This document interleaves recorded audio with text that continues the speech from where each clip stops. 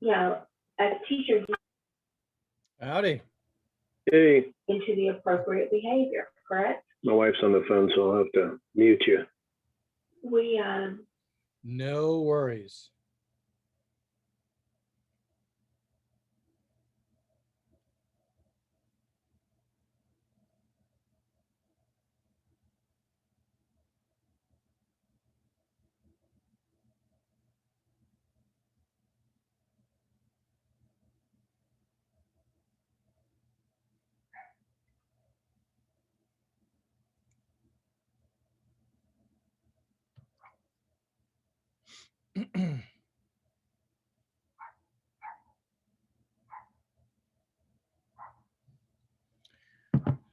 Whew.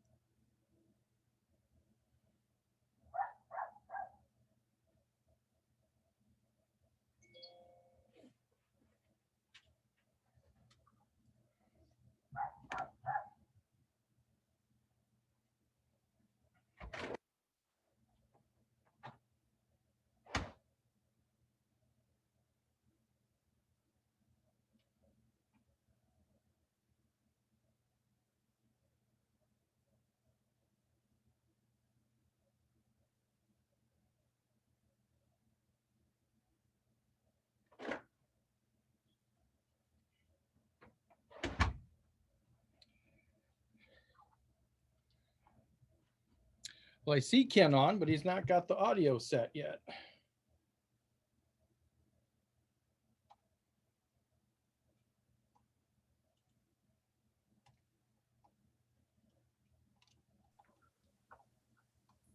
Hey, wake up. Hey, there you are. How's it going? Oh, man, I am so freaking slammed this week. It's insane. Yeah. Yeah, I was going to try and give you a call yesterday, but my wife surprised me with a trip to the tile store to buy 80 square feet of tile. That sounds like fun. Oh my gosh, yes, it was so much fun.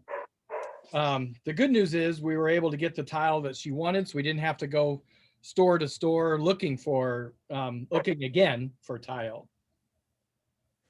Yeah, I'm kind of out of home remodeling mode right now. I've got it easy. Yeah, I wish I was, but yeah, so I still have it to give you a call.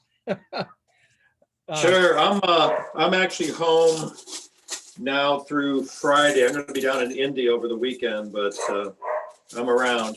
All right. I work at the toy company Mondays and Tuesdays, so I'm just not home.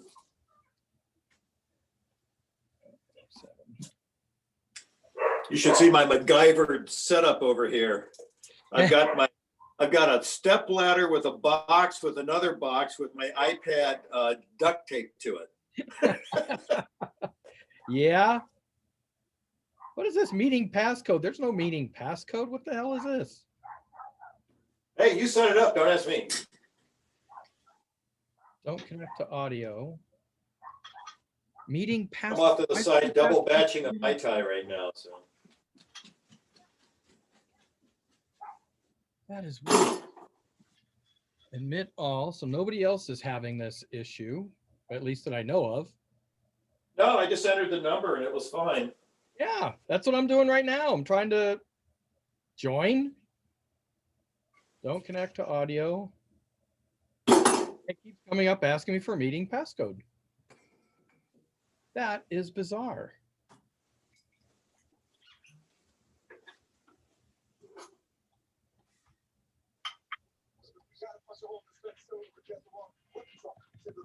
There is no. Oh, there we go. I found it. User error. Yeah, that's normally what it is. Yeah. Dyslexic on a couple numbers there. All right. There we go.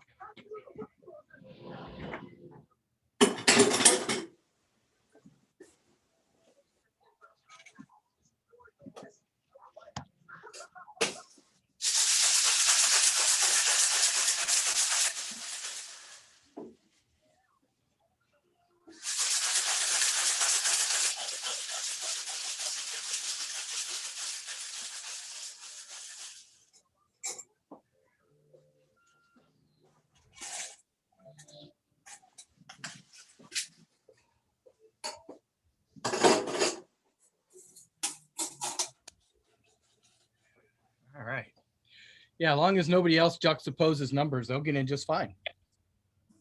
Yeah, it's kind of weird when I went back and looked at the email on my phone to log in with my iPad. It was looking at it like it was a phone number. Like, no, not a phone number. Yeah. Yeah. All right. So now I just need ice. And hey, Bamboo Ham, you'll be happy to know your mug is on its way. So hopefully you got notice that it shipped Friday. So you should be able to track it.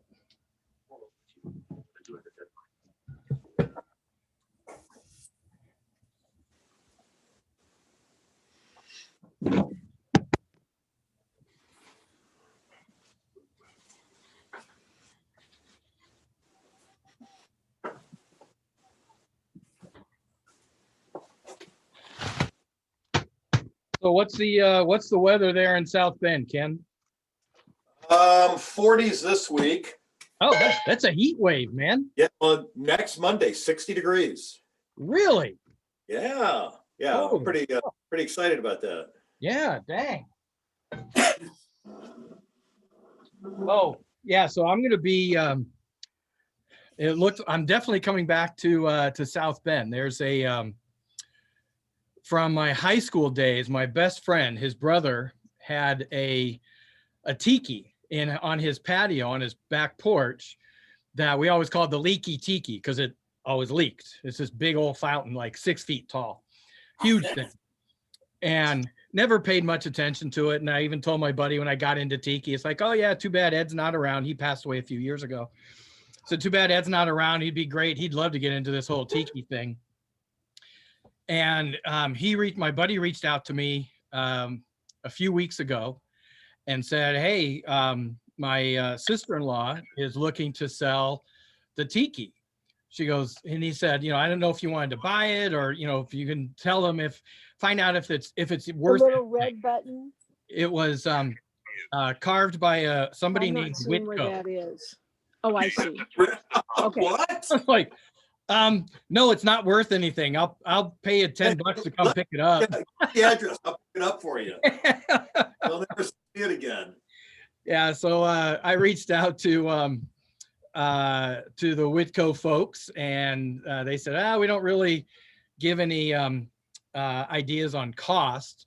Just have to go look up on online. And so I did that and worked out a deal. So I'm going to be coming to pick it up. It's got a lot of refurbishment that needs to be done to it, but hey, it's part of my own personal history, so that's kind of cool. And That's really Whitco. Yeah. Well, let me know when you're in town. Yeah, I definitely will. I'll make you a drink, or we can meet for one. Absolutely. Yeah, my buddy and I decided, well, I don't know if he's still going to do it, but we said, let's drive out there. We'll make a road trip of it. This should be a lot of fun. Sure. I had Ray Weiland stay here last year, and I think he's going to do his road trip again in August, so he'll probably be staying here again. Yeah, he's a good guy. Yeah, we had a good time. We got drunk really fast, but that happened. We went all over Seattle, or he took me all over Seattle. Fortunately, we were able to last most of the night. Well, once we sat down here in my home bar, and I was a little heavy-handed in making pearl divers, with a couple of those, and he felt it after the fun. And then we did 2 interviews. It was fun. Yeah, I've always found the interviews are a lot more interesting after the interviewee and me have been drinking. Yeah. Words just flow like wine. Yeah, we'll call them words. Sure. Slurred words, talking in cursive, right? Yeah, exactly. How's everybody doing? I see we got a few people on. Hey, Justin. Aloha. And looks like we got all of our guests, except for the mixologist. Where's she at? we can't start without her. Yeah, we'll start here in a few minutes. People are just getting in the door. We're kind of hanging out. The musician, the DJ just let me know that she's on the way. Hopefully my barking dog isn't going to interrupt too much. Yeah, I had to go chase mine down because they were standing literally right on the other side of the garage door here, and barking like crazy. Yeah, he's upstairs barking, but it carries. Your dog sounds bigger than mine. He is a stray that just showed up like 3 months ago. Looks to be a full-blooded English pointer, really well-trained, nice dog, but he was not fed well, wasn't taken care of. So I don't know if somebody just dumped him out here in the country, but we took him in. Wow. Well, good for you that you guys did that. That's awesome. Yeah, he's a great dog, really well behaved, very pleasant, likes kids. Yeah, he's a great dog. And I see Rachel there. How are you? I'm good. How are you? I am good. I'm just getting some lights on, so sorry. I didn't mean to say hi and step out of the camera frame. That was just accidental.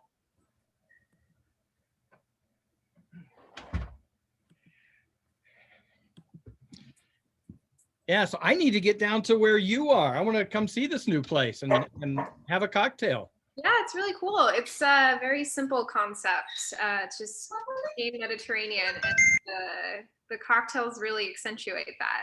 So it's been really fun being a part of that. Awesome. I don't know how to get this out to the TV. So those of you that are new to the program, haven't been here before with us, I'll start out by saying something really super eloquent and cool, and you might want to take notes because I'm sure it's going to be mind blowing. I get us started saying a few words. Going to bring in right away Rachel to mix a cocktail for us tonight, and then after Rachel we have our DJ who come on play a couple of tunes for us. And then we get right into some of the interviews. So I'll be talking with Ken first as our featured guest. And then I go into the Makani Marketplace. I don't know if there's any priorities. Last week we had somebody from Switzerland and she asked if she could go first because it was like 3 o'clock in the morning for her. So otherwise, unless anybody has any pressing needs, like it's, oh my God, so early or so late. I'll just go right down the list and do you one at a time. And that's the plan. I think. Oh. See, every time I was like, okay, I think we got just about everybody in, and then here comes Josh and Allie. They're always late. Brenda's on time. I see Brenda's already she's ready to go. Aaron and Harrison, they're getting all set up. All right, let me do that because I forgot about that last week. And it's not so much of a thing, but when you're watching it on YouTube, it's kind of weird. I prefer to have somebody's face there. Even if it has to be mine, at least have somebody's face there talking. And just so you guys know, speaking of YouTube, I always put the qualifier out there. This is recorded. So if you have issue with that, you can go ahead and jump off and then watch the recording on YouTube. I'm actually getting way better at getting those posted. I have most of the years posted already, so I'm pretty excited about that. But yeah, everybody, I'm going to be muting everyone. So Rachel, if you can unmute your phone here. There we go. I do the nuclear meltdown. So yeah, Rachel, if you can unmute yours, so when you're ready, I'll be coming to you. But even though you are on mute, feel free. If you have a question, you can speak up, just unmute yourself and ask the question. Or if you prefer, you can put it into the chat. I keep an eye on it. Sam is on here because I don't keep that good of an eye on it. So Sam is here. She'll be able to let me know or ask a question for you if you don't want to ask yourself in person. All right, so I think we're we're good to go. Make sure I've got all my ingredients. I love the fact that there are so few ingredients. Rachel, that's awesome. Mhm. I just Yeah, that's what I really wanted to do. Like working at this new spot, it really has inspired me to like just simplify everything that I do. After working at a place like the Blind Pig, where all our tea cocktails had like 7+ ingredients, I wanted to kind of take it back and just like really appreciate the ingredients for what they are. So that's kind of why I chose this. When I worked at 320 Main a few Well, years ago. hang on. Oh, What if save that for when we start? Because that's yeah, all. let's do it. All right. So let me go ahead and we'll get started here because now I got all my stuff. Hopefully you guys have your ingredients. Welcome everyone, one and all, to another Tiki Trail Live. Today is what, March 2nd, already March. That's kind of cool. The year is moving along and we're coming up on the 1 year of being in this pandemic thing. The good news is it looks like it's very much on the backside of the downslope, if you will. So that's always good. But we're glad you could join us each week or on YouTube if you're watching on YouTube. My name is Jeff Ballard. I'm your host through all of this here on Tiki Trail Live. We do post this on YouTube for those of you that are here live with us. You can check that out on our YouTube channel. All right, and so let's see. Tonight, as always, I know I say this, like 48 times now in a row, but it's always true. We always have a really good show. Sam works hard to get some really great guests. And tonight, again, no exception. We have rejoining us as our guest mixologist, Rachel Keeney. So we're welcoming her back to the show. And she's got a new venue, so I'm going to be asking her about where she is and all of that. She's mixing up a pineapple daiquiri, and we were just talking about how really cool that it is. It's just a few ingredients, very simple. So I'm looking forward to spending some time talking with her about making that. Then we have, again, as another repeat guest, one of our favorite, I would say it's probably our favorite DJ combo, DJ Lilibird and Lono from right here in Long Beach, California.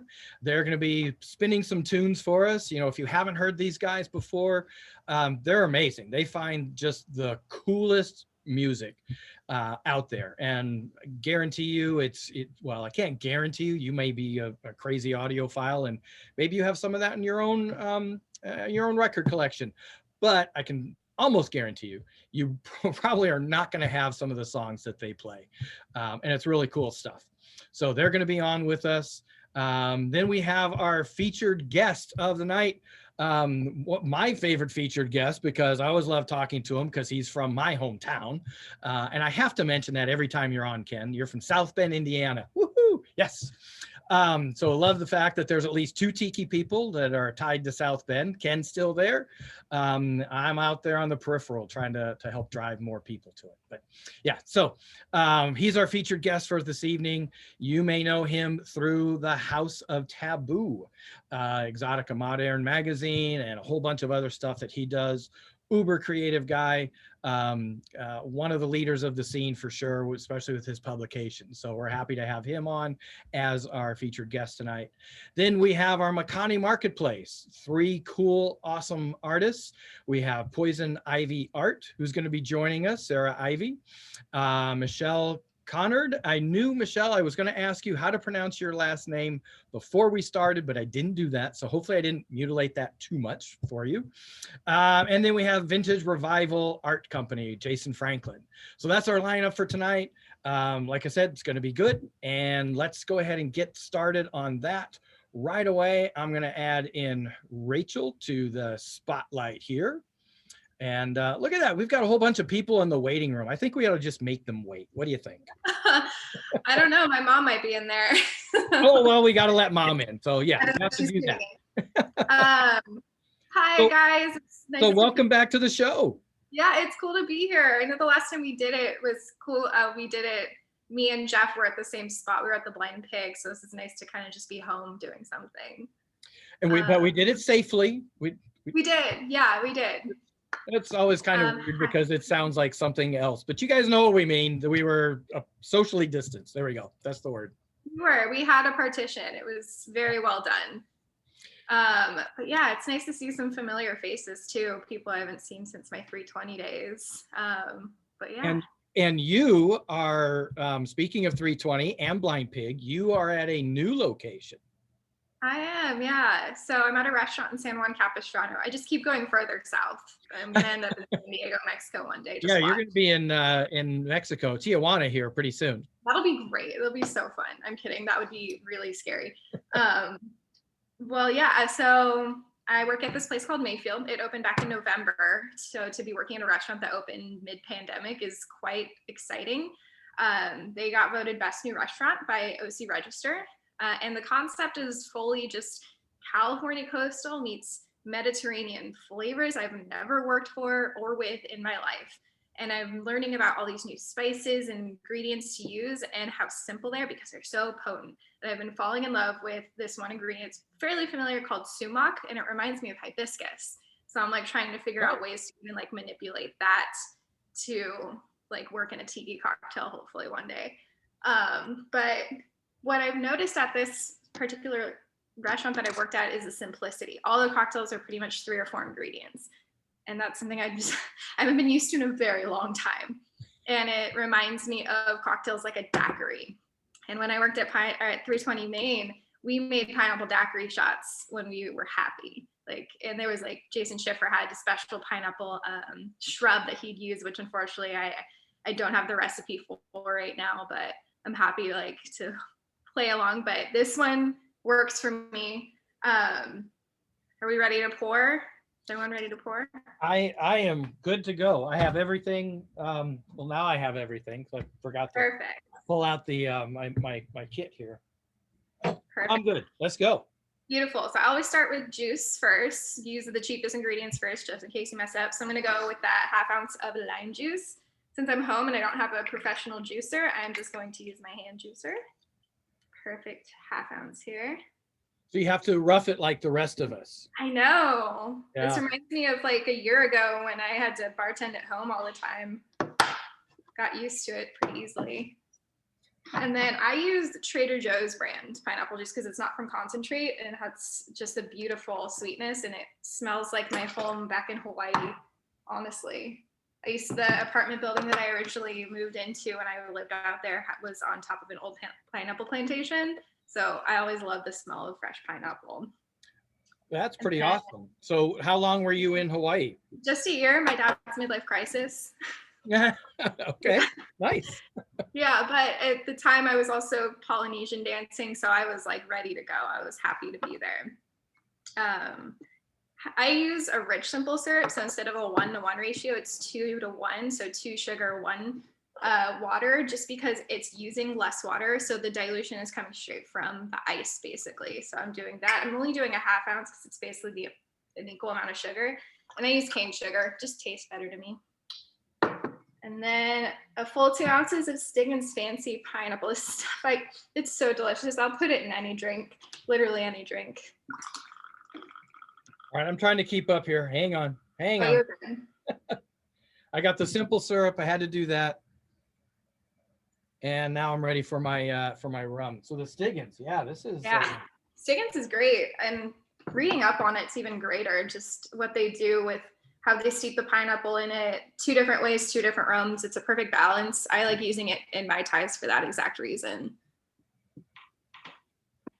So now at this new restaurant, do you have tiki drinks there, or is it just? No, I'm the only one that really has that background, so I'm kind of excited to, I don't know, like introduce them to things, because a lot of the bartenders there come from an agave background, so they know a lot about tequila and mezcal, but I'm grain-based and sugar-based drinks.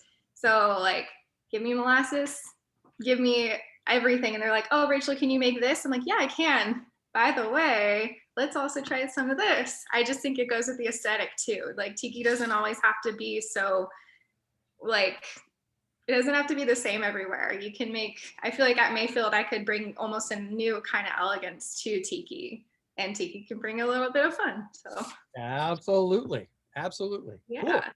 So when it comes to the ice on a daiquiri, One thing that I always learned was never use more than like 4 or 5 ice cubes. I use the fancy Cocktail Kingdom molds, so I have those really good cubes.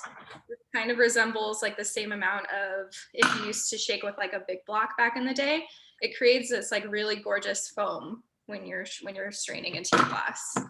Wow. 4 of those. Oof, that was loud. And I'll shake for a little over 10 seconds.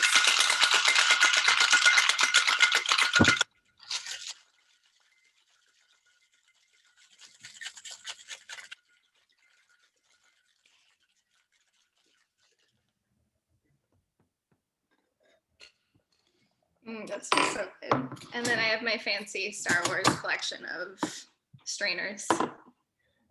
Star Wars. So which one is it? Is it This is an Chewbacca? X-Men fighter. And there we are. See, I always thought of it as more of a like a bear or a lion. Probably more of a lion because it looks like it has mane around it. So That's perfect. that's what I always thought it as. And Plus, that forgive was my my high glass school color. mascot. So, all right. So this looks like a beautiful drink. So, talk a little bit more about your inspiration for this one. It's just nostalgic for me. Stiggins is probably the first liquor I fell in love with after working in craft for so long. And it's always had a special place in my heart. So every bar I go to, I make sure it has it. And pineapple, it really does remind me of, well, the good old days. It reminds me of 2 things. I said Hawaii, my house back in Hawaii. And 2, Disneyland. Adulthood. And we're all taking this sigh right now because all of us California people are like dying to go back to Disneyland right now. So Yes, yeah. In fact, they're opening up a little bit of California adventure. I've heard, and it's like, okay, at least you get a little taste of Disney. I wish they'd have done it in the Disneyland park rather than California Adventure, but me too. we'll see how it goes. I agree. Well, thank you very much for mixing this up. And I'm going to do the, as we do here on occasion, getting the whole gallery, the whole gang together. So raise up your glasses. Even if you didn't make a drink, raise up your glass. Get the obligatory, I would say selfie, but I'm not in it. So get the shot of everybody there. So mahalo, cheers. And I'm glad you guys are all back again this week joining us. Cheers. Oh, that is super nice. That is super nice. I'm glad. Cheers, guys. So awesome. I can't wait to get down there and see you at your new place. I may have to try out some of those tequila cocktails. Those sound really good too. So, and it's nice because it's all open air. We have large windows, so we have a lot of seating. We actually have bar top seating right now. very nice. Okay, cool. Yeah, that's the one thing I really super miss is the bar top seating, because I love just sitting at the bar, hanging out with you guys. When you've got free time, I don't think I'm bugging you, but being able to just chat with you guys and hang out, that's the part I really miss. Yeah, it'll be great. So again, thank you for joining us, and I look forward to seeing you down there very soon. Thanks, guys. That's Cheers. Mayfield in San Juan Capistrano for all of you in San Diego, LA, Orange County area. Or if you're in Phoenix and feel like a drive, or San Francisco and feel like a drive, sure, come on down. All right. Thank you, Rachel. And all right, let's see if we have our DJ with us this evening. I know she was running a little bit late, but hopefully she is on by now. Oh, I see them. I see our cool superstar DJs. Aloha. Aloha. How are you guys doing? Pretty good. So welcome back to the show. I don't think we've seen each other since New Year's. Right. That's true. We were still hungover. Well, and the good thing is nothing really happened since then. So, sure. It's been a quiet year so far. Yeah. Yeah, I guess maybe compared to a pandemic, but otherwise. So how are you guys doing? We're doing pretty good.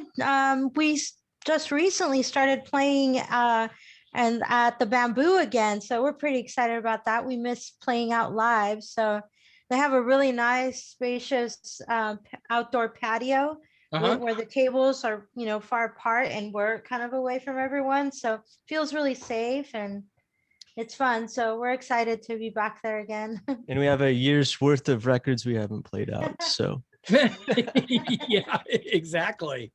So now does that mean that Bamboo Club has got the license for the live music and all? Because I know they had a lot of issues due to prior renters there, prior inhabitants. Yeah, I think because they were outside and there's some residential areas, they're in a residential area.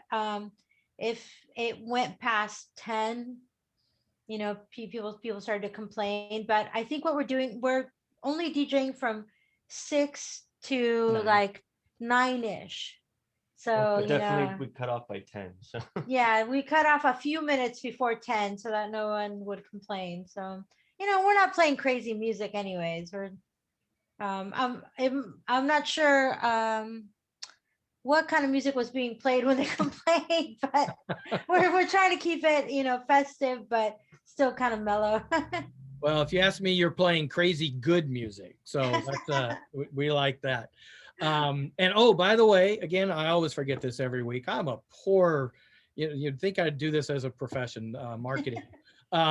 So we have promo cards for each Lono and Lilibird on Tiki Comer. So it's going to be, Sam's going to be dropping those into the chat. We also have one for Miss Rachel as well, and the drink that we made this evening, as well as the show. So Sam's putting all of that into the chat. We're doing that as we normally do. It's been a little bit of a crazy week, so that might be a surprise to some of our guests, but I'll follow up with you afterwards. But in the meantime, let's hear some music because I want to go back to this cocktail. This is a really nice cocktail. Okay, it's just brought up Yeah. and it's ready to go. First record we're gonna play is Don Marino Barreto Jr. And I had a stack of 45s that arrived not too long ago from France. And I have a friend over there that, does a lot of digging and he comes up with some really cool stuff. This guy was born in Cuba, but moved over to Italy and just lived there for the rest of his life once he got there. And he played a lot of kind of, fun Cuban mambo, jazzy stuff. So I'm going to play one of his tunes first. Whenever we play out, I like to play a lot of fun Latin stuff. I think it makes the drinks taste better. Oh, absolutely. Well, and it is a daiquiri, so that does fit. Gas, gas, gas, gas, gas, gas, gas, gas, gas, gas, gas, gas, gas,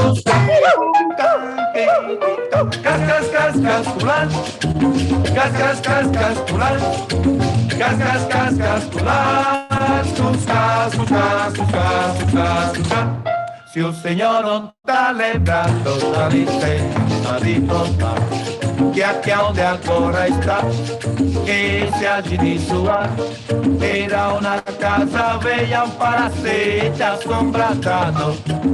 Olha aqui seu moço, que é Mato Grosso e o Joca, construímos nossa maloca. Mas um dia nós nem pode se lembrar, veio os homens com as ferramentas e tudo mandou derrubar.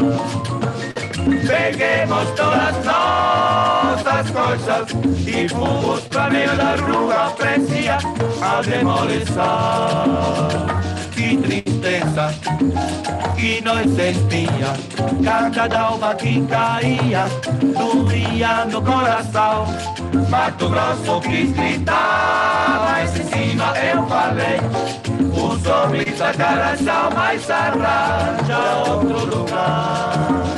Não se conformando quando o Joca falou, Deus dá um frio caminho conforme o coletor e olhos mais pega palha nas camas do jardim. E pra esquecer, nós cantemos assim. Saudosa maloca, maloca querida, din din dom, e nós passemos el feliz de nossa vida. Saudosa maloca, maloca querida, din din dom, e nós passemos el feliz de nossa vida. Cas, cas, cas, cas, la la la la la. Cas, cas, cas, cas, la la la la la. Cas, cas, cas, cas, las tus cas, cas, cas, cas, la la la la la. Cas, cas, cas, cas, la la la la la. Cas, cas, cas, cas, las tus cas, tus cas, tus cas, tus cas, tus cas. Oh.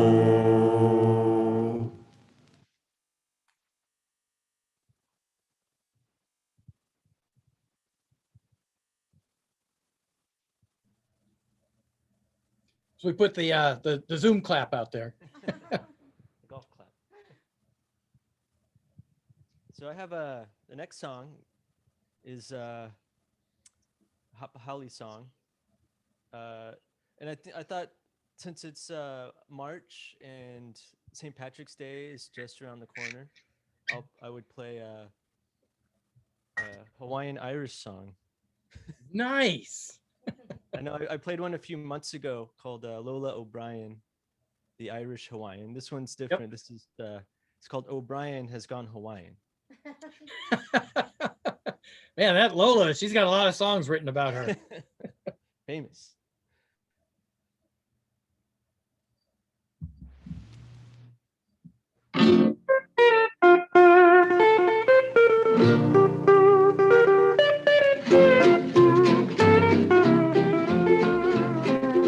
Oh, O'Brien has gone Hawaiian since he came to this island long ago.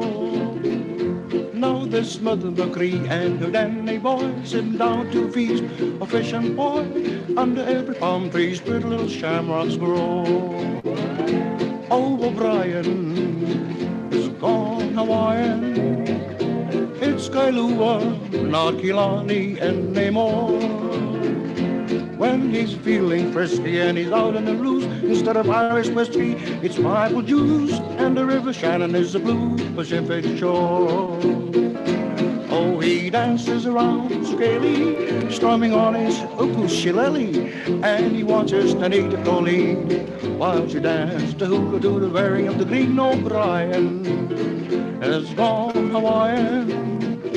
He's mighty proud when it's St. Patrick's Day. Instead of throwing a shindig the Irish way, he tosses a luau and waves a lay. O'Brien has gone Hawaiian. Oh, he dances around so gaily, strumming on his ukulele, and he watches the Nate Colleen while she dances the hula to the waving of the green. O'Brien has gone Hawaiian.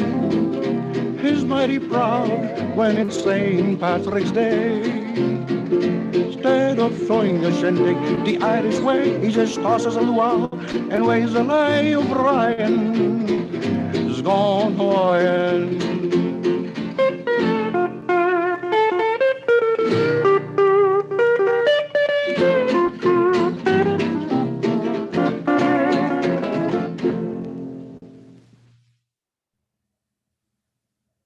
That is awesome. I love that. I always try and find that it's a challenging time of year around St. Patrick's Day, trying to find Irish Hawaiian songs. Well, there's two we know of. Yeah, there we go. There we go, for sure. And I love your guys' collection. You are Shazam killers. Shazam was like, I have no idea who this is. Beats me. And on the first one, it came up and said, oh, yeah, it's this guy, but you couldn't really access it on any of the streaming services. You guys find some really unique stuff, which is what I love. We try not to get it flagged for you so you can stay on there. Well, we have you buried deep into the video. So, you know, They haven't said anything yet. We'll see. The Um, next song that we're gonna play is actually came out in 2018. There's a record label that reissues a lot of stuff called Soul Jazz. They're in the UK. This was released in 2018, and there's a lot of awesome. It's a 7-inch box set, so you actually get the 45s. oh, wow. And I discovered this band through here called African Fiesta. There was a player, his name is Dr. Nico. He actually played steel guitar in his band that he had around 1962. He was in all kinds of different bands, but in 1962 he was playing the steel guitar, and I wanted to play a song. If you saw the little promo, that's the song that I used for that. Okay. Now, just so you know, your turntable was a little hot last time you, Okay, you were on. So, let me know if this is cool right here. all right.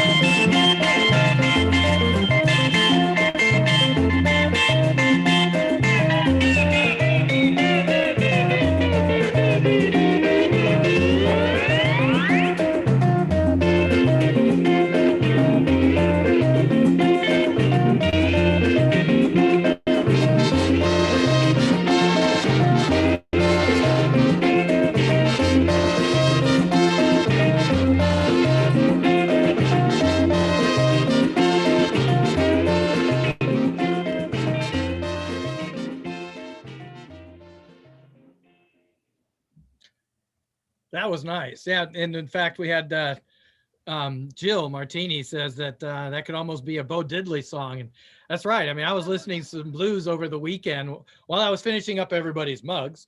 Well, last week, I guess. And yeah, it would fit right into to some of that stuff. That was pretty cool. Mahalo.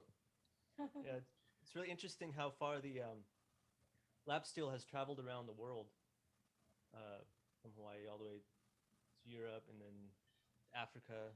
Oh, So I didn't tell them the name of the song. oh, The name of the song is actually Mambo Hawaiian. So they're calling out that it's, you know, the Hawaiian influence, and so that's pretty cool. Yeah, that was nice. Now we have somebody who's asked in the chat the name of the artist that did the Hawaiian version of the Beatles song that you guys played for us, like one of the very first show, I think it was, that you were with us. Tonio Quiroz. And he has some interesting records. Like he just tried to use the lap steel and everything he could. He after he did that album, I think he was inspired by by Santo and Johnny. That's what he heard, and that's why he put out that album.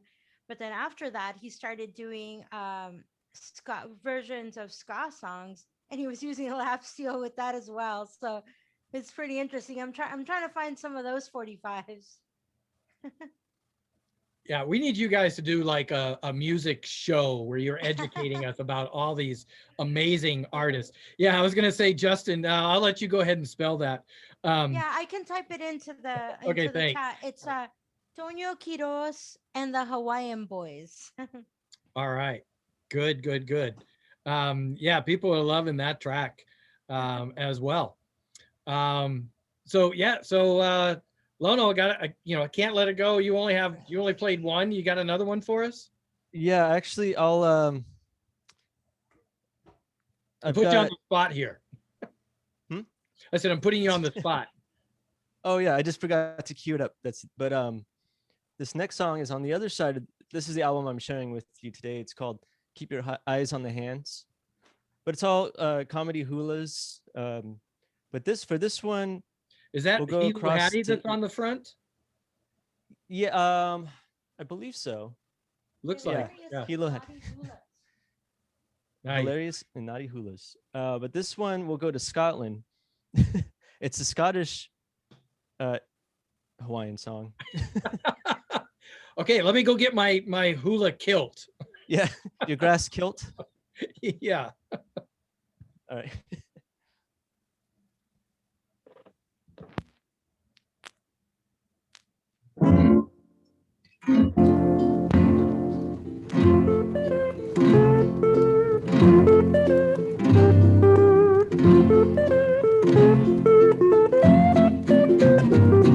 Oh, Roman in the Groma, on the bonny banks of Clyde.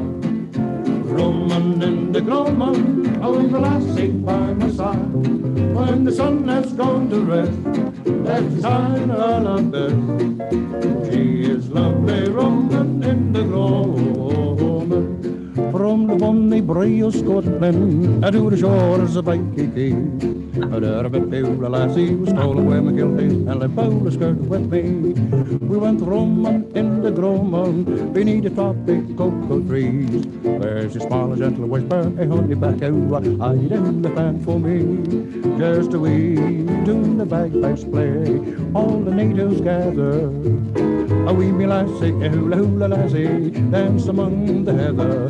From the bonny brae of Scotland to the shores of Tiki.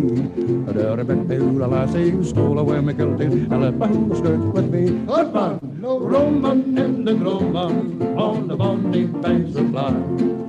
Roman in the Groma, a wee me lassie by my side. When the sun has gone to rest, that's the time that I love best. Oh, she is lovely, Roman in the Groma.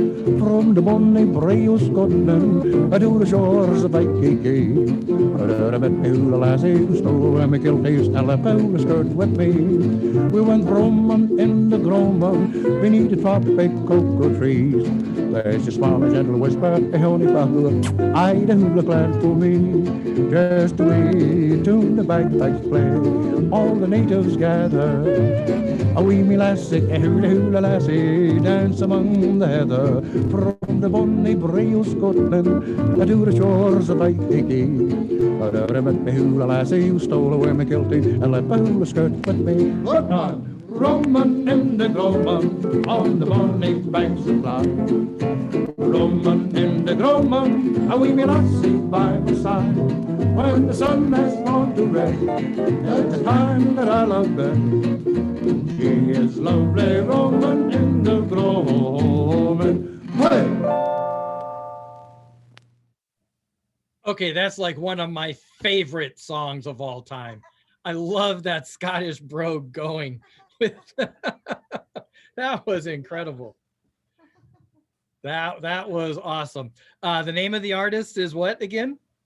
Oh, this is Simon Bright and the Waikiki Surf Riders. He did the other song too. This is a compilation, but he did both the that was this Hawaiian Scotsman and then O'Brien Goes Hawaiian. Nice. I love them both. I I seriously don't know where you guys find it, where you find the time to find these albums or 45s, these songs.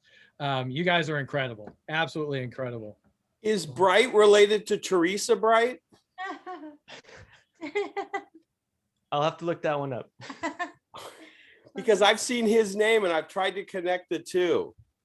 I'm not sure. I know he's related to Soul Bright, but I'm not sure about Teresa though. But I'll look that up. Be good to know. Oh, we want to invite everyone to come out if you're anywhere near.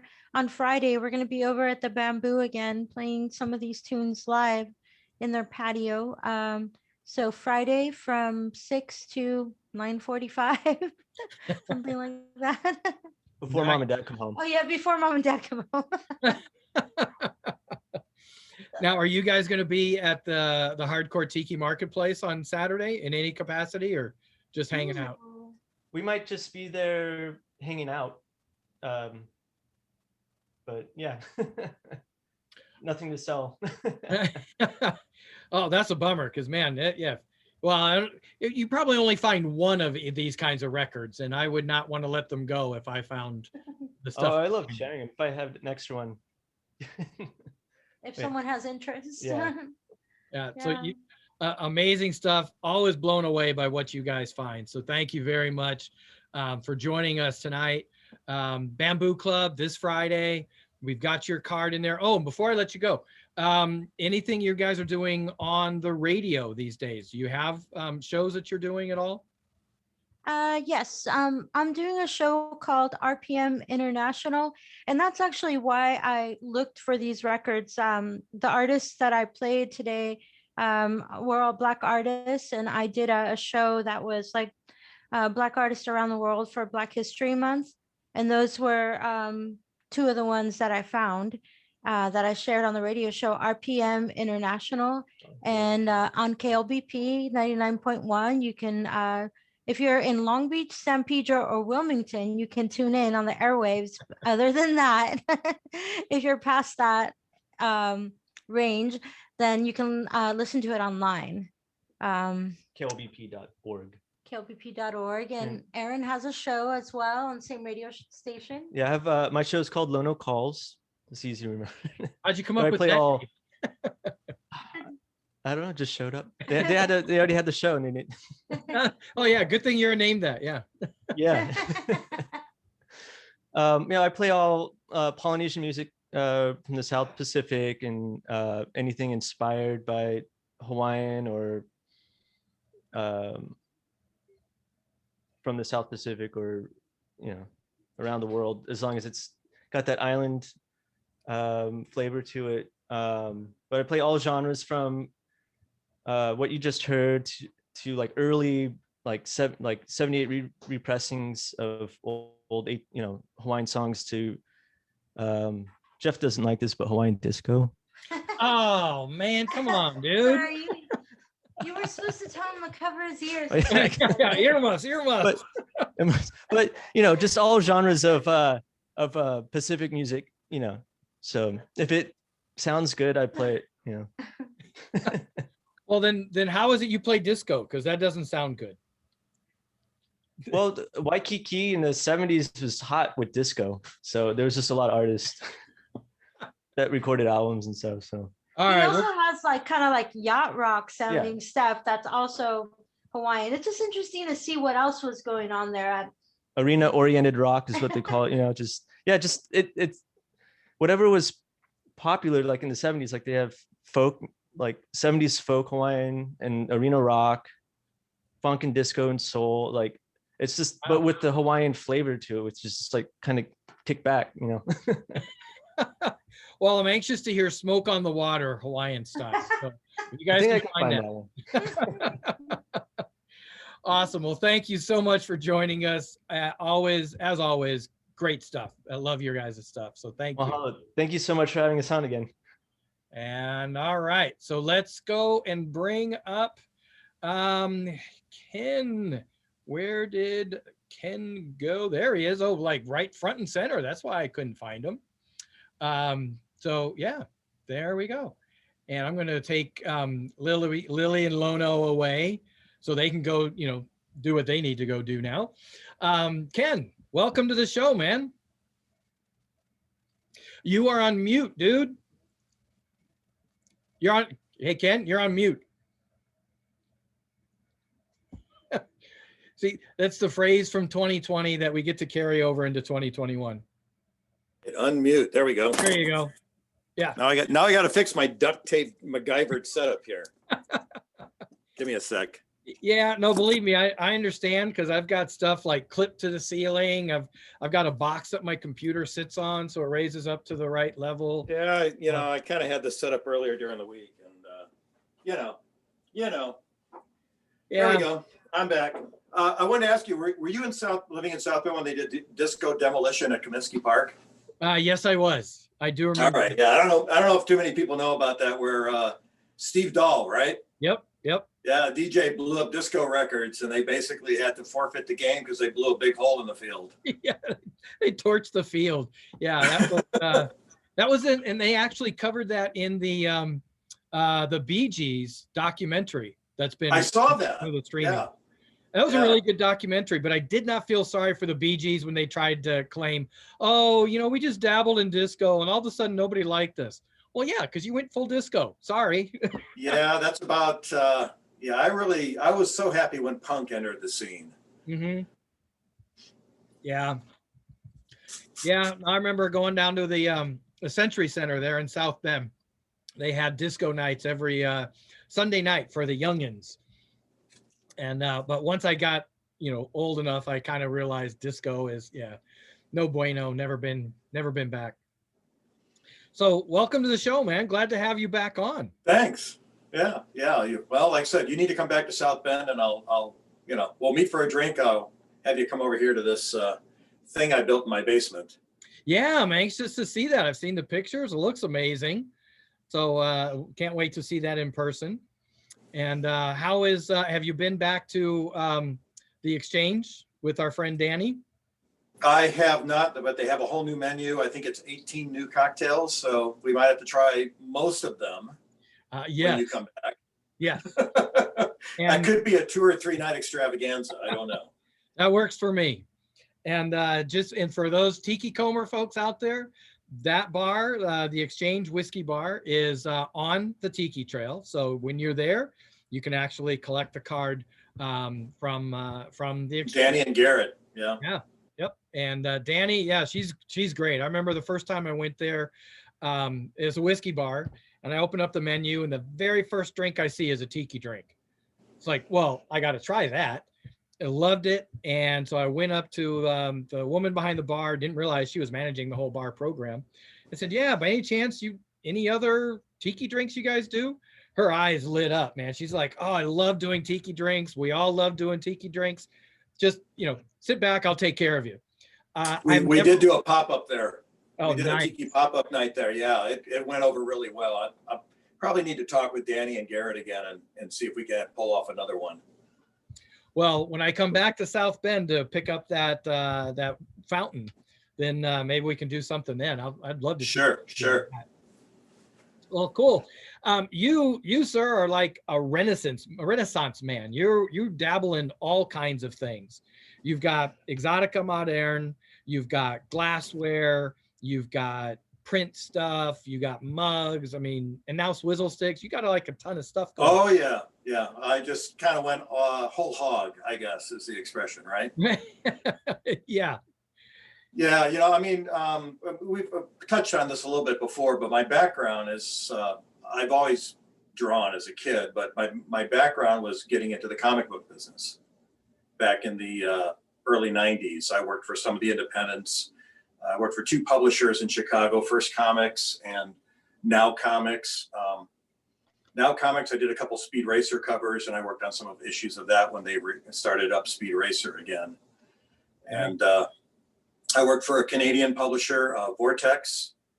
They did a book called Mr. X that I worked on with an English artist.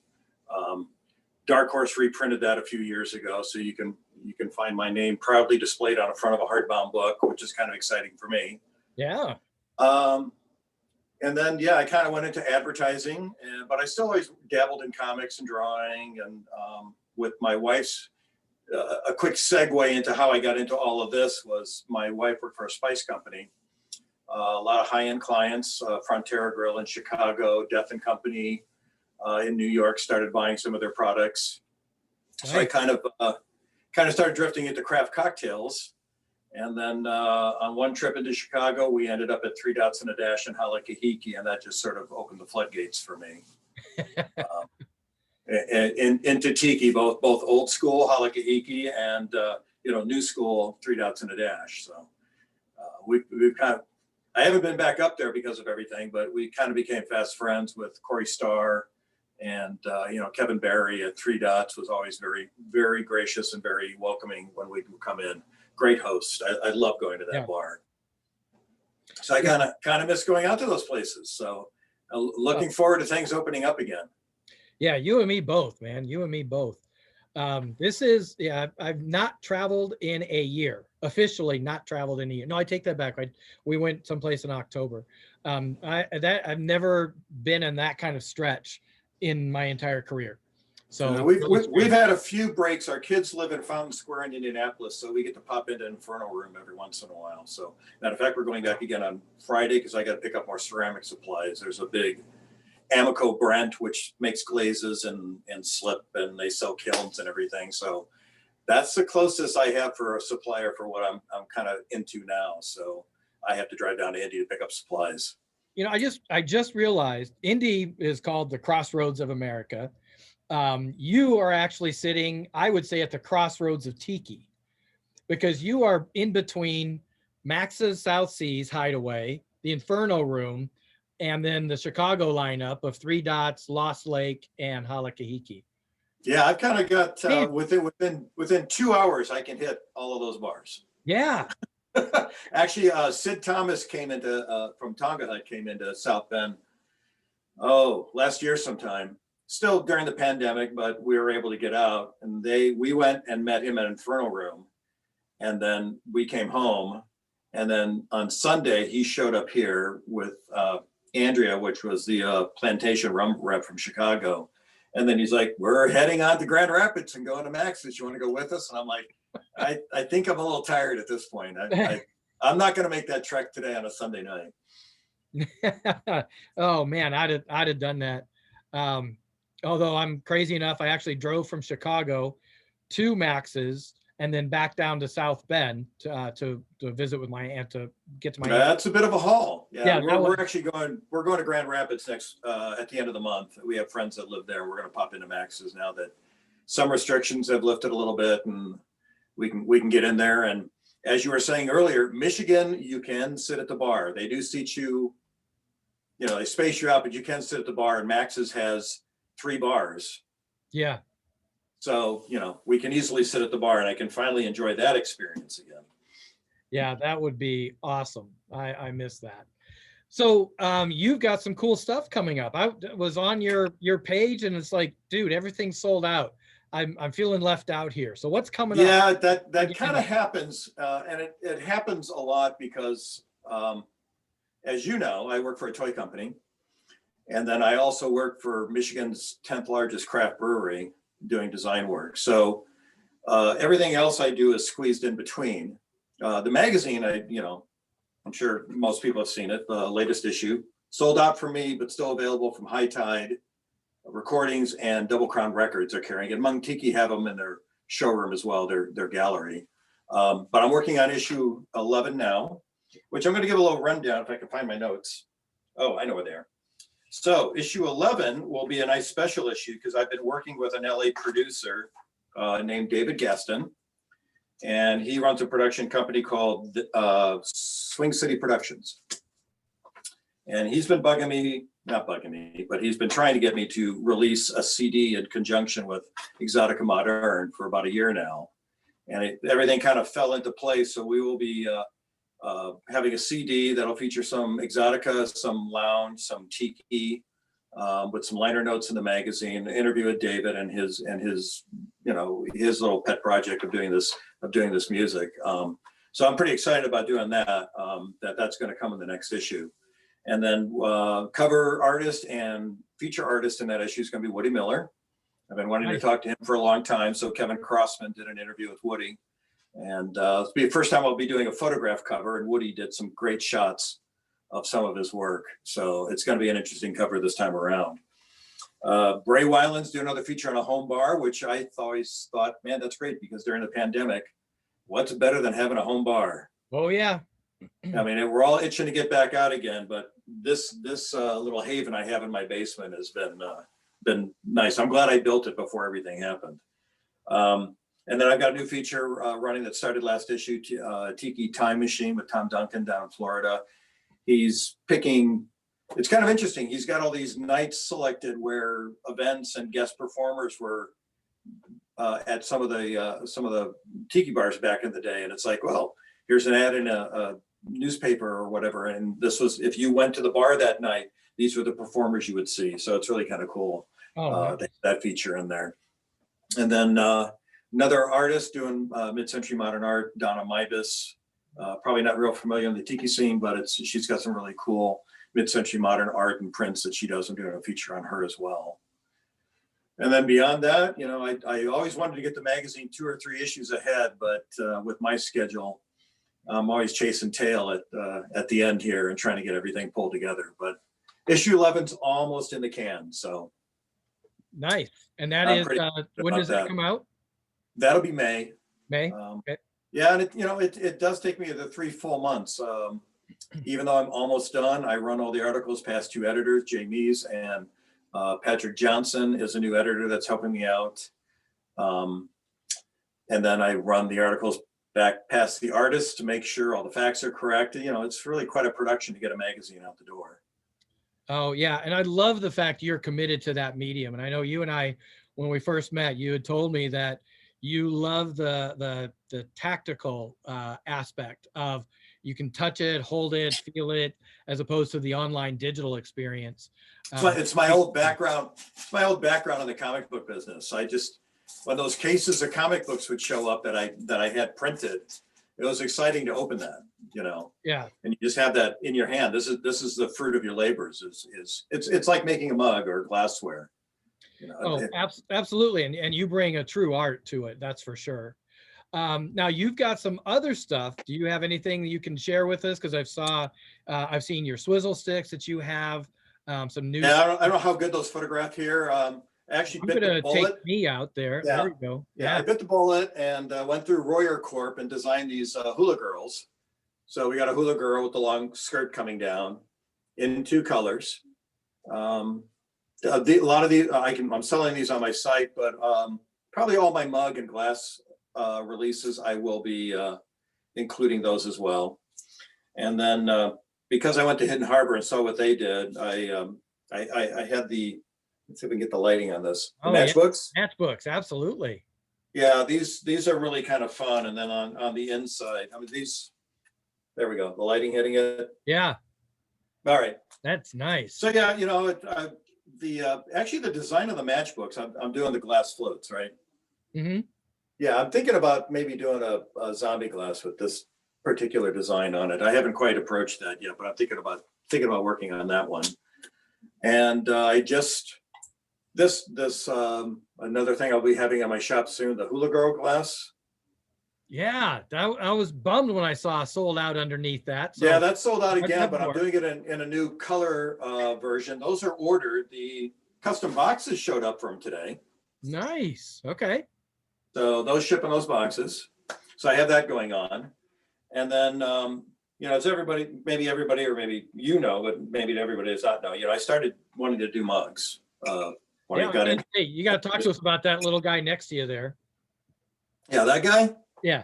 Yeah, that's been a little while in the making here. A little history on me doing mugs is, you know, like a lot of people, I went to John Mulder initially, and I loved working with John. Been down to visit his shop. You know, we did the much sought after now Ghost of Tut mug. Uh-huh. Yeah, we only did 50 of these that we sold at Tonga Hut. And then John did that for me, and I stuck with the Egyptian theme. I've got the Nefertiti mug, which also ties into my, I think you know, Jeff, I decided on the site to create my own not so secret society called the Order of the Golden Fez. Yes, indeed. Yes, Justin that's on tonight, I think he's wearing one of the fezzes. But I started those mugs because I kind of had an interest in doing something with the fez order thing. I think it's kind of fun to make, not making fun of the Shriners. I think I'm just having fun with the fact that everybody likes to wear fezzes at Tiki events. So I worked with John a little bit. And then last year, John just said to me, I was talking about a new project, and he just said, well, you know, if you can draw, you can sculpt. And I've never sculpted anything in my life.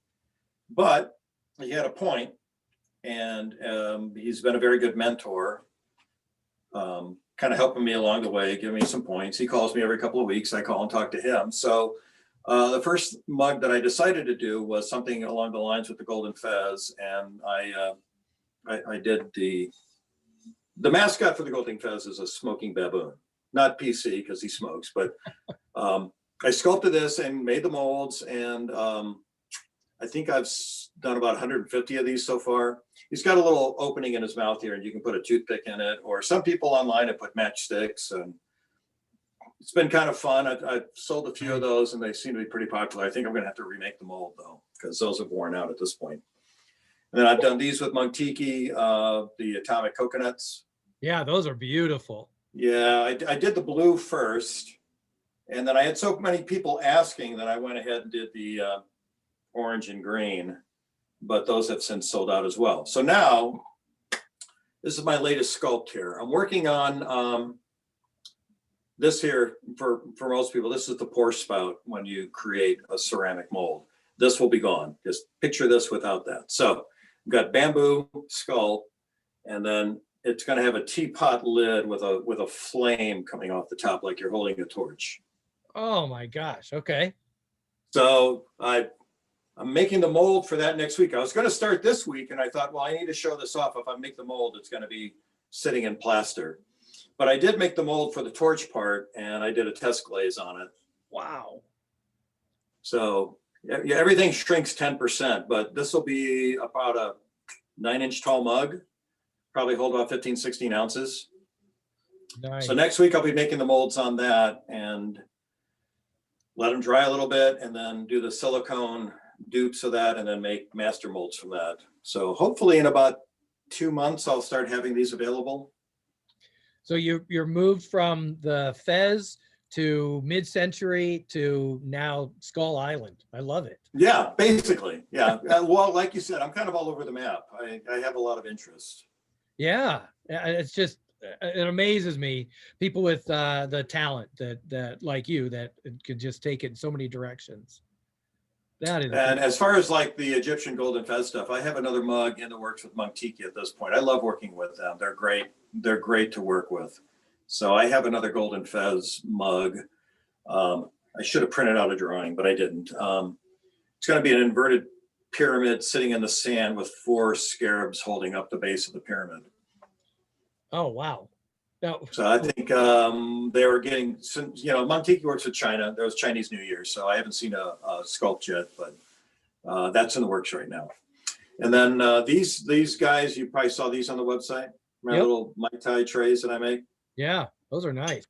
Yeah, this was the first ceramic project I thought I'd do. It's like, oh, mug seems kind of daunting. So I made these trays, what's the word I'm looking for? Never mind. Anyway, but these I make like in lots of 20 or 30, and I put them up on my website as I have them made. I think I have a few up there right now. They come with a stainless steel straw, bamboo pick, and the swizzle stick. So I try to give you know, a little extra added stuff with everything that I do, you know, the packaging, and a lot of times recipe cards. I'll work with Blair Reynolds at BJ Syrups, or Tiki Lindy will give me a recipe to include with stuff. Yeah, there seems to be a trend now. I notice a lot of people have brought out drinks, and I know you have done that for a while. There's a drink associated with the mug, and that's really nice when you can provide that. Yeah, some of the recipes I've done myself, and I'm a little embarrassed about some of my earlier ones, but you know, you learn as you go. I've gone back and tweaked a lot of the older recipes, but the newer ones are pretty good. And you know, I like working with Blair and Tiki Lindy because they work with me on the magazine, so it gives me a chance. if they give me recipes, I can help showcase their stuff along with what I'm doing. Right. Yeah, no, that's awesome. I mean, you do, like I said, you do so much. It's funny because I said you do so many different things, and then you introduce us to some new things that you've been doing since then.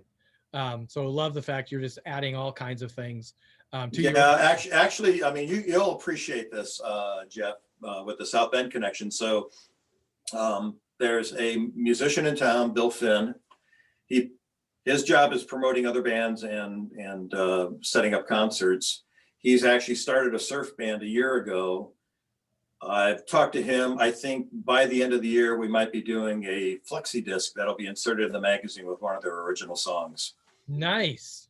Yeah, so we'll have a South Bend surf band and a South Bend magazine in a South Bend Tiki magazine. So Okay, the Tiki magazine in South Bend, Indiana was already mind-blowing enough for me. I think a surf band from South Bend might just be one step too far. No, they're really good. I had them play in my backyard 2 years ago for my birthday party. They're fantastic. Yeah, I'm sure they are. I'm just trying to figure out surf.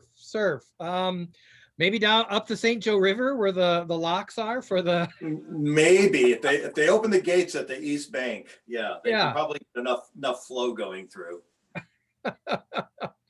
That is pretty cool, man. I love hearing this stuff coming from my hometown, South Bend. Yeah, and I was listening to that last Irish song and thinking, yeah, I don't see that being going over very well and on game day at a tailgate. No, not on campus. You can't do that on the campus at Notre Dame. That would not fly at all. But yeah, I thought it was great. I loved it. I thought it was really cool. So man, thanks for joining us. I love everything that you're doing. It's amazing to see the stuff that you've got. Love the mask, by the way, behind you there with the flickering. David Chris in Chicago, DSK Designs. I had him make the mask for me. Matter of fact, I've got some Kim Bang art. I've got some Pleasant Tiki stuff down here. Jerry Schuster that does some great carvings in Chicago that are Whitco-esque. I have down on the bar. I try and outfit things with a lot of local artists, at least local to the Midwest, as much as I can. Right. Yeah, no, that's good. I love that you do that because it's important for sure. And I didn't want to show it because it hasn't been announced yet, but I'm doing a small ceramic project for Hidden Harbor in Pittsburgh as well. Nice. Okay. So I'll let Adam announce that when I'm done, but I'm moving along on that one as well. I don't sleep much. Well, I was gonna say, yeah, and you did one for Journeyman's Distillery, right? Yes, I did. Yeah. That I don't think I have one of those down here. I think my wife has it upstairs. She likes it so much. No. Well, hey, I happen to have one. So. Oh, you do? Yeah. Yeah, it's a great rum barrel. I was pretty excited how it came out. Of course, now I can't. Are you digging for it? Now Where'd you go? I can't find it. But I have it. Oh, I know where I put it because it's in my my premiere. In your car with your coffee? Yeah, something like that. Jeff, I can help you thin that stuff out. You want to throw any garbage away? Come my way. Yeah, I'm more than happy to. I'll bring them out right out to you there, Carbon. Yeah, I can't find it. I recently added a new shelf and a whole bunch of things moved around and yeah, I'm running out of shelf space. Glassware behind me is taken up that I've done has taken up a lot of room. That's the other thing too, going out to events is, I was doing magazine release parties and doing commemorative glasses for each magazine release. And we haven't been able to do that for like 4 issues now. Well, yeah, that's a little rough. Are you walking off into like the woods there, Jeff? I am. I'm trying to find this mug, man. It's driving me nuts now. You're disappearing on us. I keep thinking, okay, I know right where it's at. No, you're supposed to carry the show while I step away for a second. Am I? Should I do my tap dance routine or? Yeah, and next up this evening. Well, thank. Yeah. So okay. So. Oh, question from the audience here. Sure. Are you going to be redoing any of the Golden Fez pins? Yeah, I keep getting asked that. I know. So yeah, that's the other thing with the Golden Fez. See, there's different degrees of drinking. And if you reach those degrees, you can get a pin, or you can buy one off my website. I am sold out of 2nd and 4th degrees. I probably will reorder those soon because I'm having banners made to display all the pins. Nice. A friend of mine in Indianapolis is very talented. She has an MFA from St. Mary's, which is right across from Notre Dame. You know that, Jeff. Oh, yeah. She's sewing those for me. Might actually have those this weekend when I go down to Indy. So I will probably reorder some of the pins soon. I seem to run out of those pretty quick. Nice. Yeah, I'm gonna have to jump into that. I kind of like that concept. I haven't been able to. Will there be any more copies of Exotica Modern 9 and 10 available again in the future? No, because unfortunately, printing is very expensive. A lot more than many people think. Although 9 and 10, High Tide still has copies. If you go to High Tide Recordings, buy some records from them because they issue some great music. And I love working with Vincent and Magdalena over there.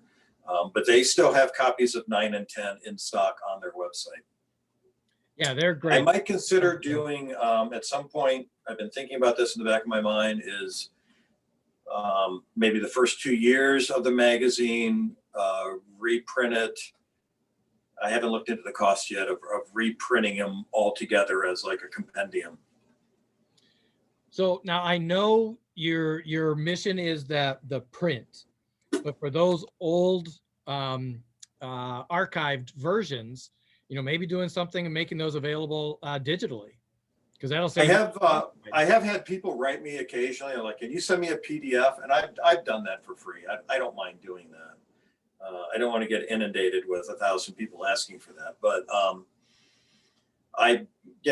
if people contact me off the website and they're like, I'm missing this issue, I will send a PDF. But I think it would be kind of nice to take the ads out of the first, 8 issues or whatever and try to put together maybe a softbound collection at some point. Oh, yeah. Yeah, do a nice book. That would be awesome. Because I need more things to do. Yeah, I was going to say, it's not like you're doing anything anyways. No, yeah, I just get up, I have coffee, take my dog for a walk, and then I go take a nap. Yeah. And then mix a cocktail after you wake up and yeah. Yeah, then that makes me sleepy and I take another nap. Well, awesome. Now you were about to show us something it looked like there. I'm not going to let you get I don't know how many people are aware of everything that I've kind of done. This was a mug that I did with Danny Gallardo. I did design. This one, I only did one run of it. It's kind of a weird Picasso-esque. I was going to say, I loved how that mug came out. I don't think many people are aware of it, though. I only did 150 of those. But it's one of my favorite mugs. And then the other one that I did do with John before he told me to jump into the insanity myself was this Whitco fountain mug. Perhaps you'd like that with your Whitco Tiki you're picking up. Dude, if that's the one that I'm going to be picking up, yeah, I'm going to need one of those mugs. Yeah, it's based on the fountain at Halakahiki.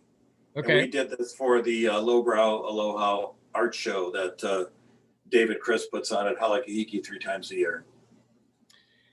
Yeah, that was a great art. I've only been able to make it to one. I was hoping to make it to one this past year. Obviously, that didn't happen for anybody. No, those are great. Well, you gotta brave the cold and come back to the Midwest every once in a while. Well, it's not the cold, man. It's the COVID.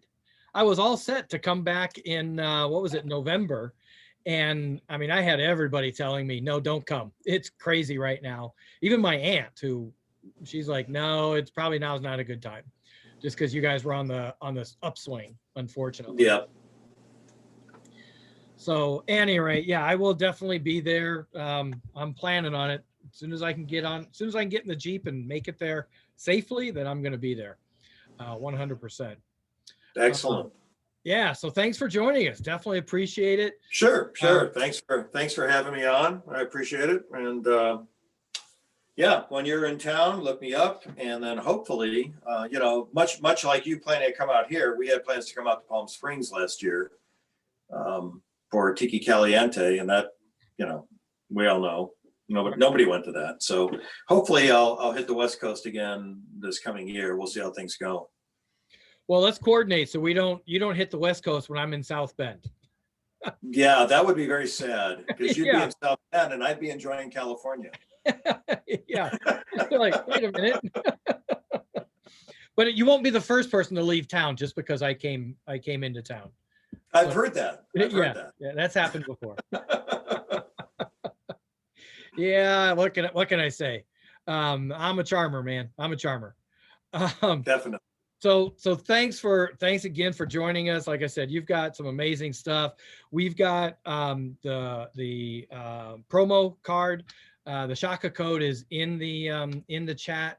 So we've got that for House of Tabu, as well as a link to the websites. You can see all the cool stuff that's not there right now, but there's a lot of really cool stuff that is there. Well, there's some stuff there and some stuff. The glassware, the new Hula Girl glasses, probably 2 weeks. 2 weeks? Okay. Yeah, I think so. I ordered them about 2 weeks ago. They should be here in my hands within. I'm hoping in a week. I'm gonna, conservatively say 2 weeks. Well, I see Perkeo, who's down in Indy. He says he's willing to help with some of the stuff that you're doing. He'll come up and help out for sure. Oh, sure. I think he wants us to take some of the mugs. Is probably what he's looking for. Yeah. There's a couple of, well, I'm gonna give you one last parting shot just to irritate people because I tend to do that. Only 11 made. Wow. Yeah, there's been a lot of people asking for this one. John Mulder just showed up with 11 of these at Tiki Caliente 2 years ago. I have one. The other 10 we sold. Oh, So man. yeah, that's the Nefertiti and the ghost Nefertiti. Yeah. It's called the ghost one because I had him destroy the molds. Oh, nice. Nice. So there's come no back. more of those being made. Nice. Well, unfortunately, I didn't get one of those 10. So Well, we can't all be special. I know. All right, man. Well, thanks for joining us. Always love chatting with you, and I look forward to seeing you back there in South Bend or you out You bet. on the West Coast All right. soon, man. All right. All right. So let's see. So now we are going to go into the Makani Marketplace. We've got three more really cool artists. And let's start up. Let's see if I can find, well, I was going to go to Poison Ivy, but I see right in front of me, Jason Franklin with Vintage Revival Art Company. So I'm going to bring Jason on. And let me get you in here. How you doing, man? And there you go. Better. I'm unmuted. Okay. Doing really good. Thanks for having me on. Glad to have you on. You've got some really cool stuff that you've collected. A great eye. I'm looking at the vintage things that you have. Thank you. I appreciate it. Yeah, it's kind of a thing that I got into, and it just keeps growing and growing. And it's just a passion of mine collecting the stuff. And then I, worked my way into doing it as a living too. So I'm really fortunate to have that upon me. Well, I can see here, it's always fun on video calls these days because you get to see a little bit of people's lives and what they, a little bit of their home or where they live. And just looking at your background, yeah, you love the vintage stuff, don't you? Yeah, it's come a long way. You start out with one piece and then you find some new ones, and then you find some better ones and get rid of the old ones, and just kind of it evolves over time, Yeah, it's funny. That was one of the things I took away. Well, a lot of things I took away when Charles Phoenix was on the show. But he made the comment, to be a great collector, to be a great curator, you have to be a great editor. Meaning you've got to pull stuff out and put out new things in. So that is an amazing setup. Is that I don't know where where are you based out of? Let me ask that first. I'm in Canton, Ohio. Well, Pro Football Hall of Fame. Yeah. Yep, right down the road. So when you were listening to the music earlier, did you think Dan Marino, was that before or after he played for the Dolphins? No. That was what went through my mind, but I figured I'll just leave that joke there.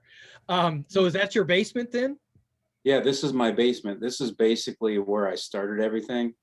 And then once it got filled up, then I started moving to the upstairs of the house. So it's slowly being taken over by mid-century atomic era type stuff as well. That is just freaking phenomenal. So that's a big focus for you, is that the atomic stuff especially? Yeah, that's mainly my genre that I'm into, mid-century atomic. I'm obviously I have a starburst obsession because a lot of my work that I do is starburst related. And then that's really kind of how I got started into it, actually. So it's one of my favorite things to collect. Yeah, I remember vividly can remember as a kid, I want to say it was a laundromat that had one of those, the ball with the starbursts coming off it, all the neon spikes coming off of it. So when I see the stuff that you show, that's what takes me right back to that. Yeah, so it's one of those things where my wife and I, we have the similar interests in it. So every time we're out at thrift stores or new vintage shops that we go to, we're always digging through things and looking for just something unique that we haven't seen before. And it's crazy how many things you can still find that you've never seen or knew existed before. Now imagine being in the Midwest, you probably have a really good advantage there in terms of like estate sales and other kinds of things, being able to find a lot of this type of furniture. Yeah, there really is. There's a lot of stuff around here. There's a lot of mid-century homes, older ones. So yeah, the estate sales are good. There's a lot of, especially recently, there's a lot of online auctions because of COVID. Obviously, there's everything is online, so you can see a lot of it, and then you just go pick it up if you win the auction. But yeah, there's quite a bit available around here, and Facebook Marketplace is actually a place that I've found tons of stuff on there too.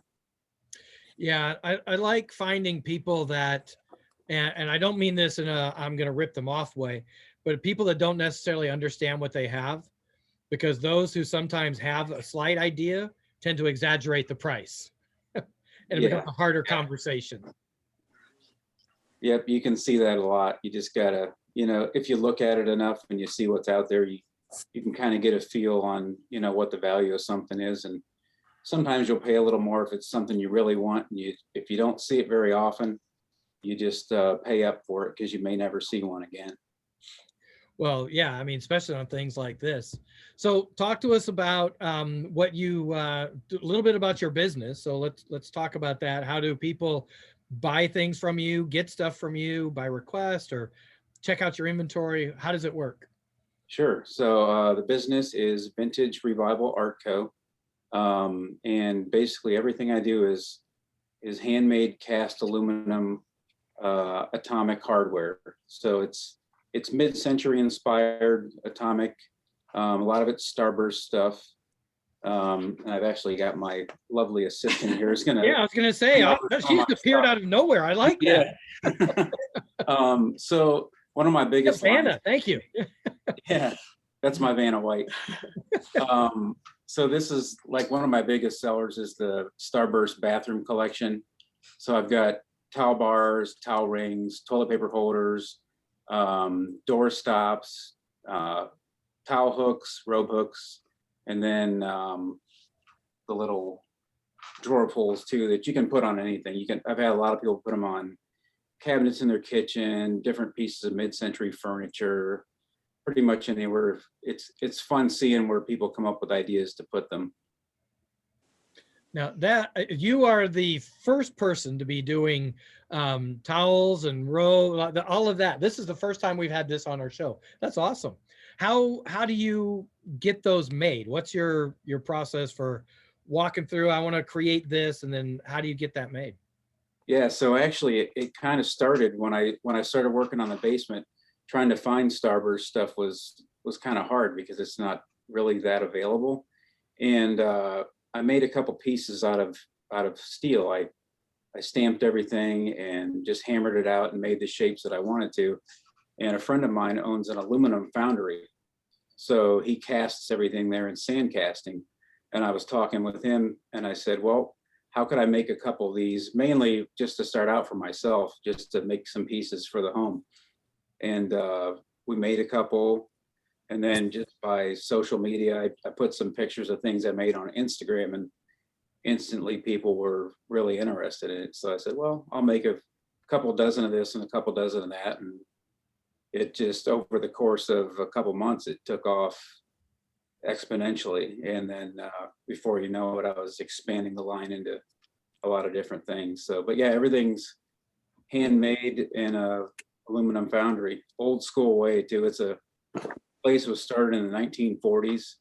Everything is done by hand, shoveling the sand by hand, packing the molds by hand, and then you pour the aluminum with ladles. So it's a pretty cool process to see. Yeah. So do you have you videoed that and put it onto a website or YouTube channel? I've actually got a couple videos of that on my Instagram page and Facebook. Okay. Yeah, there's some pictures and processes of the molding, and then of also pouring the aluminum. And then once everything's done, then there's a lot of grinding and, you know, filing and different processes to finish the work to what you see here. Yeah, that is absolutely incredible. Beautiful work that you're doing. So is there, are you looking at a line extension, or what's coming next for you? Or is it more producing? Actually, I've got, I'm going to have my assistant here turn this around. I've got yeah, you can give me that. You can give me that too. So this is another one of my more recent ones too. This is obviously breeze blocks, which everyone's fairly familiar with in the mid-century. But yeah, I've got a whole line of the bathroom collection in breeze blocks here. And then I've got other hardware. Wow. See if you can see this here. Okay, so these are all more like decorative hardware for your doors. So we've got the escutcheons here where your doorknob would, you know, mount on the door, and the escutcheon sandwiches behind it. So it's a decorative piece.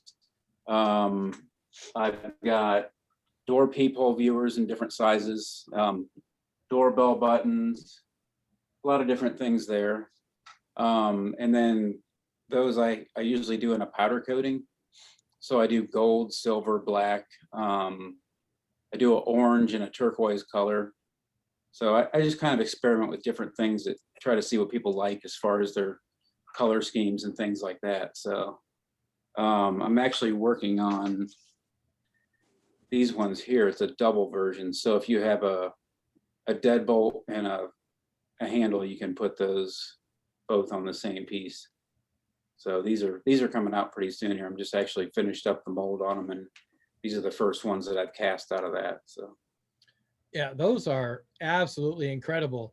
Now I've got a line extension suggestion for you. Maybe you can take it with a grain of salt. Because I'm looking at that black starburst around the door handle.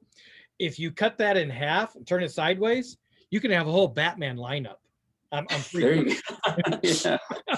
Hey, I'm always open to suggestions. I have a lot of the stuff that I've done is kind of I've had my items, and then people have a suggestion, like the starburst doorstop. Someone was asking for one and I didn't have one, so I made them, and it's been a popular item. So it works out pretty good that way. Well, you have definitely found a niche, and that is amazing what you're producing there. Absolutely incredible. Look forward to. So all of these are available, or are they coming yet? These are all available now. And actually, these are right here is one of my newest things. These are switch plates that I started doing. These are kind of like my Jetsons. Yeah. So I do these in a regular receptacle, a single switch. I do a double switch, double receptacle, and I'm working on triples right now, but these are all cast aluminum as well. And then I do a really cool like swirl finish on it, like some of the vintage 1950s stuff. So okay, I'm not like really adept at electricity, so my question will probably reflect that. You're putting a metal switch plate on Yeah. a light switch? I get that a lot too. But yeah, as long as you have a good ground, it's perfectly safe. I mean, your electrical panels encased in metal, and a lot of commercial buildings, all the conduits metal, and yeah, aluminum is perfectly safe as long as it's grounded correctly. Well, the good news for me and for everybody in this household is I always use a handyman. So it should be Good good. idea sometimes. Yeah. That is awesome. Yeah, when you showed that, I was like, Jetsons. So I totally got that. That is beautiful. Thank you. So great stuff. Absolutely love it. In Canton, Ohio, man, we have a Midwest tonight. Our theme is the Midwest, the great Midwest. Yeah. So thanks for joining us. Definitely appreciate it. Thank you to the lovely Miss Vanna that was helping you out there. Appreciate that. This is great stuff. And we have your promo card.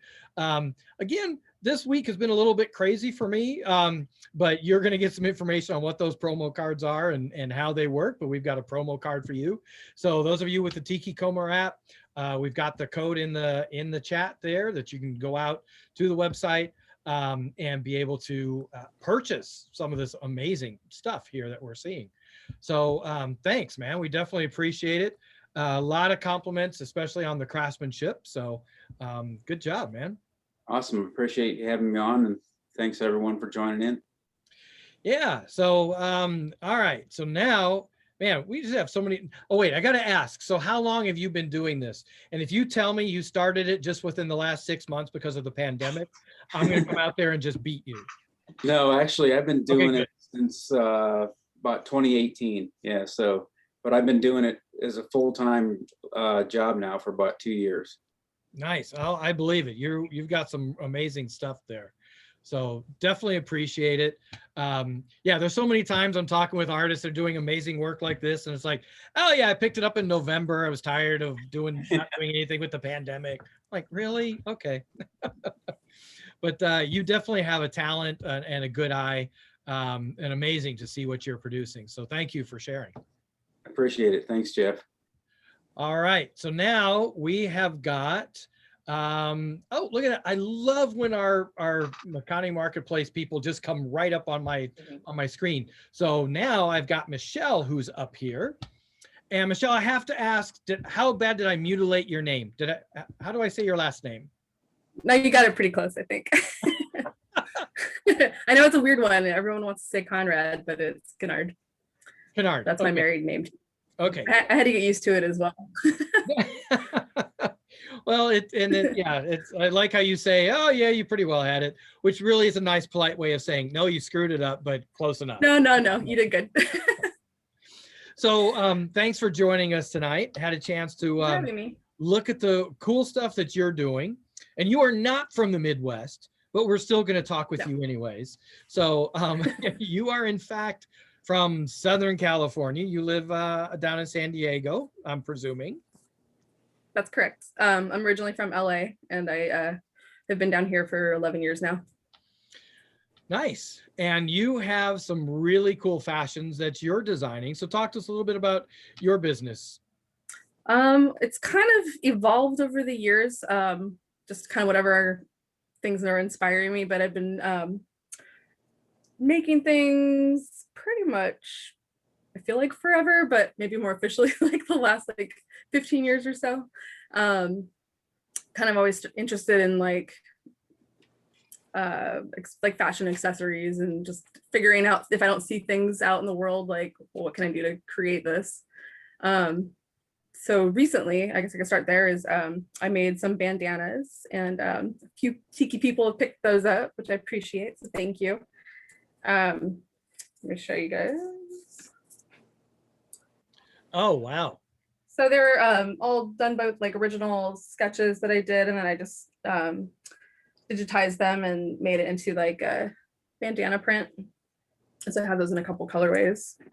And then I made little like leather heart slides to go with those too. So as you can see, these are not like necessarily like Tiki inspired specifically, but a little more like motorcycle rock and roll aesthetic. Hey, if we don't have that conversation on this show, everything is tiki. It's in the eye of the beholder. Yes. Definitely inspired by music and just different genres and vintage culture in general. So yeah, I would see you would have that penchant there for sure. Yeah. Other stuff that you have to show us that you can talk about? I've got, like, currently, I guess, I still have some of these Riptides pins that I did for our Go-Go Girl group. I'm gonna get these uploaded on my website as well, but I designed those a few years back.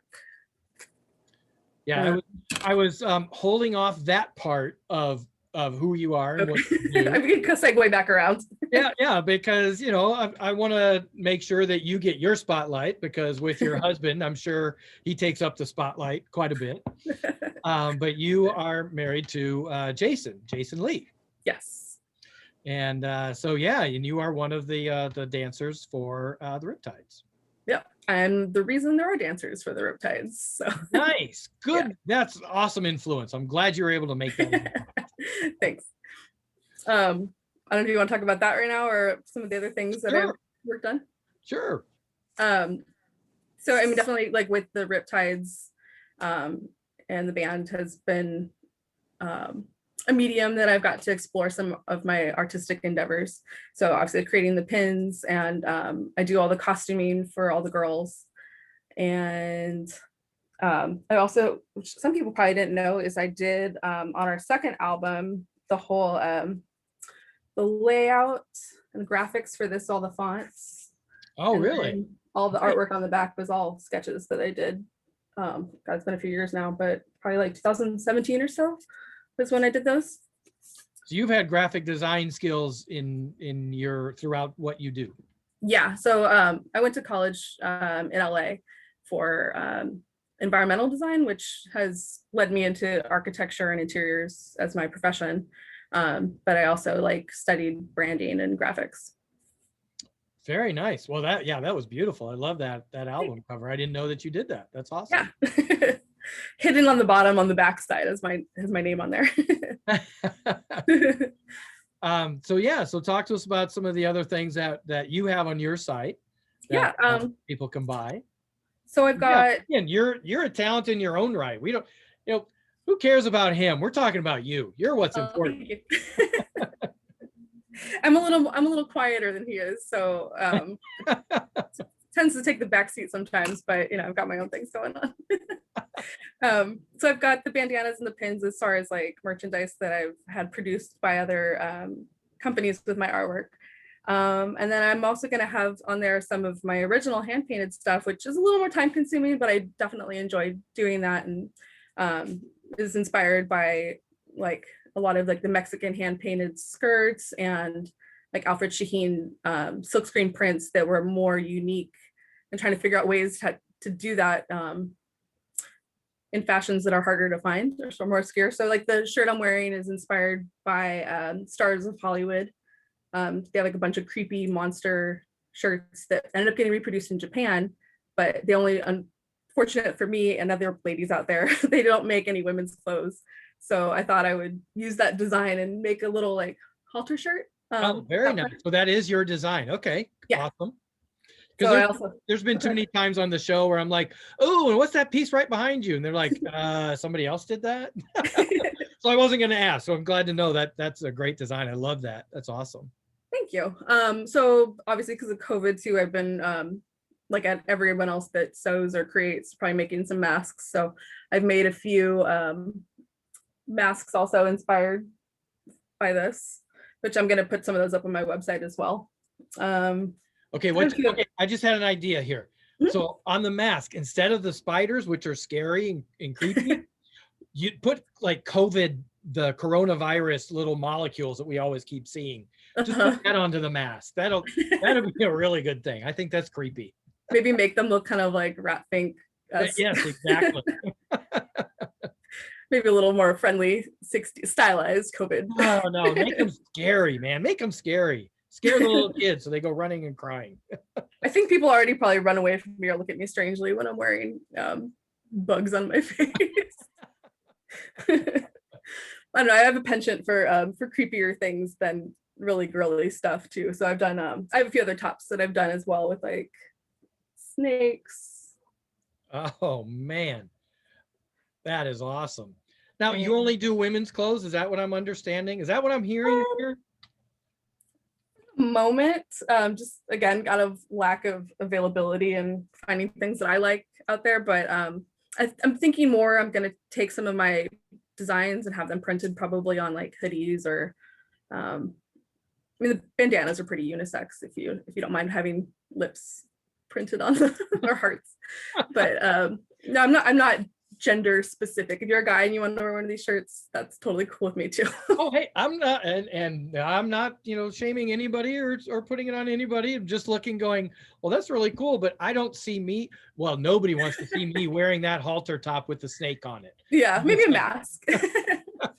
I did do like some years back some custom stuff for Deadhead Rum with Retro Ruthie, where he hand painted some of her shirts that she did, and those were men's shirts. So it's definitely an option. And probably as I try to grow this a little bit more, like making options for everybody. All right, well, that's good to know. So what else do you got? Because you're showing us really cool stuff.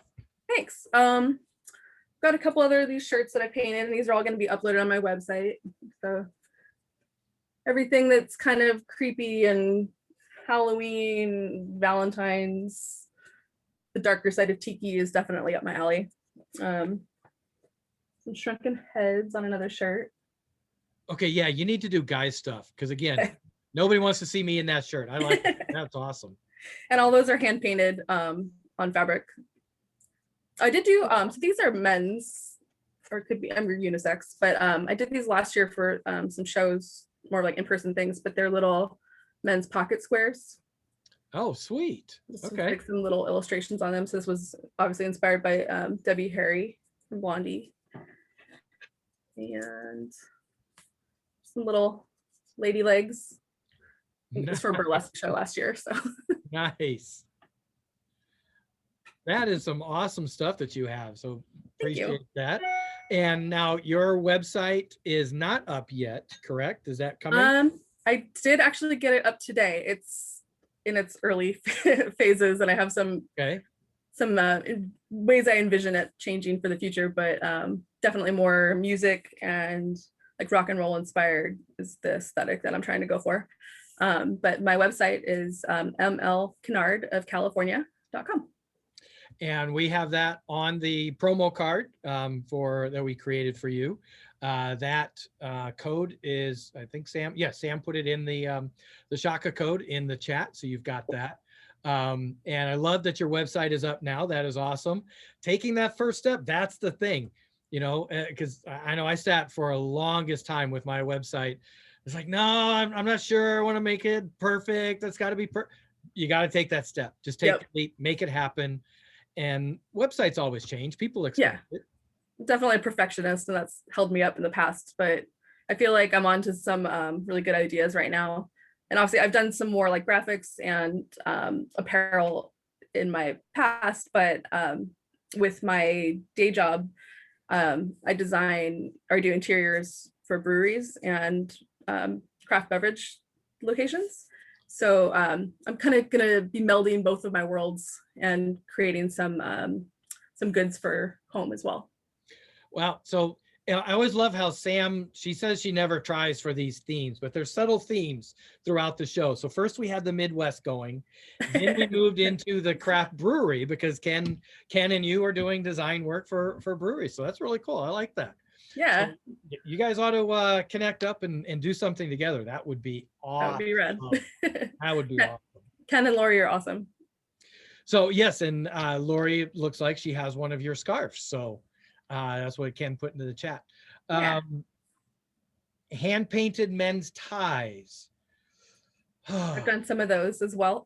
I have a handful of unpainted ones too. So I don't do custom requests too often, but I'm always open to suggestions, and I could hold something for anybody.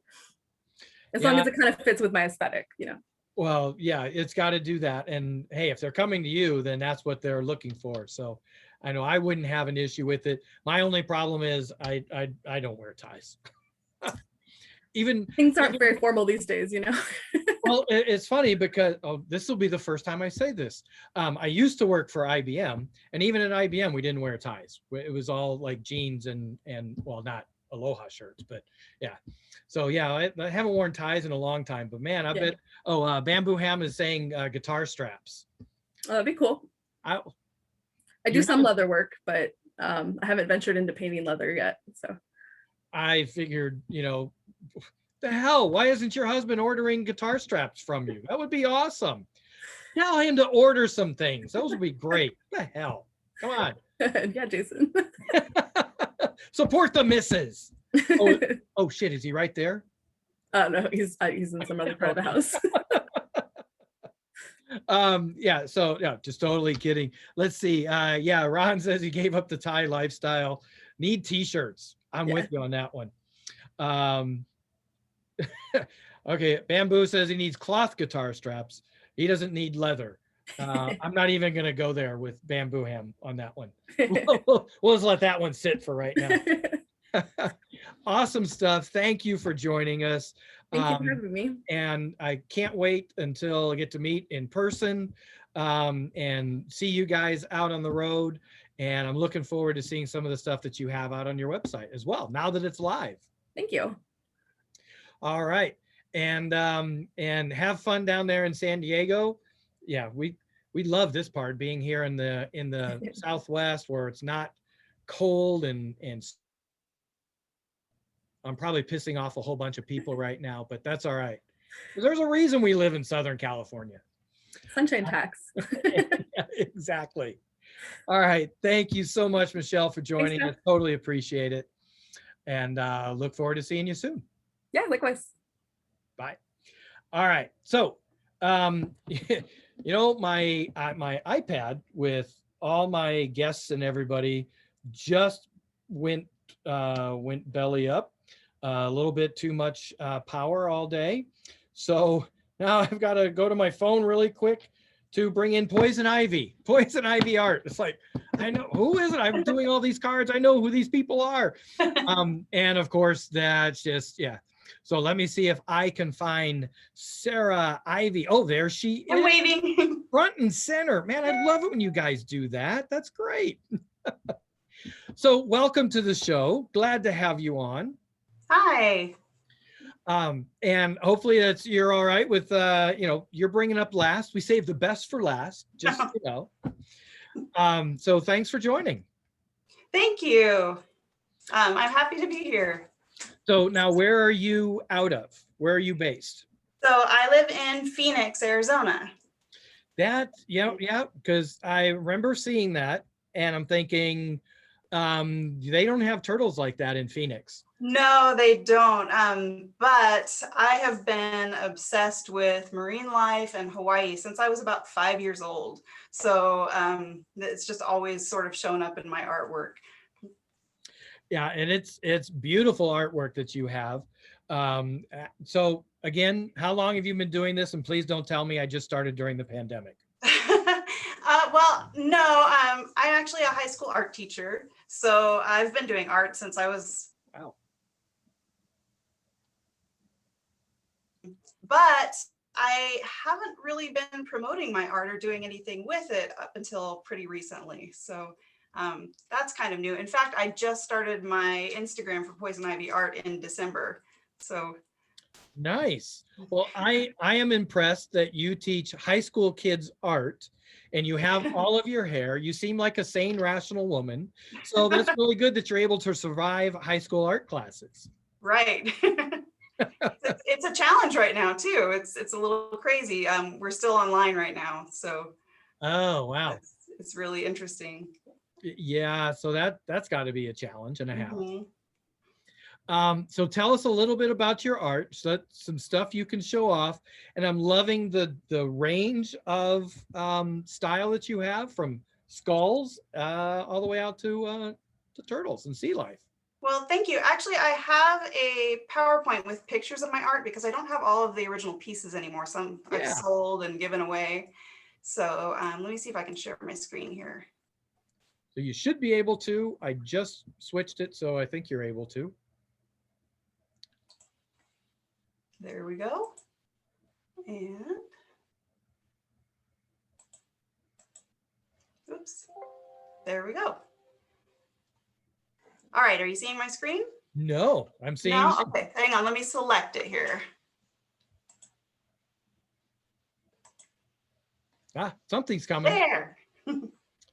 Ah, there we go. Yep, we gotcha. Awesome. So I'm just going to show off a little bit of my work. Some of it's behind me, of course, but oops, let me go. So I have never met an art medium that I didn't like. Being an art teacher, I dabble in a little bit of everything. So these are some acrylic paintings that I've done. The Finders Keepers one is actually in the collection and tiki bar of some friends of mine who live in Salem, and they're on the call right now. That was, I saw that one and I fell in love with it the second I saw it. That is awesome. Well, thank you. Yeah, my best friend Kelly is a huge manatee fan. And so she asked for something for their tiki bar and I made that for them. That is really cool. In fact, I've been talking about these promo cards. When you get the email, you get access to yours, obviously. I use that image, the Finders Keepers image. Oh, nice. That is so beautiful. I love it. Well, thank you. And then these they're little, they're actually behind me as well. But they're encaustic pieces. So encaustic is a process of working with hot wax that has pigment in it. And I did the encaustic part first, and I love the way that it kind of has a glow and a luminosity to it, and there's a transparency to it. And then on top of that, I used some acrylic paint and some ink. So I do a lot of mixed media. I don't really like to stick to one thing in a piece usually. So those are a lot of fun. Amazing. I do encaustic with my students, and it's just really fun the wax is so tactile. It's really interesting to work with. You can carve into it, you can embed things in it. So okay, so do you share this art with your students? I do, yeah. And a lot of times I work on my art in the classroom with, while the students are around. So have you had any students that just say, screw it, I can't even begin to compete and just walk out? No, of course not. I'd be like, what am I doing here? I can't do that. That's awesome. I try to encourage my students to find their own artistic voices and to improve from wherever they're at. So I've had students go on to study art in college and have art careers, which is really cool. Oh, nice. Congratulations. That's awesome. This piece I did for Arizona Tiki Oasis for the Halloween art show that we had. Mm-hmm. And it is also mixed media. It's you can kind of see the layers. It's three-dimensional. It's mounted on foam board. And one kind of cool thing about this one is I based it all on things that are on the Big Island of Hawaii. And I used Kona coffee to stain parts of the paper, and the tiki is painted with coffee. So I wanted to kind of include one of those, that coffee is a piece of the artwork. So, very nice. just a couple more.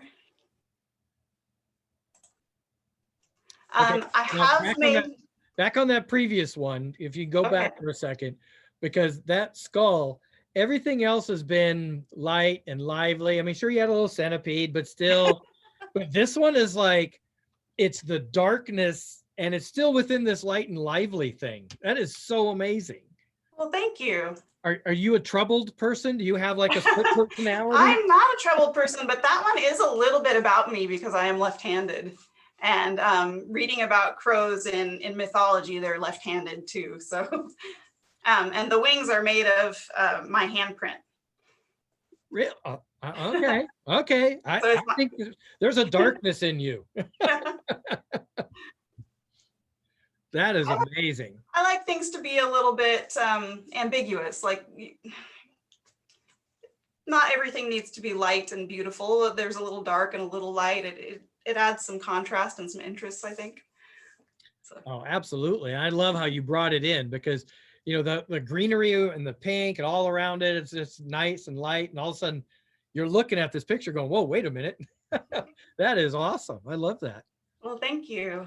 And Ron, who's on tonight, he's got in the chat that his high school art teacher is his biggest hero. Nice. And it looks like you're in that same vein, I would say.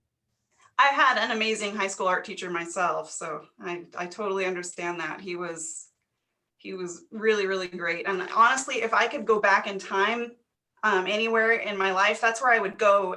I'd like to use my teacher brain to watch him teach because he did such an amazing job that I would love to kind of observe him and see if I could pick up some of the things that he did. So yeah, he was my hero too. Nice. And so you've taken to sculpting as well. I do sculpt. I haven't done a lot of it lately. I actually used to teach ceramics classes as well, but right now I'm all in two-dimensional art. But when I had access to the kiln and the pottery wheels, I made about a dozen of these little handmade tiki mugs, and they're wheel thrown, and then I hand built on top of the little wheel thrown vessels. And I always did the tiki on the front side, and then something that represented the tropics or Hawaii on the back. A lot of times it was animals, but you can kind of see some palm trees in the background in this plant one. The tiki in the lower picture's face is all made of plants. So he has an orchid for a nose, and I tried to do something that I hadn't seen before. That is incredible. And you do these on the wheel, you said? They were wheel thrown. Yeah, I threw them on the wheel and then I built all the little details by hand. So it's not something that I sell because they're so time consuming. Well, yeah. And then at that time when you had the ghost come behind you and help meld the thing on the wheel, that had to be really special too, I'm sure. Oh, yes. That is awesome. I love the puffer fish coming out of those. Those are beautiful. And then, like I said, I've never met an art medium that I didn't like. So I've got some sculpture on here. I'm a big animal lover, and my husband and I have a whole bunch of rescued pets. So painting my pets is something that happens a lot. I sculpted the pair of boxers that we had out of clay. And then my Etsy shop has a lot of these mouse ears that are in the picture in it. That's actually what I started selling. I was going on a vacation with, again, my best friend that I talked about earlier a few years ago, and decided that I wanted to make some ears for the two of us, but I didn't know how to sew. So I asked my mother-in-law to teach me to sew, and I made ears for each day of our trip to Disney World. Yeah, I was going to ask, you were going to a Disney property, right? Oh, yes. Yeah, we were going to Disney World. And I we're going to the Grand Canyon. We got our ears on. And I actually ended up making more than we needed just because I was so excited to make them. So we got home from our trip and I had extra ears that we didn't wear. And I thought, well, what if I put them on Etsy? Let's see what happens. And that really took off. And I think that gave me the confidence to start putting some of my art out there, because something that was creative that I made was making people happy. So yeah, I can totally see that. And obviously the boxers, you drew those from pictures, because the boxers I've met never sit long enough. Yeah, I photographed them and then painted from the photographs. Exactly.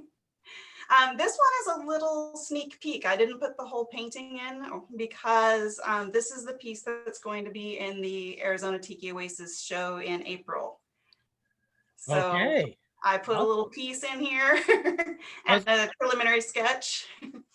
Nice. Yeah. Okay.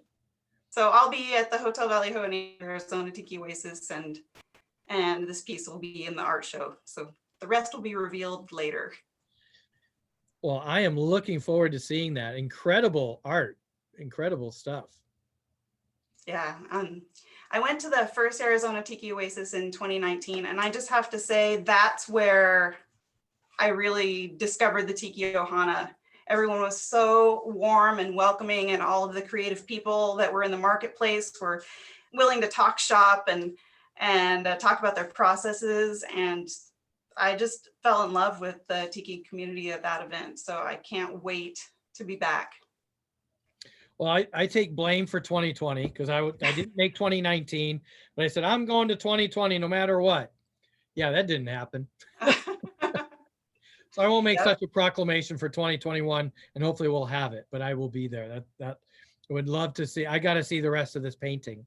Well, thank you. Yeah, this piece was actually done in time for the 2020 Arizona Tiki Oasis, and then it was canceled. So I've been hanging on to it for a year going, oh, I can't reveal it yet. Nice. So that is amazing. So people go to your page and are able to buy the stuff that you have up there. Man, I'm telling you, there's a dark side to you. I love that. You have this like Disney-esque Finding Nemo going on, and then you just hit it right between the eyes with a Jack Sparrow and all of that. Well, thank you. That's a compliment. I am a huge Disney fan, like so many of us are. My husband and I actually bought our first annual passes in June of 2019, so they would have expired in 2020. Yep. So yeah, we're legacy pass holders now. My Etsy shop, Endearing Artifacts, was the shop I created for my ears, and I sell my art prints in that shop as well. I don't actually have anything for sale on my website. It's more just to kind of show off what I do. So enduringartifacts.etsy.com is where you would want to go to buy a print. All right. And if somebody were to say, hey, I've got an idea and I want to commission you for a piece of art, is that something that you do as well? Not very often. I'm so busy with teaching and making mouse ears and everything else going on in my life that I really kind of work on my own schedule and my own time. So it's hard for me to take a commission, sometimes in the summer, but I don't very often. So have you ever thought of telling the kids, just leave me alone, quit bugging me? I got stuff, just go doodle something. Right. It's funny because in my most advanced class where they're a little bit more self-assured, I'm able to work on my work more, just kind of work along with them. Yeah. And again, that's got to be damned intimidating to that poor 16, 17-year-old kid sitting next to you, looks over and goes, yeah, mine's just crap. No, I have some amazing artists in my classes too. Well, I would imagine you bring the best out of them because this is some really good stuff. And you seem like you would be a great teacher for the youth of our nation. So thank you for doing that. All right. Let's see. I think, yeah. So I don't see any questions in here. Oh, yeah. So thank you for joining us tonight. We've got your promo card, the Shaka code in there. Your website is listed up here. So thank you for that. That is awesome. And yeah, thanks for joining us tonight. Awesome. Thank you for having me. I really enjoyed it. All right. And I think you have to let go of your from your side. Stop share. There we go. Yeah, thank you. Thank you for giving me my show back. And thanks for joining us. Amazing. And the theme for tonight is really kick-ass artists. That would be my guess. Because there was an amazing talent tonight, up one side and down the other. As always, I'm the one with the least amount of talent on this show, which I like that. So, and speaking of talent, our talented talent finder, let me see if I can find Ms. Samantha. You know, Sam, I got to tell you, I'm always leery. Every time I look for Sam, it's like, okay, we can have a naked guy walking behind her again. What's going on? Oh, no, never. Not here. So amazing. And again, there were themes tonight. I saw themes in there that were going on. We had a little bit of the Midwestern theme kind of kicking in there. We had a little bit of the well, like I said, the brewery theme there. And just all around amazing, flipping amazing artists. That's for sure. Yeah, what a great night. It's a small tiki world, so always connections. Thank you. Now I have the earworm of It's a Small World in going through my head right now. Thank you. Thank you. Anytime. So what do we got next week? So we're going to have another awesome week next Tuesday. It's going to be March 9th already. we're gonna have Moana A as our musical guest for the night. Gene Dodak, hope I pronounced that one right. He's gonna be our featured artist from the Palm Springs area. So he has some really cool stuff. So get ready for that. Cook's Lost Compass, Chris Evans, and Tiki Fetish will be joining the Makani Marketplace. Well, I don't know. I saw Chris on tonight. He may have seen the show and go, I'm not going to be a part of this circus. So hopefully he comes back with us next week. Yes, we're looking forward to it. Yeah, he's got some great carvings. Had a chance to see some of his stuff. So yeah, this was it was a good show. And Tiki Fetish. Do we need to be R-rated on this? Do we need to have ratings on this show when we come next week? I guess just 21 and over for the drinks. Yeah, there we go. Well, there is always that. Yeah. And yeah, so instead of earmuffs, we'll do blindfolds. We'll yell blindfolds if they need to cover anything. No, I'm just being silly. So yeah, thank you, Sam, for another great show. And looks like we have a good lineup next week as well. So totally appreciate that. And by the way, I also want to give you props because I've had more than a few of the guests reach out to me and say they get the most well prepared for this show from you, that you're providing them with some good information and some good guidance. So another way that you're impacting the show, you're helping these artists out to be able to help them show off their stuff. So thank you very much for that. Yeah, I'm glad they're reading my emails. That's good to hear. Yes, that's always good. Now we just have to figure out that part on Instagram where I'm me and you're you, because it kind of confuses people, I think, sometimes here and there. But yeah, we'll get that part squared away. All right. So that's it for tonight's show, with the exception of course, the after hours, which we're going to be continuing on with. I feel like Bill Maher with his after hours thing. Although I'm probably a little less controversial than Bill Maher. I hope I am. Any rate, so yeah, we're going to be ending this part of the show and we're going to go into our after hours. We just kind of hang out, chat, have a good time. And quite frankly, that part of the show there's been times that one's lasted as long, if not even longer than the actual show itself. We just have that much fun. So hopefully if you're watching this on YouTube, you join us on a Tuesday night, 6 o'clock Pacific, right here, same bat time, same bat channel, and join us for the whole show. Join us live, and you can hang out on the for the after hours. And that's where we're going all right now. So everybody who's here, when I say goodbye, you're all hanging on, just so you know. But for now, thanks for joining us. Thanks for watching. I can't believe that we've been at this for a year in this pandemic thing, but you guys are probably the best thing that's come out of it for me, for sure. Being able to see this, see all the artists, meet all the people, and spend great time. So thank you for that. And I look forward to when we're able to finally see each other out on the Tiki Trail. You knew I was going to pull in some kind of little thing there. I had to say that. So at any rate, thanks for joining. Mahalo, everyone. All right, so that's where I cut. You're getting good at that shit. Yeah, you like that? Yeah, that was pretty goddamn good. And scene. Yeah. And it's only taken me a year to get to that point, but yeah, okay. Yeah. Oh, I make Starburst too. I was like, God, some of that shit. I'm like, I made a Starburst 10 years ago. I love the Starburst. We have a like a Martian Airbnb, and those light switches will be beautiful in there. Oh hell yeah! Oh yeah, that would be awesome. I've not seen your Airbnb, but yeah, I bet out there where you're at, it would be. I also want to get those spiders on a t-shirt because I gave up I don't wear ties anymore. I wear t-shirts and sweatshirts every day. No, So, yeah, I would definitely. love them because I think spiders are so cool. I Praying don't know if you mantis. saw it too. They have little they got their little like grab one. They're little tiny hearts, and I have it in black. Hey Ron, buy some of those so I can go steal them from your B&B when you go do that. That's nice. See, I love insects. I think insects are amazing. I have a bunch of I them do too. tattooed on me. I have a scorpion and ants. A horny toad would be reptile, but I have that too. I've got some butterflies and skeletons and ghosts and stuff on me.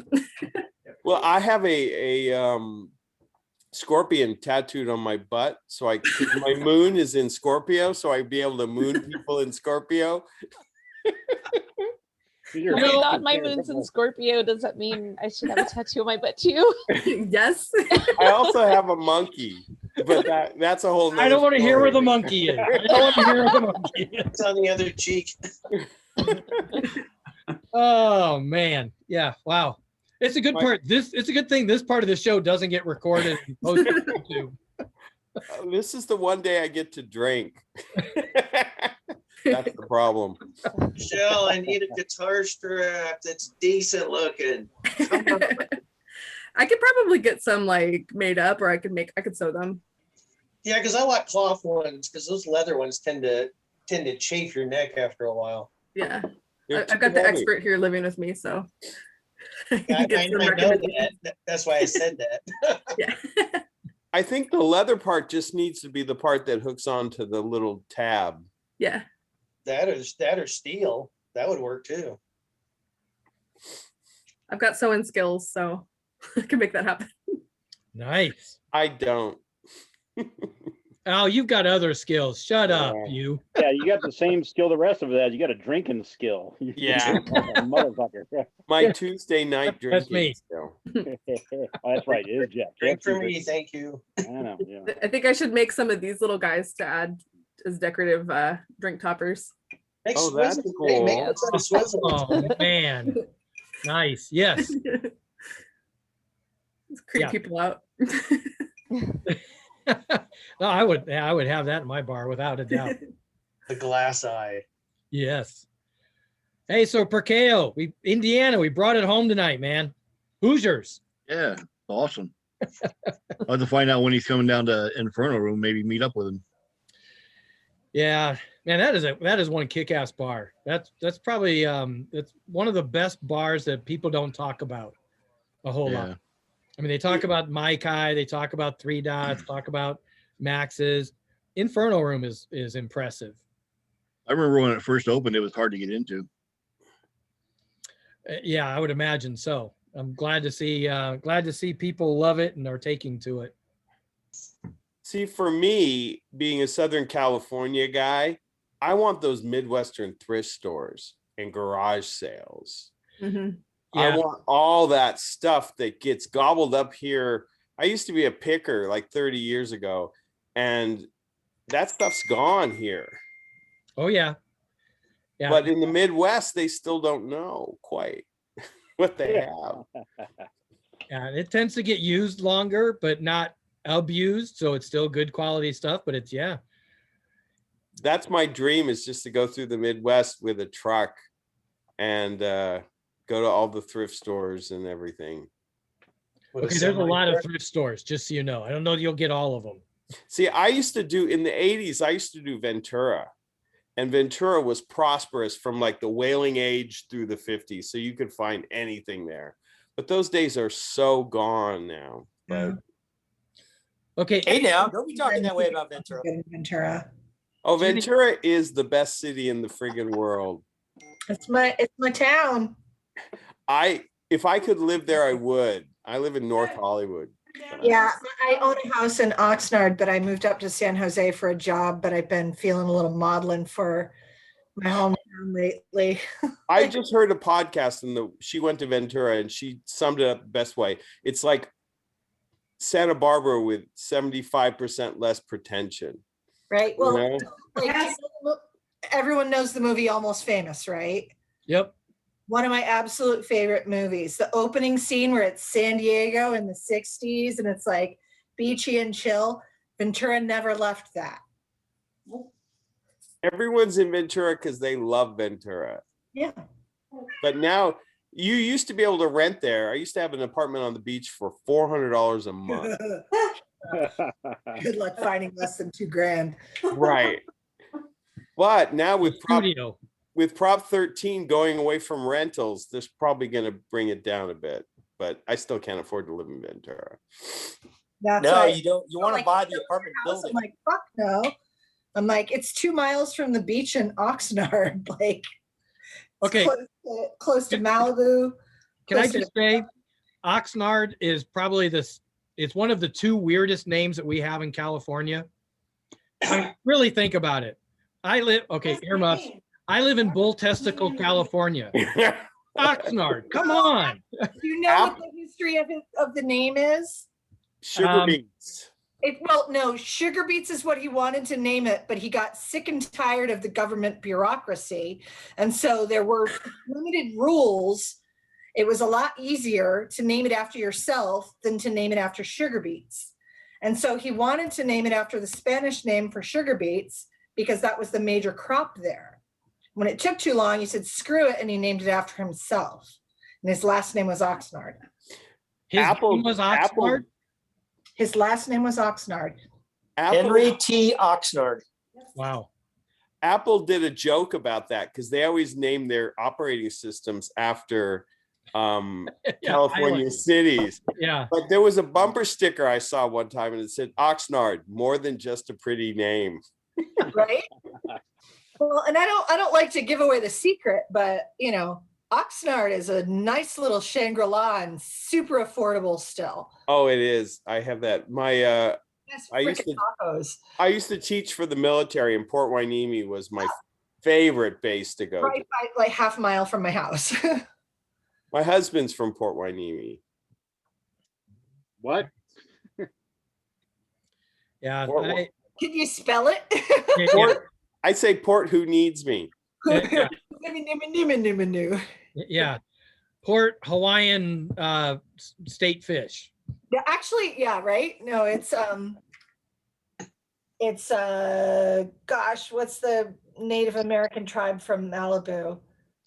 Oh, it's Island of the Blue Dolphins. Kardashian? No. Chumash. Chumash. Yeah, Hueneme is Chumash. I found a rock that I thought was cool on the beach, and it turned out to be a Chumash like grinding bowl. That doesn't suck. Wow, that's nice. Very cool. Sold it at a swap meet. I guess that's illegal, so they'll come after me someday. We'll have to talk about grinding bowls sometime, Ron. I have an electric grinder. This is what happens on Tuesday nights. I get drunk, and then you leave me alone in a house for a year, and then I start chatting too much. So. You're not the only one. That's the problem. Look at Jeff. I know. That's the issue, man. This is all because Jeff wants to chat, and he's got nobody to talk to, so he starts his goddamn show. We all get drunk on Tuesday nights and chat. Dude, this is, I've lost count on how many webinars I was on today because I started the new gig today. Oh yeah, you're going to talk about that. I forgot how many webinars I've been on, but this is my 4th platform for the day. I was on WebEx, I was on Zoom, I was on Google Meetings, and something else. Oh, Microsoft Teams. Yes. Let me guess. Sexual harassment and business ethics. No, it was all meeting with new people who were like, yeah, and here's like 20 things that we need from you. What's your new job, dude? I'm working for another software company. So I left IBM, working for another software company. And so instead of cloud, where people go, what is that? I now work for a NoSQL database company where people really go, what is that? What is that? Yeah, exactly. What is it? Yeah. He works down the street from Josh, so that's good enough. That's Yeah, all he's we going to need. show up at Josh's workplace at some point. Yeah. Exactly. That's all we need. Oh, I don't know. I'll be there, man. Yeah. Hey, we're not. They told us officially nobody in the office till June. All keep working remotely. Yeah, I think we're probably like June or July. They said. I was like, after I got hired and everything, I'm like, oh yeah, by the way, when are you guys going into the office? Yeah. Oh yeah, that's a good question. Honestly, I think a lot of people are never going back into the office. I pray it's something in the middle, like at least something. Give us like 2-3 days work from home. Because But Josh, you understand you can't pick and choose who doesn't come back in the office, right? That's the downside of it. I only want the cool people to come back into the office. Well, you could just be like, so what day are you coming to the office? Oh, all right, I'll do the Tuesday, Wednesday then. Yeah. You know? Josh is gonna develop a cough. Well, I think it's that whole idea of corporate, oh, this should have been an email meetings. That Yeah. like, how can I get anything done when I'm meeting and talking with you and taking a sexual harassment and business ethics Yeah. seminars? So you're doing the onboarding right now. Hey man, don't pick on those sexual harassment videos they make, Why? because some of them you watch them and you're like, oh, that is kind of hot. Stop. No, the best is Family Guy. You guys, where they don't put that on the internet. I'm just kidding. They have have you ever seen the Family Guy one where they talk about just a good slap on the butt? And it's just like the worst thing you've ever seen. What's worse is I've taken them so late that I had to take them 2 weeks later again. What The I next always year. think is funny is like, what This is kind not- of actors do they have to get that want to do like a corporate video like that? I worked And at- it's like, oh man, I you worked, gotta. I worked at Einstein's Bagels, which is the same as Noah's Bagels in Arizona. And they asked me to be part of a corporate thing. It never followed through, but they're like, you're just such a great worker. Be a corporate. No, you won't sign up for I that. was like 17. I don't think I was old enough. Those are called industrials. Those are called industrials. I have a buddy of mine that got into the acting business, and that's what he got first gigs were industrials because brand new folks. Don't But cut you know, yourself with the knife. if you're an actor or you're a filmmaker or you're an editor, that's how you get a steady gig, is Yeah. making like how you deal with business ethics. Martha feels that somebody wants to offer her extra money to use the equipment on off time. Do you think that's okay? Okay. The teachers we have to take more serious ones, and it's pretty depressing every year. You're like, no, thank you. I don't want to talk about that subject. How much extra money? Uh-oh, it's cutting out. Us or them? HR heard us. HR heard us. Whoop, whoop. Whatever. You want to talk about taking classes? I do work for the mothership. I work for SBC. I'll sort of throw that one. IBM, SBC. How about SBC? That's a Reagan thing. Whatever. We own the world, brother. We own the world. What is Don't laugh. SBC? That I'm not familiar with SBC. I don't think. You're joking, right? Does Ron know? Ron, do you know what SBC is? No, I haven't. No. Should I look up the stock symbol? Southern Bell Corporation. Oh, okay. Ma Bell. We Like own SW, it's like SWB. Remember We own everything, SWB? goddamn shit. It's Bell silly. Communication. Southwestern Bell. I used to write my phone bill to Ma Bell, and they would cash it. Yeah, you know they own Verizon, AT&T, Comcast, DirecTV, whatever. I'm involved in all that. You're talking about those classes. I take 100 classes a year on whatever, just garbage. Oh yeah, tell me about it. I know you work for IBM, so I know. Yeah, exactly. Yeah. I mean, same The deal. last training courses I was doing, well, that was prior to my having to take the courses Sexual on harassment? no, it wasn't sexual harassment. It was on, ethics, having ethics. It was like, Oh, yeah. you understand I'm leaving in a week, right? Well, you still need to take it. Okay, fine, whatever. Sure. But they had me doing training where I'm writing code lines. Kubernetes lines of code. I'm going, I went to school specifically not to ever have to do this. I've avoided this my entire career. I'm not writing code. Yeah, it was strange, the crap that they make us learn. Oh yeah. Yeah. I'm glad I don't have to do any of that. Well, that's why I'm excited being at a smaller company, because now all I have to do is actually do my job. I don't have to sit in doing training classes. Right. And we're in the world of subcontracting, where the subcontracting we've been doing that for 10 years, but it's getting so bad that we have no control over the subcontractors now. It's just ridiculous. Absolutely ridiculous. I was a subcontractor for the government, so we had to do all those. Oh, my laptop. Should I use my laptop in a Starbucks? No. Should I leave my laptop in a hotel room? No. I think I took that class.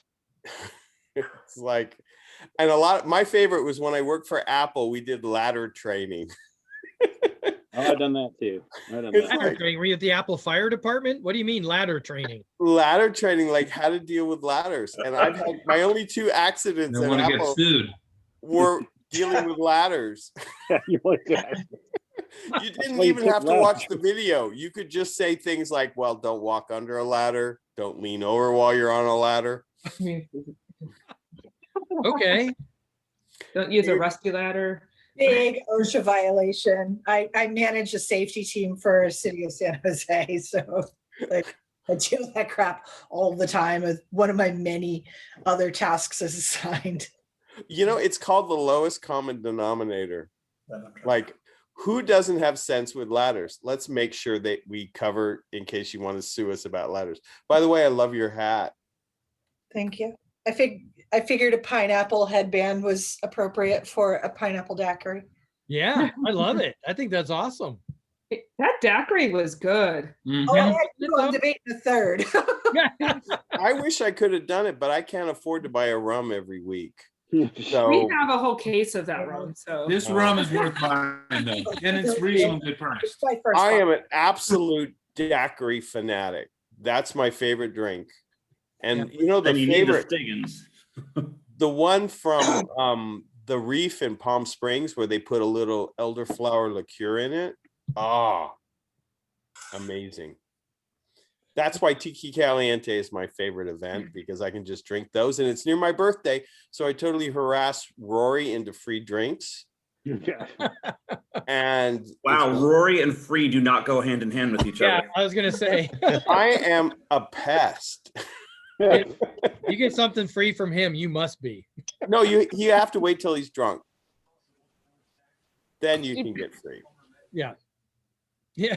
We did a symposium unpaid, and it was still pulling teeth to get a fucking T-shirt out of him. And I love Rory to death. You know, when we make it a point to go to dinner with him and Kari when we're in town. But damn. Yeah. You know, Rory was my very first. He let me into the first Tiki show, so I will be devoted to him forever. And he hates vendors, but I don't blame him.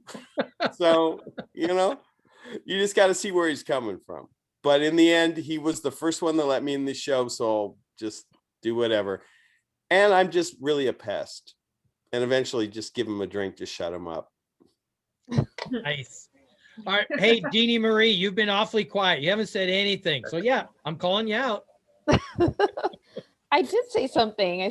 I have to I'm gonna get a Scorpio tattoo on my Oh, hand. that was you getting the Scorpio tattoo on your That butt. was my contribution. I thought like I didn't have to say anything else after that. No, that's a good one. If you commit to a tattoo online, that's like 50 points. Gotta get a monkey on the other side.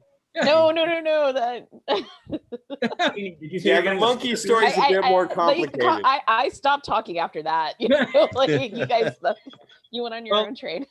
Well, the monkey is not on the other cheek. It's hanging from a vine. That's all I'm gonna say. Well, I don't have one of those. So Ouch. Yeah. Wow, you Hutton. Yeah. Hey, it's about time somebody showed up on this show. So I'm I won't say who. I'm calling you out. Oh wow. Calling you out. Well, thanks, Ian. Yeah. Well, so this is probably the only person on this show that's been on my tiki room last week or 2 weeks ago. Last week, right? Yeah. Maybe some cocktails. Yeah. Jeannie hooked me up. I think it was last weekend. Yes. Probably was. I don't know. I was pretty hammered. I don't know. I feel like the days like don't I don't know. I just feel like time just is Time doesn't exist anymore. it's weird. I don't know how to explain it. Like a week feels like a month, you know, and then a year feels like 2 days. Like I just, you know. I think I heard it described as endless days going by quickly. Yes, exactly. That's exactly what it's like. My boss just pointed out we only have 12 more weeks left with students. I'm like, I'm so happy. Yeah. Are you teaching? Yeah, I'm teaching. My kids are back in person, but I'm still online because I teach at 12 schools. So Do they have computers in school that they go to see you, or do they go home and? Most of them are hybrid, so we teach them at the days they're home, and then they get to. Anyway, 12 more weeks. We can do this. We got this. So how did you teach at 12 schools prior to the pandemic? How did we teach at 12 schools? Hold it, one student at a time. Okay. It's 4 to 5 school, basically 5 schools a day. One day we do 4 schools and have a meeting. And my team and I actually travel from school to school on bikes, and my boss makes sure to schedule it. So we're in like one neighborhood at a time. And we teach 40 minutes, 20 minutes to the next school, teach 40 minutes, 20 minutes. So it's like aerobic teaching is basically what you're doing, because you teach for 40 minutes, then you ride like hell to the next place and you teach for another 40 minutes. Yeah. But the planning is like, I have to travel a lot, but I teach the same class over and over. So the planning's pretty simple. It sounds like a game show. No, You it's get to not. the next school in time to teach. Like the greatest, what's that race show on CBS? Yeah. Yeah. Oh, you guys shot a video and sent it into like a GoPro, right? No, we took a GoPro and tried to get free stuff from Burley bike trailers, because we use Burley bike trailers to haul basically our classroom. They didn't give us much. They gave us a couple things. Hey, it sounds like a Friday or Saturday night. Like the rest was, you go to one bar to the next bar to the next bar. You're just riding a bicycle between. We have the bars. Benny Hill music while we go too. there you so. Nice. It's a fun job. When they told me 12 schools when I got hired, I was like, oh my, because I thought 5 schools was a lot at one point, but they pay well, so I do it. For a teacher, they pay well. I'd be like, okay, 12 schools. What do you mean a bicycle?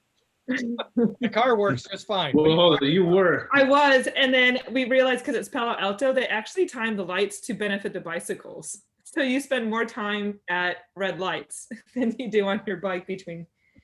Anyway, that's a good whatever. one. Hey, that's biking. I mean, I know that sounds impressive, and that is pretty fun. But I was at one like cardiology company, and when I first joined, I learned that like everybody's like a runner, like runner. And so at the first lunch, like bonding with everybody, I'm like, hey, so who orders the burger? And like no one laughed. And they spend their lunch actually like running. And so I like eating leaves. Yeah, it was super intimidating. Like, and I like don't do any of that stuff, but I learned to run for a little while. Yeah. But cardiologists are very self-righteous. Like, I don't want to be a vegan. No, like they're he cut out red meat. I still eat red meat, but he did. But that's pretty yeah, much I learned the a thing or two from it. That's But the extent of it. yeah, no, cardiologists are like crazy rock stars in hospitals. They make an absurd amount of money and really are only interested in cars and women. And No, you know, my biggest monthly Taylor payment agrees, besides so. my mortgage is going to cardiologists. So yeah, they have the money. there you go. Yeah. I always say when I get the urge to run, I lay down and talk myself out of it. Yeah.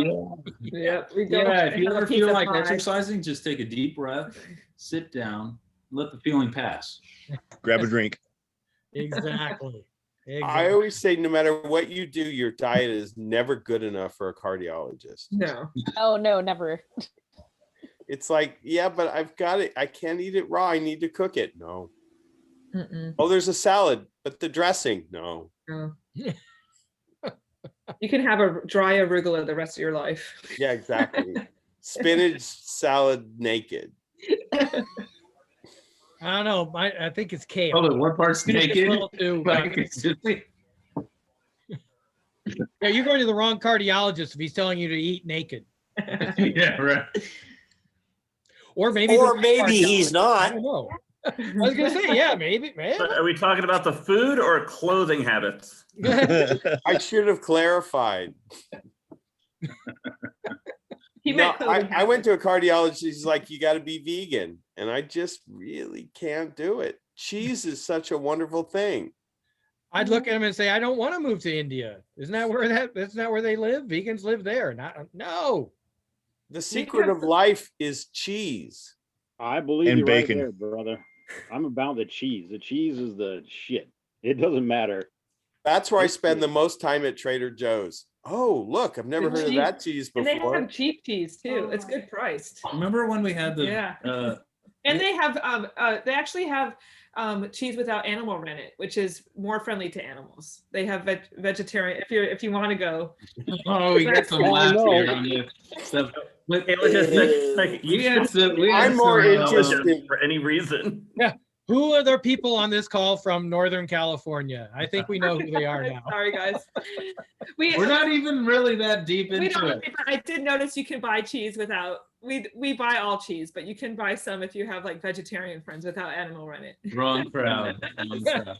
I'm more interested in the hybrid between cheddar and Parmesan. I'm like, oh, that sounds like a good space to be in.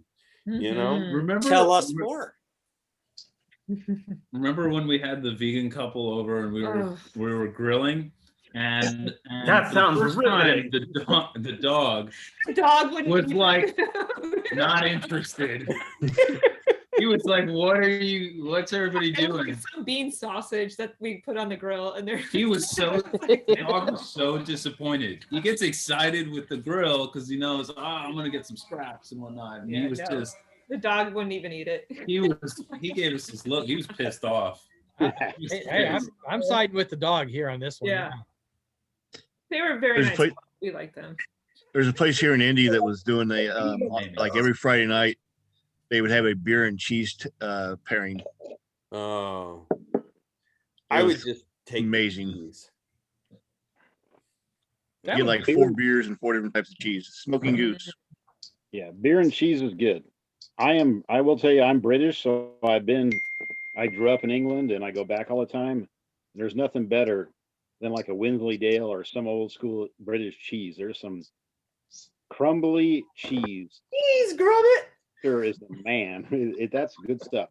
Where's that British accent? Where's He's been in Vegas too long. I've been doing the Swiss stuff that melts, the brie or whatever you call it. I don't On a like burrito, which I guess is kind of burrito. Yeah. Burrito. I don't care. It melts really well and it tastes really good on a burrito, even though it shouldn't. That's Hey, it. you're You're supposed not gonna chew that now. Yeah, Swiss cheese doesn't belong on a burrito. No. You gotta eat a dry. You gotta eat a dry Swelling. cracker, a water cracker, and some good cheese. No melting shit on nothing.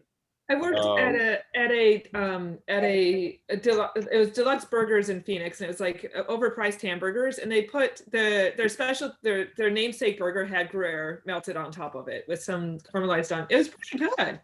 It is good. Yeah. It's good if you mix it with this weird hybrid of cheddar and Parmesan, and you put that with the Gruyere on a burrito, and then it is really good. But I'm all about like being inappropriate with cheese, like just getting the wrong I'm all about cheese. being appropriate with cheese too.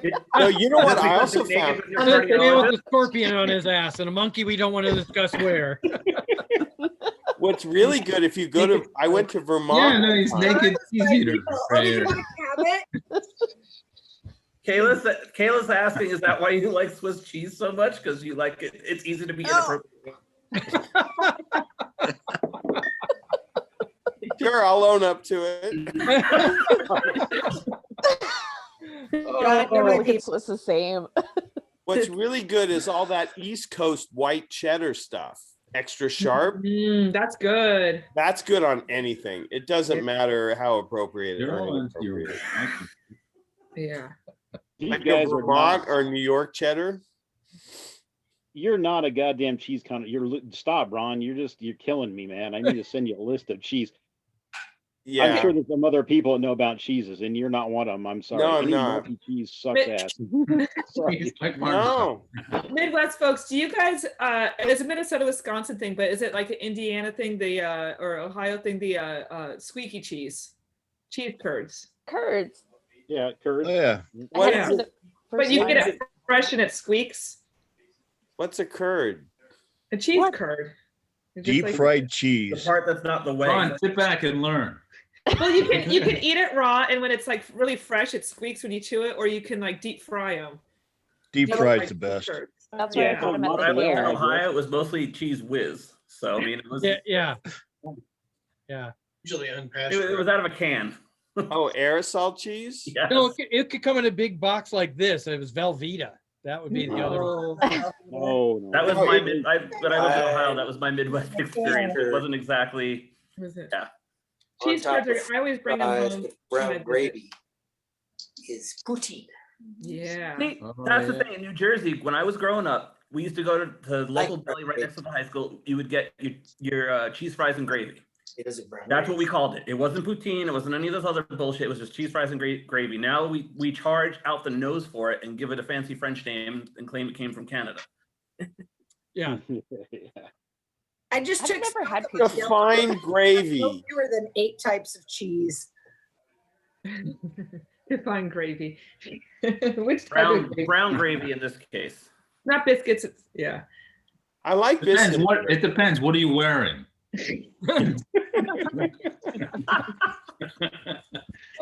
Jeff, you really aren't putting this on the internet, right? I just want it to be known I'm not taking us down this rabbit hole tonight. It's not me this time.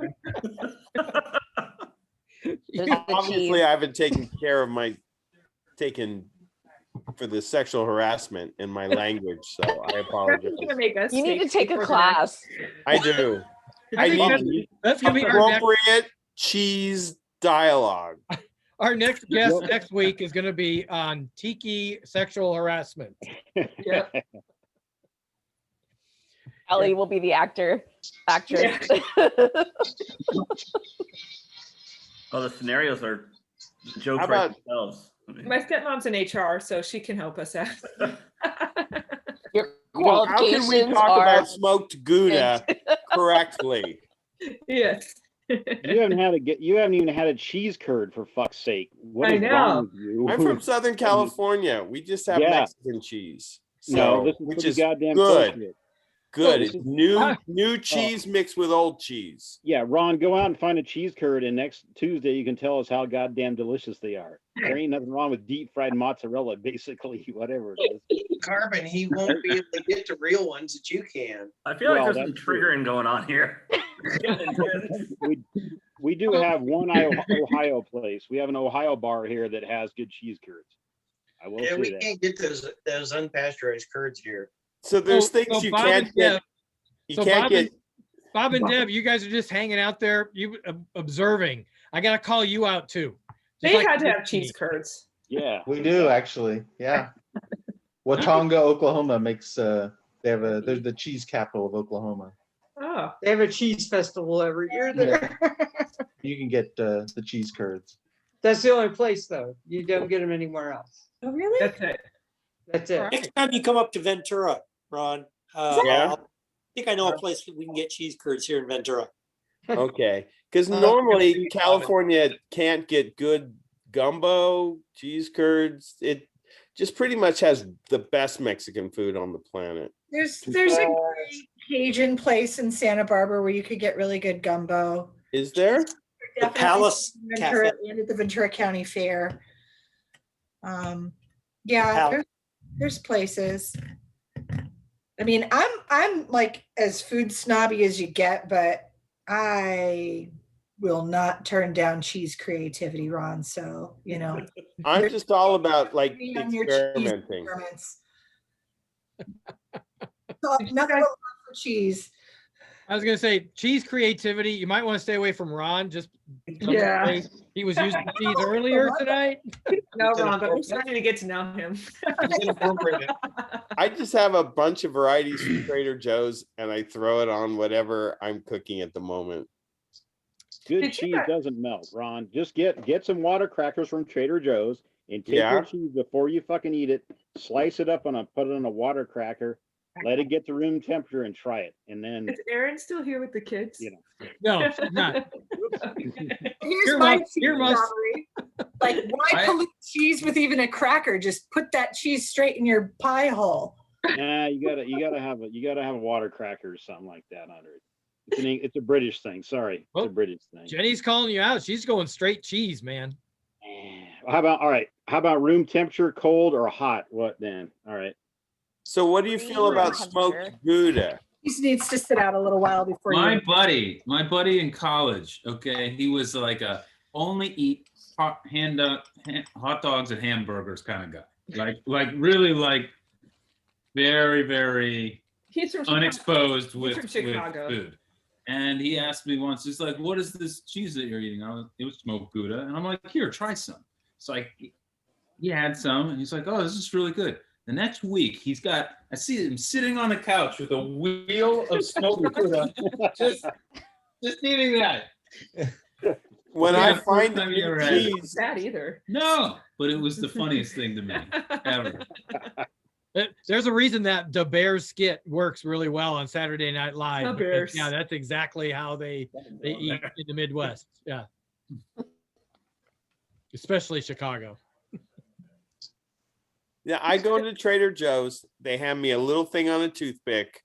I eat it, and then I say, "Oh my God!" And that's my new obsession for how many weeks. So they gave you Swiss. So, Damien, are you drinking wine? Did I see I a am. wine bottle there? Yes, I am. What the hell, man? It was me. I wanted wine.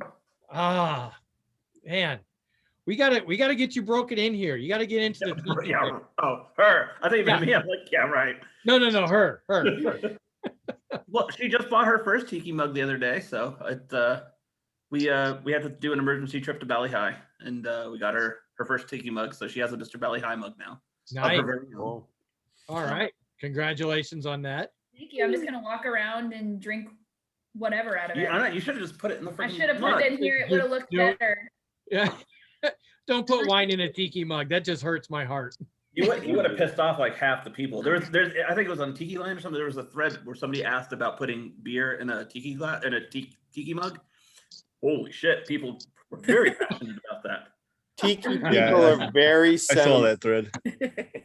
I thought that was the point though, so you could hide your whatever's in there.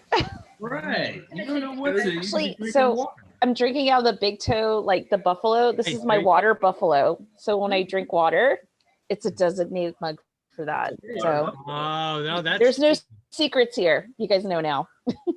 But but you're drinking Fiji, right? What were you drinking there, Michelle? Glenlivet. Oh, okay. All right. Nice. Yeah. But I have a daiquiri over here. I put paintbrushes in my tiki mugs. Just Ron, between cheese and tiki mugs, you just need to step up. I think that was worse than what I said. Yeah. I have a few. It is. Good catch. Very good catch. Yes. I was proudly drinking out of my official Tiki Trail mug tonight. Nice. Oh, hey. Nice. Carbon What a Tiki and I are nice twins. picture. Look at Oh that. yeah, we got Paula. mine's empty though. Look at that. It's not my You gotta water. put some mug, water my in it, like hydrate while you drink your drink. And for Keo, you should have another mug coming any day now. Sweet. And I was using my new glass straw Oh man, I don't from last week. So I didn't drink that much, but I tell you what, I bought a shitload of glass straws. Those things look Yeah. awesome. Those look They are really- awesome. Yeah. I bought a shitload of them too. I did. Are you guys talking about Surfside Sips? Yeah. Yes. I got some too. I only bought two. I got the bamboo, and of course, got a lightsaber one.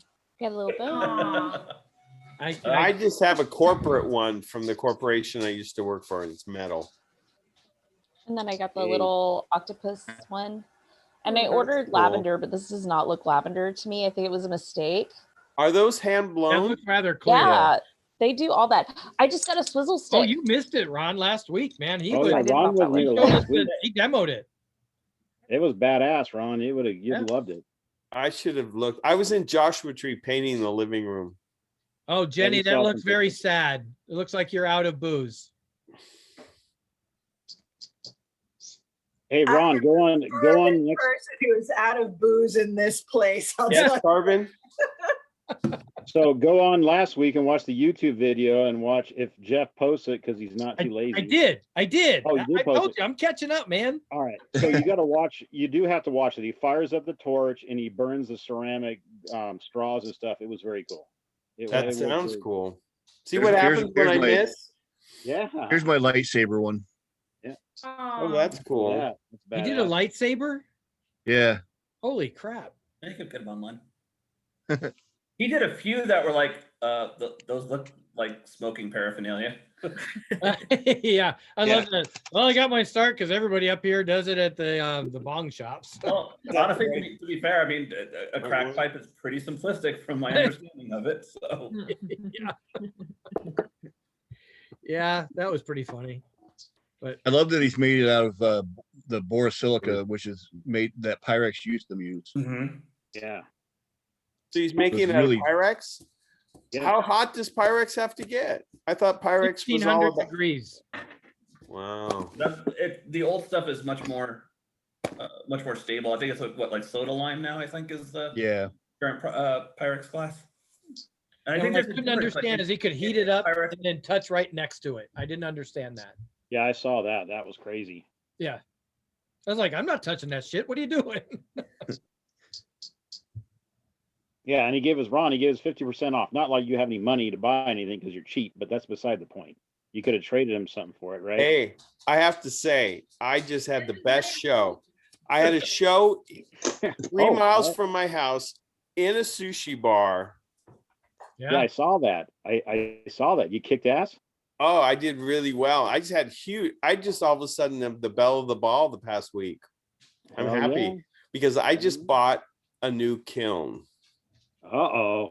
So watch out for tiki mugs. You better hook us up. We got some ideas, you know us, all of us.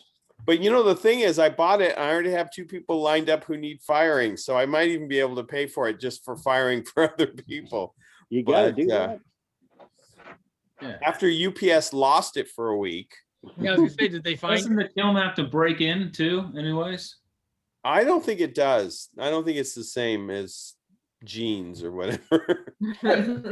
But no, you know, I have kilns for sale now because they have changed so much. You just push buttons, boom, boom, boom, boom, boom, and it fires it for you. None of this, you know, cones and all that stuff anymore. Yeah, our boy in Vegas, Big Studio, he's been on there before. He's making a bunch of shrunken head pipes, we'll say, some of the glass things, and an Aku mug that's pretty badass too. Ooh, He's the been Aku looking- mug. I'm interested. Yeah, they're pretty badass. His stuff has been really awesome. Stuff that he's been coming up with lately. And I'm not I even have some of a person. I have some of his original stuff, like this one's not even. It's not even fired on the bottom. It's number 2 of a shrunken head that he did. Nice. Got a bunch of old stuff that, you know, it's kind of crazy that, and he is killing it. He does some awesome work. I even have this that he did too. That was this isn't a mug he did, but he did he built all this. He's got a video on it when it. Wow. Oh. He takes the mold and then he just drops the plaster mold and it folds up on his website. It's from this, you know. Is that called Ebola Woman? No, it looks like, what was that movie where they used to have the powers and then it would bleed afterwards? I think it was Stephen King. Yeah, he's very into that horror thing, which I'm not a big fan of. Who is that? He is, you know. What's that? I love the skulls. Big Studio. Biggs. BIGGS. Yeah, I believe That seems to be a trope where anybody does psychic something, they always lead a little bit. Or... So Yeah, that's it's another like- one of his. That's And another there's one a of his- cost or something at it, you know. Yeah. Which I was meaning to ask. I know this is a big tangent. What is with the trope of like evil guys drinking milk? I have no idea. Is that like a TikTok thing? No, it's in lots of movies. And the villain is like, maybe they'll just drink milk. And it's like really weird. Are you watching those Nickelodeon movies again? I think Maybe it's because milk is like such a deceivingly innocent thing. Like usually, like children drink milk. right. You That's know? what I'm Well, saying. It's like whatever. a Okay, so if you're not with me now, you'll be looking for it now while you watch Yeah. it. You'll be like, oh yeah. I don't Yeah, trust. okay, I will tell you who drank milk, and I'll do that, and I won't be weird about it because y'all love it. Hellboy drank milk, didn't he? Oh, Drink yeah. that milk, and he had kitty cats, and he Oh. did. So, is He that also who drank drank beer? beer. Orange. I And think how it's the bad whole was it? idea of, like you said, the Maybe wholesome so. contrast. That's milk and narcotics. I mean, I don't think it's 1-to-1 ratio here. Or maybe it's just daring because it gives you sinus problems. Shit. Quentin Tarantino? Quentin It Tarantino. also. The Quentin Tarantino Nazi one. What was that? Oh yeah. Glorious Bastards. Yeah, Glorious Yeah. Bastards. Yeah. Okay, so that guy, he's a Good milk call. drinker. Yeah, that was a weird tangent. Thanks, Josh. Thanks, Josh. You're welcome. I'm going to be a lot more aware of dairy We can go products back to from now naked on. cheese. That's cool. Josh, you I didn't hear. What? I What didn't was hear. it, milk or buttermilk? Oh. That's a grandma drink. Hey, so Josh and Allie, got to ask you. I'm looking at maybe's not Mad Maybe's not on. I told you guys I was looking to go up to Mad Maybe's in San Marino. Where's that? Oh, he's north of here, right? No, south of there. Oh, okay. He's just north of Gilroy, I want to say. Oh, Garlic. yeah, Morgan. garlic. Yeah, so I may be up there this Saturday to drop that off to him. Ah, And I was gonna say if you guys are up for it, I'll bring up your mug as well and a cocktail. Forbidden Island meetup. Where's this? Meet up safely. yeah. Island. Big Gilroy. No, I don't want to go all the way up into Forbidden Island. That's another couple hours. Like another hour. Are you in slow? Are you sure you don't want to go up there? Right? Oh no, I Yeah, want to Forbidden go. Island's open. Like, no, thank you. We were going to go up. We were actually going to take a drive up north, but let us know because it may or may not be happening. So Oh, what way? What day? Saturday. Saturday. Saturday? Yeah. So then there's also Bray's restaurant in San Jose and Willow Glen area. And they may be opening this weekend. I don't know, but Brian Reckenmeyer is a bartender there. Do they have cheese Oh. curds? No, but they have some amazing they're like these cheese puff pastry appetizer things. It's decadent. It's incredibly good. And But- back to cheese again. But Bray's does, they do craft cocktails and Brian was doing a Sunday tiki night there. Yeah, I mean, well, B-Rex is there. Obviously, there's some tiki drinks going Oh, on. okay. So you're talking the artist. Yeah, Mhm. yeah, Okay. Brian Reckenmacher, B-Rex. He's got some cool stuff. Yeah, he sells out of his damn bar mats all the time, and it pisses me off because I can't He get. just got he just found another box today. Got one. He got another What? group today. He found a box when they were cleaning some shit out. There was a box that there was like 4 or 5 of each mat. And you're telling me that because now I'm going to look and it's going to all be sold out already, right? Yeah, they sold out within 10 minutes. Yeah, okay. I managed to snag the little tiny bar one, the little small rectangular Yeah. one. Yeah. Good for you. Thanks. If you guys want cheese curds at a tiki bar, though, Psycho Susie in Minneapolis has them. The fried cheese curds. Shut it. Yes, they do. That's a little Am I far. gonna have to drive I've that never, road? I've never traveled that far east, but What do you mean you've Good never to know. traveled Good that to far know. east? Oh, Start playing music. All right, who's playing music? I think it's Miles.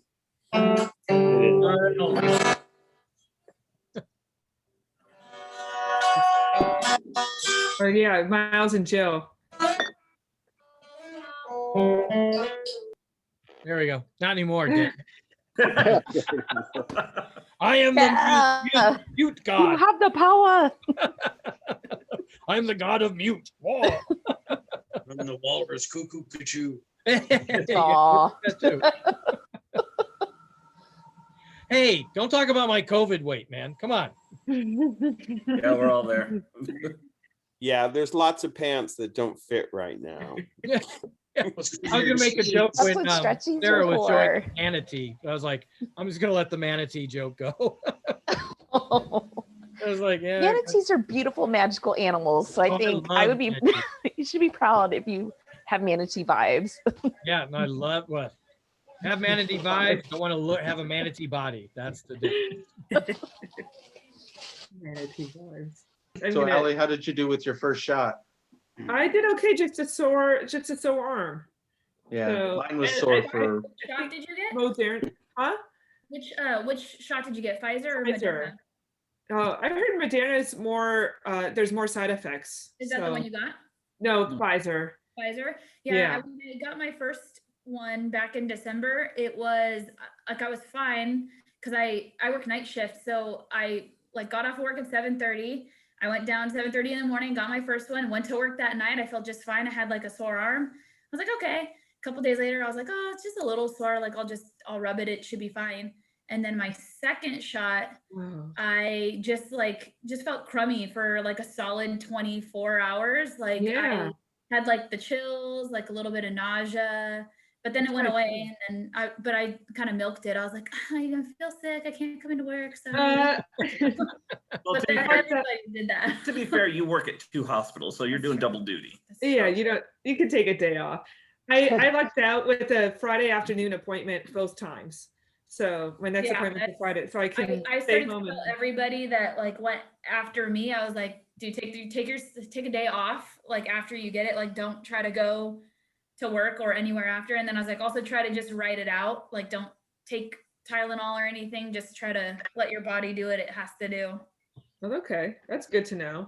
Yeah. I'm a little nervous. I'm hoping that we're on the edge of the older people. So I'm hearing older people get sick less. So I'm hoping we're closer to the, We made the an older. announcement today that we're on track to have vaccinations for every adult by May. Yes. So Well, they made the White House made I that will, announcement today. I will say too, Jeannie's had the Moderna. I've had the Pfizer, just first shots, I think. And Jeannie, were you sore too or not, or what was Oh your? yeah, my arm was sore, of course. But I didn't have any side effects. Like, I mean, everyone was like, oh my God, you're gonna be so sick. I took the next day off and I was like, should I take the next day off just in case? And the only thing is that I was just a little bit tired. I didn't experience anything, just a little bit of it. I came home, took a nap. I woke up in the middle of the night, like super hot.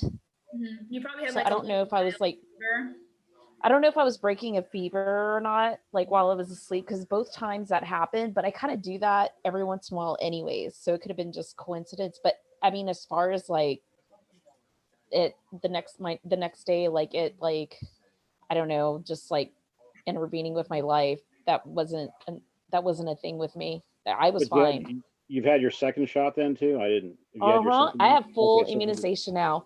I've been past post 2-week period. I'm ready. I'm like, let's go have brunch. And then all my friends are like, I'm not vaccinated. I'm like, that's right. Just me. Keeney, what are your credentials and qualifications for the shot?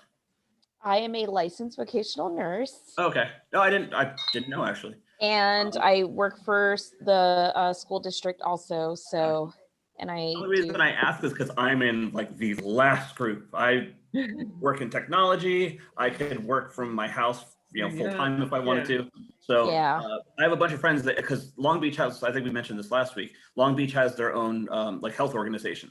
So they're light years ahead of the rest of California in terms of just rolling things out. Like Kelly and Katie got theirs, or a couple other buddies and whatnot in Long Beach got theirs. So it's just, I feel like I'm the last of my friends to get anything, and it's, You and me both, Damien. Well, thanks, man. Thanks. I appreciate you don't think of me as a friend, but that's all right. I have a It's what you feeling get I'll be for going back doing this something, year. going for We a had run every day. Gavin Newsom was at one of my schools this week, yesterday, praising us for opening so early because we were one of the first districts to let kids back. And so What I'm district are you thinking in? Palo Alto. Oh, okay. So I heard that they were going to do people with medical conditions? So what I've March 15th seen is that it's Hmm. just, well, they're going by age bracket because, you know, so I think it was 75 and older, and then now it's 65 and older. They are kind of like letting some people jump the line if you have like really bad pre-existing conditions. Well, I've had 3 heart surgeries. I'm a diabetic and I got an autoimmune disease. I'm practically dead. Probably should have one like before most people. There's a Yeah, that's basically there's a website that you could go on, and that's how I checked to see if I was still eligible, and I answered it very honestly. But there's a website that you could go online. It's a California government website, and it basically will tally and tell you if you're eligible and kind of go from there. So should I go through California or Kaiser? My turn. Oh, dude, my turn. Kaiser. California. Ugh. Kaiser, You'll never get it if you go through Kaiser. California. Yeah, my Yeah. turn. My turn. California.gov or something like that. Just try to sign up. That's the one. myturn.california.gov. And the other side is I'm the most non-essential person on the planet. Like, I'm gonna share it on my Facebook. there's no need for me. Ron, you're essential. We would miss you if you weren't here. You're essential to us. And my opinions on cheese would be, I don't know if they count towards. Yeah, you want to keep essentialness. that quiet. That part. Yeah. Keep that part quiet. That and naked cardiology practices. That's Yeah, exactly. And you know what? To be honest with you, I might as well drop the bomb. I hate cheese on a hamburger. There you go. I'm with Why? you. I'm right there with you. Belongs. That's the best part. No, the Blasphemy. meat is too similar to the cheese. They just melt together. They're not. well, to be fair, That's what makes it. Kraft cheese isn't really cheese. So, No. I mean, No, that's chemicals. Yeah, exactly. that shit doesn't have a shelf life. It has That's Monsanto. yeah, it doesn't have a shelf life. It has a half life. I mean, that's Right. No, American cheese and any cheese that is propelled by aerosol generally doesn't count. So Michelle and Jeannie, are you guys glad you stayed on for this part? Yeah, I am. It's COVID actually and fun. I secretly watched like Incognito last week, so and I saw everything. Oh, a lurker. Oh, look at I had to check it out. Do you do hand painted T-shirts? Not t-shirts, but like button-ups I've done. I don't like painting on cotton. Yeah, I can imagine. I used to airbrush You can put T-shirts pink and slime yeah, on cotton shit was like the no one's problem. business. What's that? You can put pink slime on shit like no one's business. Thank you. Now, I think you should do some on-demand stuff just for some cash, and people like me who just wear T-shirts and have no style whatsoever. I'll probably do some t-shirts. I've got a couple friends that do silk screening, so No, You it's can also say I love crystal meth on the back of them. Pictures of cheese. Catalina wine mixer. And no cheese on burgers. I mean, I'll eat it if I have to, but you know. No, I'm right there with you. I don't like cheeseburgers. I just don't do cheeseburgers. Sorry. Oh, Jesus Christ. Yeah, yeah. It's almost like chocolate cheesecake. It's too redundant flavor-wise. I agree with that. I So when agree, you Chuck. go to barbecue, you always get the hot dog, right? Versus the burger. Despite all that organ meat and snouts and stuff, yes. No, I Got like it. a hamburger. Got and- it. But you know, there's something different about being at someone's house and them barbecuing you a hamburger. You know, it's a different flavor than like if you go to a restaurant. So if someone makes you a burger, you'll eat it, but it still has no cheese. Yeah. Well, first of all, I was raised to eat whatever anybody puts in front of me. But yes, I do like it. And sometimes you go to like some restaurant and they'll have some weird cheese on the hamburger that's good, where it's a different flavor. But So maybe you just don't like Blue. American cheese. yeah, and I think that's probably where it comes from, because American cheese is really just oil with orange coloring. American cheese is That's gross. the fake American cheese. There's like different types of grades of American cheese too. Is there? How did we get back on this? I don't know. I'm sorry. I am an evil person. Did you do that or did I do that? Like Cheese on a grilled chicken sandwich. Yeah. Yes or no? I'm down for cheese on anything. Yeah, anything but a hamburger. Okay, so Yeah. because How I about didn't Greek say- cheese? You haven't even got into that yet. cheese on apple pie, Yes. which is a thing. That's I a don't like the Midwestern thing, sweet. isn't it? That's like cheddar. Nice. Cheese on apple pie? What the hell? Yeah, it's a thing. That's good. Like a yellow cheese, not like a mild white It's cheese. a yellow cheese. Yeah, like a What's Where the the slight- color the cheese is? It doesn't belong in my apple pie. Yeah. It's the ice cream. Yeah. I love eating a Granny Okay, Smith apple when Ron and a puts chunk of, cheese on his hamburger, I'll cheddar. put it on my apple pie. I love it. We're all like, we Deal. love Tiki, but you talk about cheese and everybody's boring. Like, Fucking cheese. they're like, tell me my provolone. Tonight's conversations are not lactose friendly, lactose intolerant friendly. I mean, I was here for his, but the week that you were on, but this is probably like the longest conversation I have ever been a part of that had to do with cheese. And it all comes back to carbon tiki. Yeah, well, I'm gonna Danny say, started it. hey, some of the guys, I mean, she just doesn't know, but I'm sure she's had some from under cheese before, quite a bit. But I don't know. Somebody's got to say it. I've never had. I've given some from under cheese. Oh, oh, do not ask. Do not ask. My Okay, this stepmother. is our opportunity to take this elsewhere. Yeah. So Anything now you wanna let's say talk right about now? carbs. I'm signing off. I can't be on the same Zoom with you guys anymore. He's like, who cares? All right, so That's kind nice, of right? cheese, kind of corny. But I do have a mug that He a designed. corporate Tiki mug or a corporate mug. It's not a Tiki mug that I made for my team. He designed So a coffee mug, yeah, and it's a skinny gray thing. so it's skinny modern one for the office. All right. Yeah. So Did you throw that onto the wheel and work that up? He handmade them all. yes, No. but He's proud of if them I'm gonna share the mug, this is the right crew to talk about. to share his. Oh, you got your apple mug. Yeah. That's Congrats. funny. All right, guys. Well, it's after 9 o'clock. I need to eat. I've been drinking all damn night. I need to You need to start demolish eating my before bathroom. you go on the air here, man. And I'm not going to have cheese with my dinner now.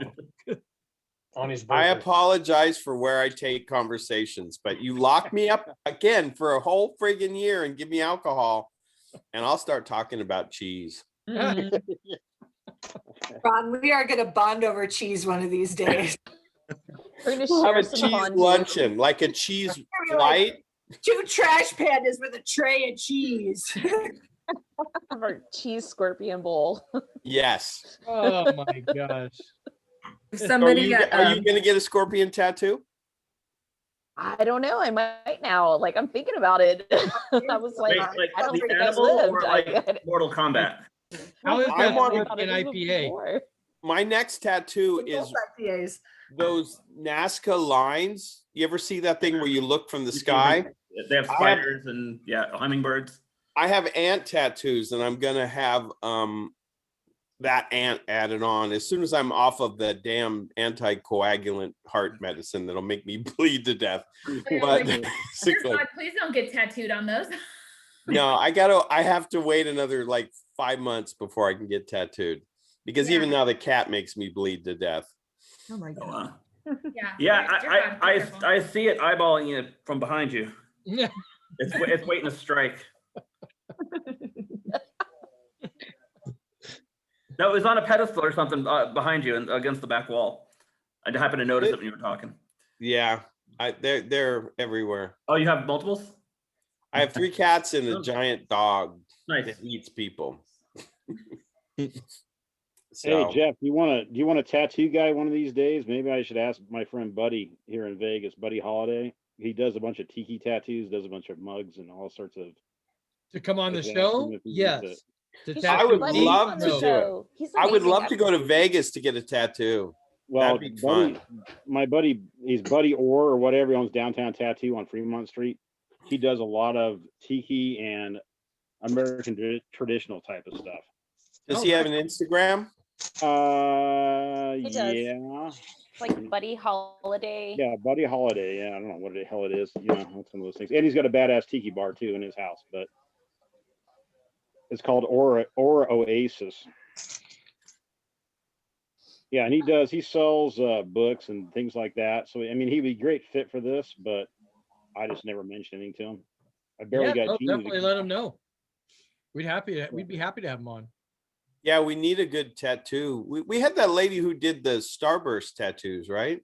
Yeah, and there was another guy who did tattoos. So we've had a couple of tattoo artists on. But he is about tiki stuff a little more. He's always done a lot of that type stuff. You know, and he's one of the guys that got me into tiki, and one of his other tattoo artists years ago. So I just need to get him on. He lives down the street from Jeannie's boyfriend in Vegas here. Old Ralphie the Shoes. You guys haven't been to Ralphie the Shoes house. That's Jeannie's man. Ralphie the Shoes. Is he in the mob? Is that why he's got the shoes? There's rumors. Cannot confirm or deny. Yeah, in Vegas, yeah, that could be a real thing too. So I'm not going to ask anymore because I don't want to disappear. I'll mention some to Buddy. I asked Jason Jaffe, do you know him? Or I asked him about coming on and talking about just importing all sorts of tikis and old school stuff about oceanic arts and all that. Oh, but, yeah. I know Jason. Yeah, Jason. I asked him about coming in, but I don't know. He just said cool, and you know how it is. Yeah, I know he's got a lot of secrets we don't know. Well, Smoking Tikis, they don't have a website, do they? Yeah, he does. He does does a he? website. Okay. But Smokey- I always see him at events, so that's why. Yeah. Oh, by the way of events, we have the original Tiki Marketplace this month. Yeah. And there's 3 Tiki shows next month in April. There is the Aloha Ana in Palm Springs, and the original Tiki Marketplace, and then Arizona Tiki Oasis. All within 9 days. I am going to die. I'm doing all 3, but wear your mask, and that way you won't die. So you'll be Isn't the Hardcore Tiki Marketplace this weekend in Long Beach at Bamboo Club? the Bamboo Club is this week, and then Yeah, next it's week this is the weekend. International Tiki Marketplace, or whatever the name is. Original Tiki Marketplace. The original Tiki Marketplace. I just call it Garden Grove. Yeah, that's the one that the Garlands run. Yeah. So the Tiki shows are starting to happen. I don't know if Rory's doing. Does anyone heard about Tiki Caliente? No, they were still undecided. There's a lot of places that are still undecided because it's so close to coming back. You know, they're pushing it back to whenever. I know even TikiCon, they're still kind of weighing things out. It really depends on how many people get vaccinated, because the more people that That's get exactly- vaccinated, Yeah. And plus, I mean, it also is, is the state going to allow it? Gatherings of that size. that too. Right. Well, Orange County is pretty liberal, and Arizona is pretty liberal. Orange County is conservative as shit. What the hell did you just say? Well, no, in terms of allowing people. Dude, that is like said no one ever. No, you got to inverse it. The more conservative you are, the more liberal you are about your. More liberal about no masks. Not at all. Right. Not at So. all. In fact, the concern, like Anaheim has got a Republican and conservative majority on for the 5 city council people. It took Strongwater 3 months to get a 6-month contract to get patio seating, and they are already 3 months into it, and they're finally getting things delivered. So they only have 3 months left to do it. Oh. See, Los Angeles is really locked down, but we're starting to go down. Like the cases are starting to go down here. So Over here, because I work in Riverside County, and I also just got hired at Kaiser out here in Anaheim.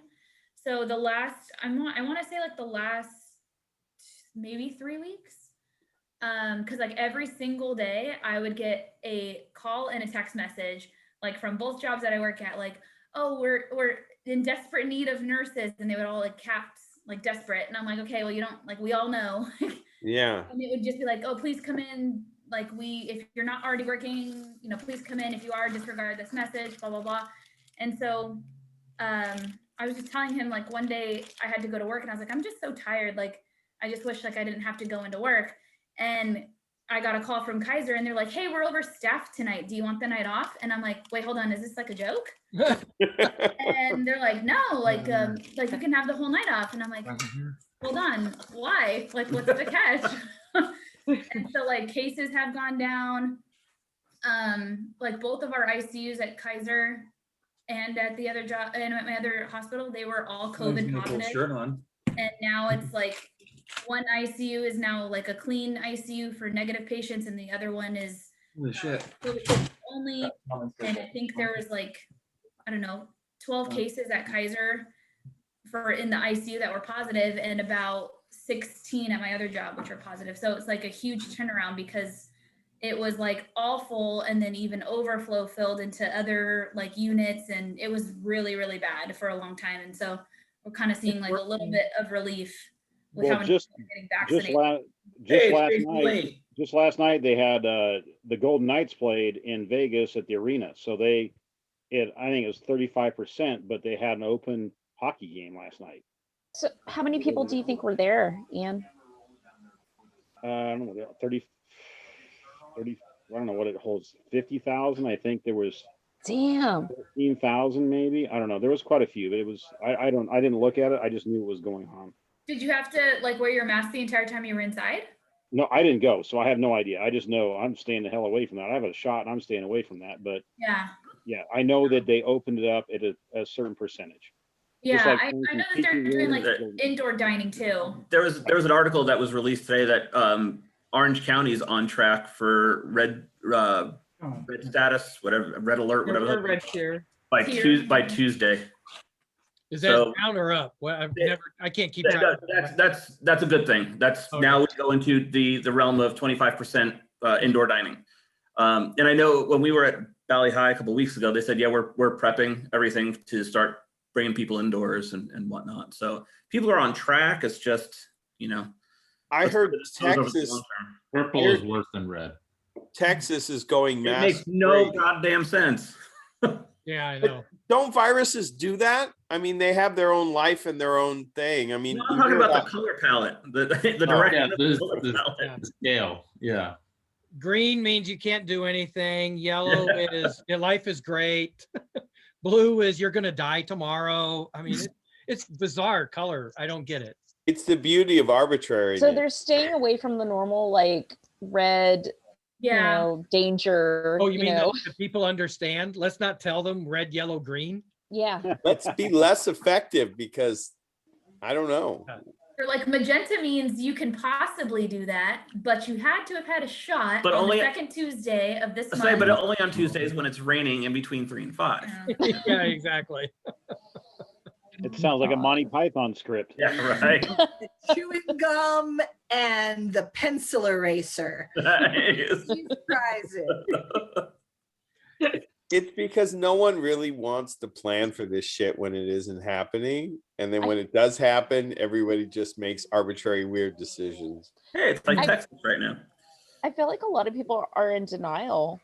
They still are, like so many people. It is like baffling to talk to people that like It shouldn't be politicized. Yeah, like want to talk like all this shit. Like I had posted because I was really excited about like being like and emotional about being like fully vaccinated. I was like, I've dealt with this for almost a solid year, like with no break, no relief. I've always worked in a COVID ICU just since the beginning. And so, I was like teary-eyed and I was like, this is like a part of like, this will be history one day. Like this is, we're doing something, we're, working hard. And I was like, I chose to do this and I, did my research. I, risks outweigh benefits, like what does what? And no, I know the benefits outweigh the risks for sure.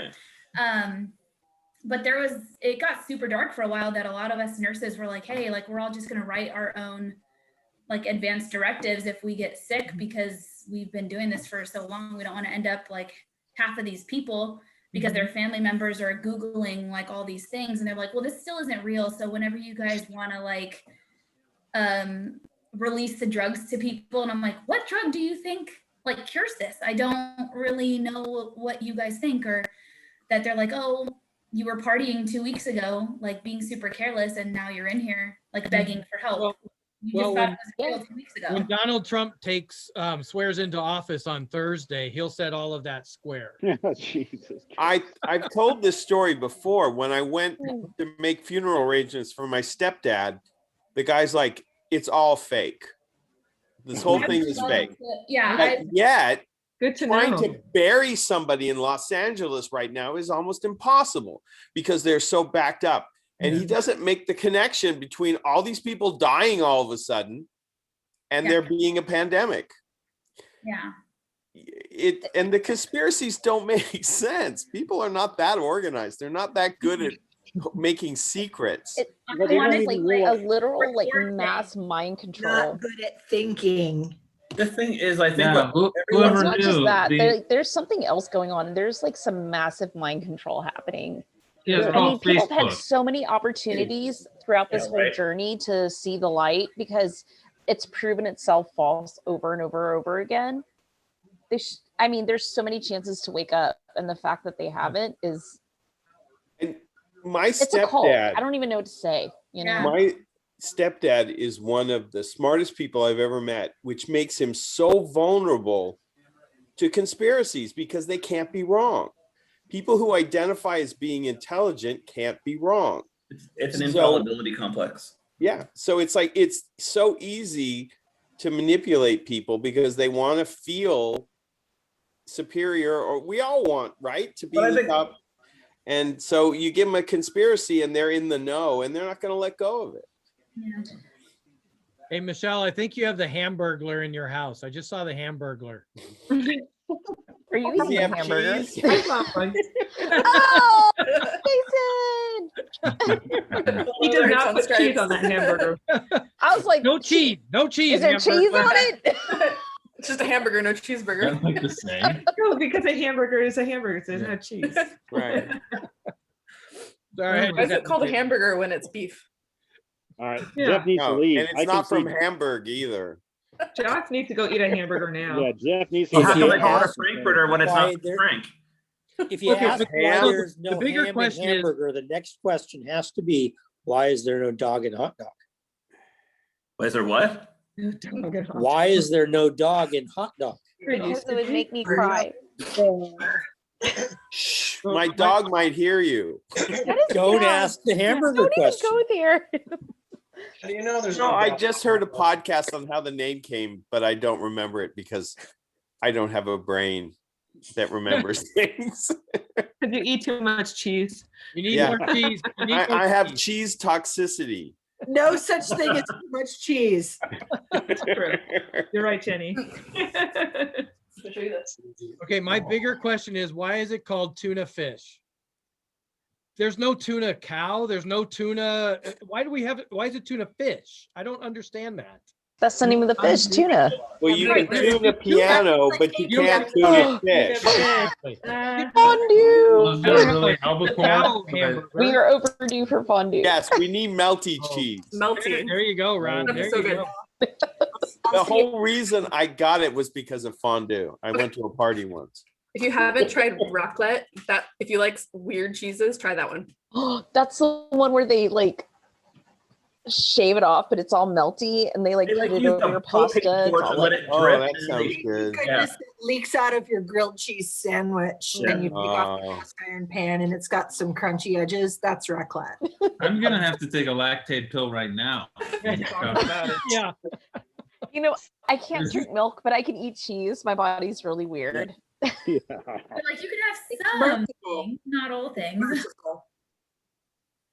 I can eat all the cheese. All I just about the can't have cheese. milk. Sacrifice all other dairy just for cheese. Oh yeah, I do. I actually totally like would. yogurt too. I make was like, my own. I like yogurt. I draw the line at ice It's good for your gut. So it says. Wait, Jimmy you said you draw the line at ice cream? No. As far as getting I rid of can't eat ice cream. for just cheese. Okay. Oh. You have to All keep right, fellow lactards. I'm a big ice cream fan, is what I'm saying. Okay, good. Yeah. I was like, Oh, wait you a like minute. ice cream. What kind do you like? Mint chocolate chip is my kind of my go-to. Yep.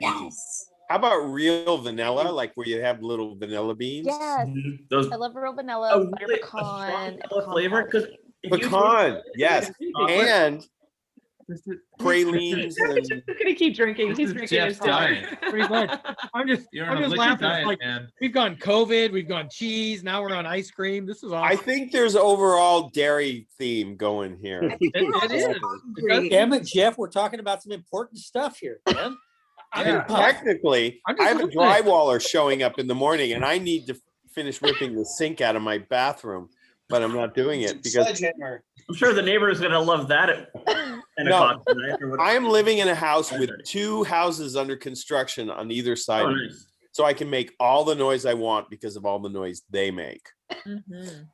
Well, that's utterly great. So you need to get some more cheese. And then It was funny. He did. Shit. He's been sitting on that the whole night. He's been waiting for that.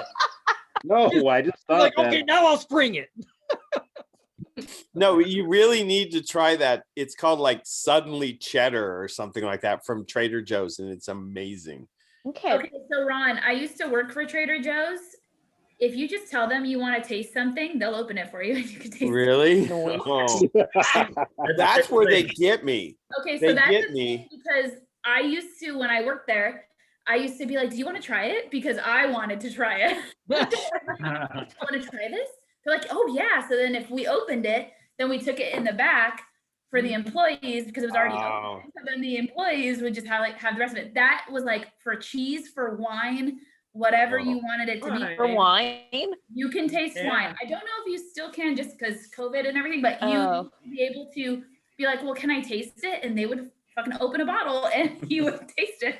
I have to say, one of the best parts of my life right now is I can walk to a Trader Joe's. They just opened one within walking distance. And it keeps me from buying too much because I can only carry 2 bags home. But Trader Joe's is the absolute best. Well, yeah, there's not, I mean, because I'm about to move out here in about a month. So there's like, the closest one's like 17 miles from here. I'm like, dear God. Yeah. And mine has parking. You're in the middle was of this Anaheim, time where the they closest one is 17 miles away. It's Tustin. It's about 12 miles. More than 45 minutes. from We've the been trying to get one in Anaheim for years, and they've always said that it's not the right clientele for us. So, Do you guys have an Aldi? Do you have a Costco? Like, That's right all that down the matters. street. Aldi I has have like to say, a lot of the they same had a stuff. new Ooh, I'm gonna have to go there then. San Jose has 4 Costco's. I'm in heaven. they had a like a pursuit where a guy was being chased by the police and he pulled over into a Trader Joe's and took someone hostage. And I was thinking, how in the hell did you find parking at a Trader Joe's? Right? Wasn't that in LA too? Yeah, I mean, and everyone thought the same thing. It's like, wait, how could you just get into one? Yeah, that's lucky to find parking just in general around here. That was the worst part of Ventura County. Ventura County would only build a mall if there wasn't enough parking. Nothing against Ventura. I love Ventura. So don't think that, but We have I one never street. had a But there's a problem with structure. malls in Ventura County ever. I don't get that. we used to go to, they'd have like all high volume stores and 10 parking spaces. But actually North Hollywood's worse. Right, right. It's filled with tiny strip malls with no parking. It's bad. You're right. It's Never bad. have problem parking in Ventura. My friends from Hollywood are like, I love coming to visit you because there's no stress. We don't have to valet. You could just pull up and park wherever you want to go. I'm like, Where are you at? I'm in San Jose now, but I relocated here from Oxnard, and prior to that, Thousand Oaks. When I was in Agora Hills, we used to go to the place in Westlake Village, and you just couldn't find either Costco or like the mall. You would just drive around and there wouldn't be any parking Yeah, the spaces. Westlake Village. Yeah, the promenade is super crazy busy. I know the places to park there. Same thing with the Costco. But You got the hookup. Like I got Yeah, I got to talk to you because I mean, we have a Costco here, but again, the parking is so horrible that except you Not need to worth park far away and then don't circle and just walk. no, I'm perfectly willing to walk. I'd rather get an easy parking space than a walk. Truck area where like trucks come in to do deliveries, and back there is parking. And then walk. Once I know, I'm perfectly willing to walk because I used to have a gym membership where I'd walk. I'd pay to walk. There's a Costco in Fullerton, next town over. It is god awful. It's like full contact sport to just park and go in there. I am the type of person, I have extreme anxiety when it's like fighting for one space, and there's 50 other people looking for that same one space. I'll park as far away as I need to just get the driving over with, But we have one in Anaheim Hills and another in Irvine. There's a whole bunch of Costco, so I avoid the Fullerton one at all costs because people are rude. I mean, not people that work there, but the customers. Are there Costco pro tips? Go on a Monday night or a Tuesday night? For a while, they were letting medical professionals go in early so they could get their shopping out of the way. So my pro tip was send Kayla. Oh, I thought you were going to say just call yourself a doctor. No. I will not do that. Especially when it comes to like the COVID vaccination, I am not going to cheat the system. It's like, there are people that need it more than me. So. Well, you talk about Irvine's got like 3 Costco's within a stone's throw of each other. That's an awesome area. No, the desert was good because you could park at the Costco. But when I was caregiver for my dad, the one thing he asked me to do that just made me crazy was he's like, let's go to Costco and eat hot dogs. I'm like, did you want cheese on them though? No. Okay, I good. knew you were going to say that. I did it. Damn it. But, Of course it was I was going to say that, Carbon. Come on. Yeah. Beat me into that. I don't know cheese. How many people eat cheese on their hot dogs?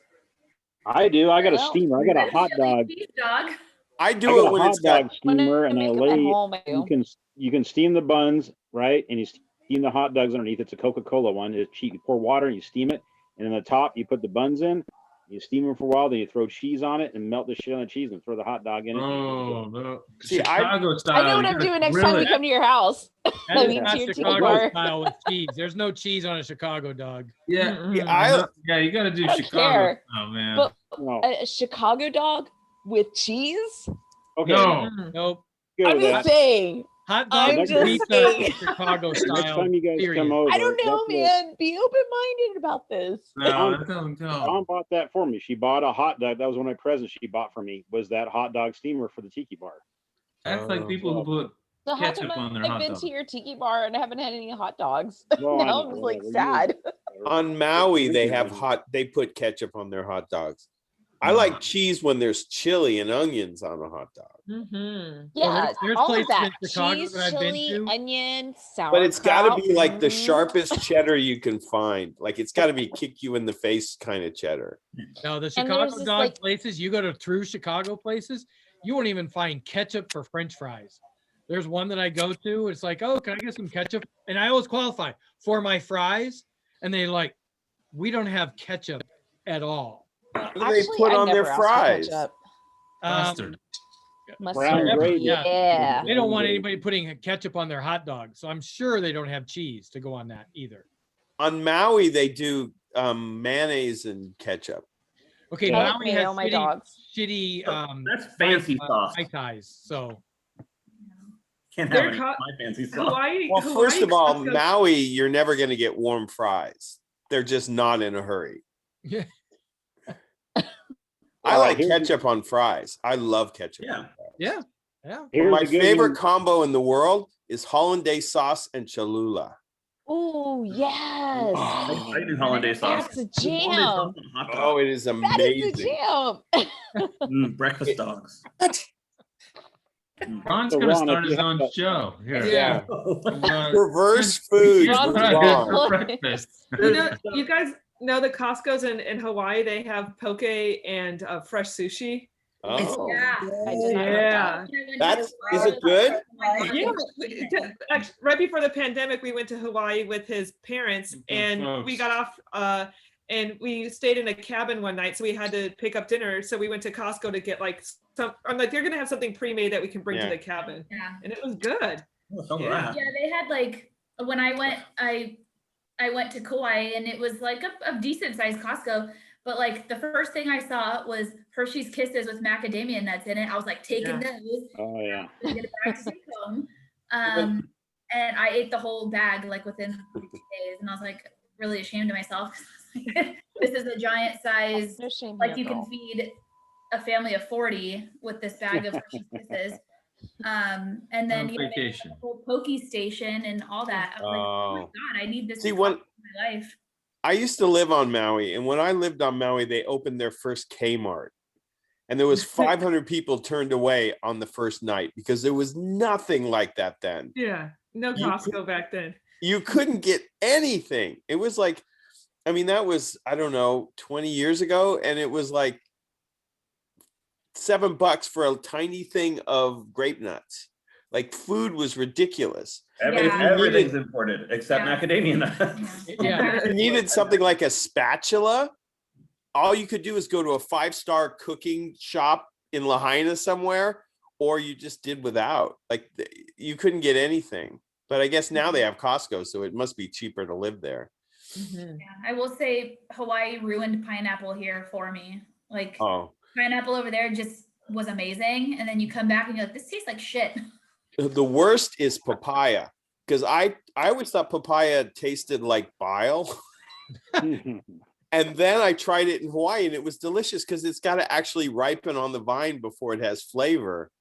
And it was amazing tasting because I used to have it when I had parrots and I had friends who had parrots. You'd feed papaya to parrots and it was like gross. But you eat it there. And the pineapple also. It's amazing if you actually get something that's ripened on the vine. You could have a desert. You could It's have like a desert 20 hot till dog. 10.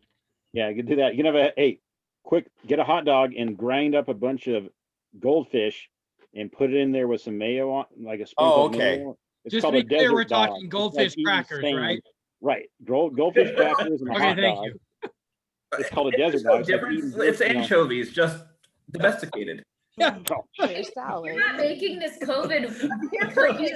Options, by the That way. sounds good.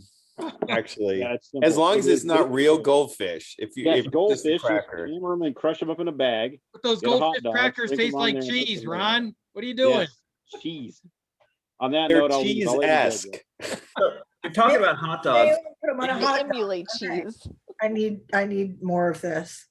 We're I talking need about to hot get dogs. me a hot dog. But There was a Pink's- place This in is New goldfish Jersey. sauce. I think Pink's just opened in LA again. Yeah, they did. Dude, I I don't was there like on pink sauce. Sunday. I was literally, or no, yeah, on Sunday. I was literally there on Sunday. They opened yesterday. I'm not a huge fan of Pink's just because, I mean, it's boiled hot dogs. Growing up But in I New like the Jersey, New Martha York, Stewart. you would go to Nathan's, but Nathan's is a huge deal. I mean, it's an institution in Coney Island. But there was a place in Fort Lee, New Jersey, where it was called Callahan's, and Callahan's did not serve a small hot dog. They were all foot long, but their tried and true preparation was that they were all deep fried, and they were deep fried so they had a nice crispy skin, but they were nice and moist inside because everything was locked in. It was goddamn delicious. Ron, let's keep you away from the deep fried hot dogs. Just saying. Oh, yeah. okay? So, pro Bring it. tip, like, do you guys have an air fryer? I want to No, get one. I want to get one Dude, myself. hot dogs in a motherfucking air fryer. Yeah, Oh. yeah, they're Boom. good. Like, They're damn good. Yep. seriously, like, it's just like what you just talked about. It's like having that at home. Yeah, Oh. it's like on the Serious. grill. They're awesome. Cheating, I can only get so aroused here. I mean, I know. God. Has anyone had Cupid's hot dogs from the Valley, San is Fernando that a Valley? euphemism or what? It's been a long time, but Cupid's is tasty. Oh. Cupid's is good. That's the one. I was like, what can I put Am I- into an air fryer? Will it air fry? Hot dogs. Yeah. Will it waffle? Will it air fry? Oh, girl, it'll waffle and air fry. I think I've mentioned this before, but one time I deep fried a piece of bread in beef tallow. It was fucking amazing. So for Thanksgiving, her brother deep fries dinner rolls. Oh, So they were Now- like, So it's like a savory donut. okay. It is exactly what it was. delicious. Okay, Now, but- granted, I was 90% blocked heart-wise. Yeah. That's why your cardiologist is so mean to you. You know, yeah. Yeah. No, it was really. So my You brother know, fried we our all- turkey. And then after he deep fried the turkey, then he deep fried the rolls in the same grease that the turkey was in. Did he deep fry the butter? He knew what he was doing. You guys, are you Cajun? Are you from Louisiana? Because that sounds like a Louisiana thing. That sounds like a We're state Irish That fair sounds thing. amazing. Way far off. I do have a British thing where you can do what, so we do bacon. What we used to do is we do bacon, fry bacon in a pan, take the bread or a roll once the bacon's cooked and fry the bread in bacon grease. Yeah. Carmen, what the hell are you doing? And put lettuce, mayo on it, and the bacon on it. It's called a bacon buddy or bacon sandwich. It's ridiculous. Yeah, I was trying to figure out why we're It's looking at probably your worth the 3 weeks of your life that you lose from it. You die happy. Yeah. Yeah, we had actually like one patient who was deep frying a turkey and it exploded like in Oh yeah, that because you know what? It was still frozen. That's why. I know. And then I was thinking about it, and then my brother's like, I'm still gonna deep fry a turkey, and I was like, you still should. Like My niece's husband did it. Well, it doesn't become a pyrotechnics display if you thaw it out. I have to say, my niece's husband does that, and it's delicious. But I am so anxious during the whole process, just because of the physics of it. There are so many things that can go wrong in a turkey: temperature, moisture. That's gonna blow up. Moisture, I had deep fried turkey this past year for the first time. It was some of the most moistest, whatever turkey ever that I've ever had. It was fucking delicious. It's worth the danger. But that's why, you know what, like either I get it from home, like whenever I go to Louisiana, my family does it. We've been doing it for years. So the best thing is my brother did it. So if something were to happen, it would have happened to him. Has to dispose That is of such a sibling thing to say. Yeah. Spoken like a true sister. Just And saying. he's a paramedic. He can take care of Is himself. your family from Louisiana? He's No. a paramedic. He can drive his ass to the hospital. Yeah. My whole family, except for Damien now, is all like medical field, and my mom. So everyone. Damien, you lazy ass bastard. What the hell's wrong with you? I said, Damien, you lazy ass bastard. What's wrong That's with me. you? That's me. I suck. No, he's like, well, I know that if anything were to happen, I'm really well taken care of. I was like, yes, you'll be fine. Nothing happens here. Yeah. Speaking of deep fried butter, they had that at the our state fair one time. That's the state fair food. That's why I was like so surprised. It was Like delicious. so many people haven't had cheese curds because I was like, I had it at the San Diego fair. You know, that's where I had cheese I curds. was telling him they have it at Yard House. Like, how have you guys not had cheese curds? That's like Again, not a big cheese kind of person. What? wait, we've been talking about cheese for like 2 hours. How Okay, did that you're all- on the wrong Zoom call. Not a big cheese thing. Yeah. No, So you just let us go on about cheese? Sure, why You're not even into it. You're like probably the best boyfriend ever. To be fair, Jeff wanted to check out about 45 minutes ago. Yeah. Yeah, I know. We should Oh, probably. yeah. Like, What time is it? Oh, yeah. I gotta Bye, go. Jeff. 8 o'clock. Except for Ron talking about cheese for 45 minutes. Damn cheese bastards. And I'm supposed to be tearing out a bathroom right now. I got a drywaller in the morning. Well, I if you're have to go lactose pick my intolerant, health you can do that insurance. too. I have to go pick my health But you insurance. guys want to hear about cheese, so I'm staying. Can you can leave us on, right? You can like exit and leave us on, right? Wow, that's harsh. I'm not done talking about food yet. Yeah. Oh, Jeff, go ahead and go. Just leave. Trader Joe's. Yeah, I go can just- microwave some Hot Pockets and come back. Can I text some cheese comments at you later? Oh, Nice. Trader Joe's. Honestly, I just heard I can't say. the gyozas. Those are really good. No, it's I haven't had them yet. Yeah, No, are they're they? really good. Yeah. It's buffalo chicken poppers. No, It's those are really, really, really Chicken good. Those are cardiologist approved, right? Trader I love- Joe's has Kung Pao chicken ones. Yeah. So Same. I took him and I was like, let's go buy everything that I like Do you from remember? Trader Joe's. You make it sound like I've never been to Trader No, Joe's. but before. Who did he make the host? Jeff, what are you having for dinner? Probably Del Taco. You're there. Okay. It's about I the only have to thing be- left open. I have to be honest with you. You know what my dinner was tonight? Kale, Not cheese. Brussels sprouts, lentils, and broccoli. Okay, do you want to know what he I was love all wearing? those things with cheese. Oh my God. One of the but worst foods in life is Brussels sprouts. Oh, don't. No, I have to say, Cooking in bacon grease. Nope. The most The 320 disgusting Brussels sprouts are goddamn delicious. I don't. Yeah. The most disgusting things on the planet are Brussels sprouts, broccoli, and kale. But Trader Joe's has got me eating them for breakfast. Go to Smash. They're not disgusting. Fried Brussels sprouts. Brussels Brussels sprouts. sprouts are good with I don't know why, but I like them with walnuts, cranberry, and feta. Ooh, Baked in an oven, and they kind of caramelize, and they're actually really fucking good that way. I just a little bit of red onion. The secret to life is if you put Korean barbecue sauce on it, it's edible. So you put Korean barbecue sauce on everything? Not Brussels sprouts. Bacon, and then I'll tell my coworkers that. grill up the Brussels sprouts in the bacon grease. Yeah, the bacon. That bacon also. Well, Yeah, Josh, they'll like that at Samsung. That'll be good. They will. The 320 Main does their Brussels sprouts with a balsamic reduction. Oh, yes. So they'll mix it in and then they'll throw it in the oven for 5 minutes just to get it a little crispy. It's damn delicious. I can drink balsamic reduction out of the bottle. I love the song. I think you are a cardiologist nightmare. That's why he's so mean to you. You come in, the cardiologist cardiologist is dream. like, yeah, he's having a heart attack. No, I know. You walk in and he's like, ugh. I get a heart surgery every year. It's just a habit. Ron's funding his cardiologist next vacation. Put 3 of the kids through Maybe school. it's the opposite. Maybe you're his best friend.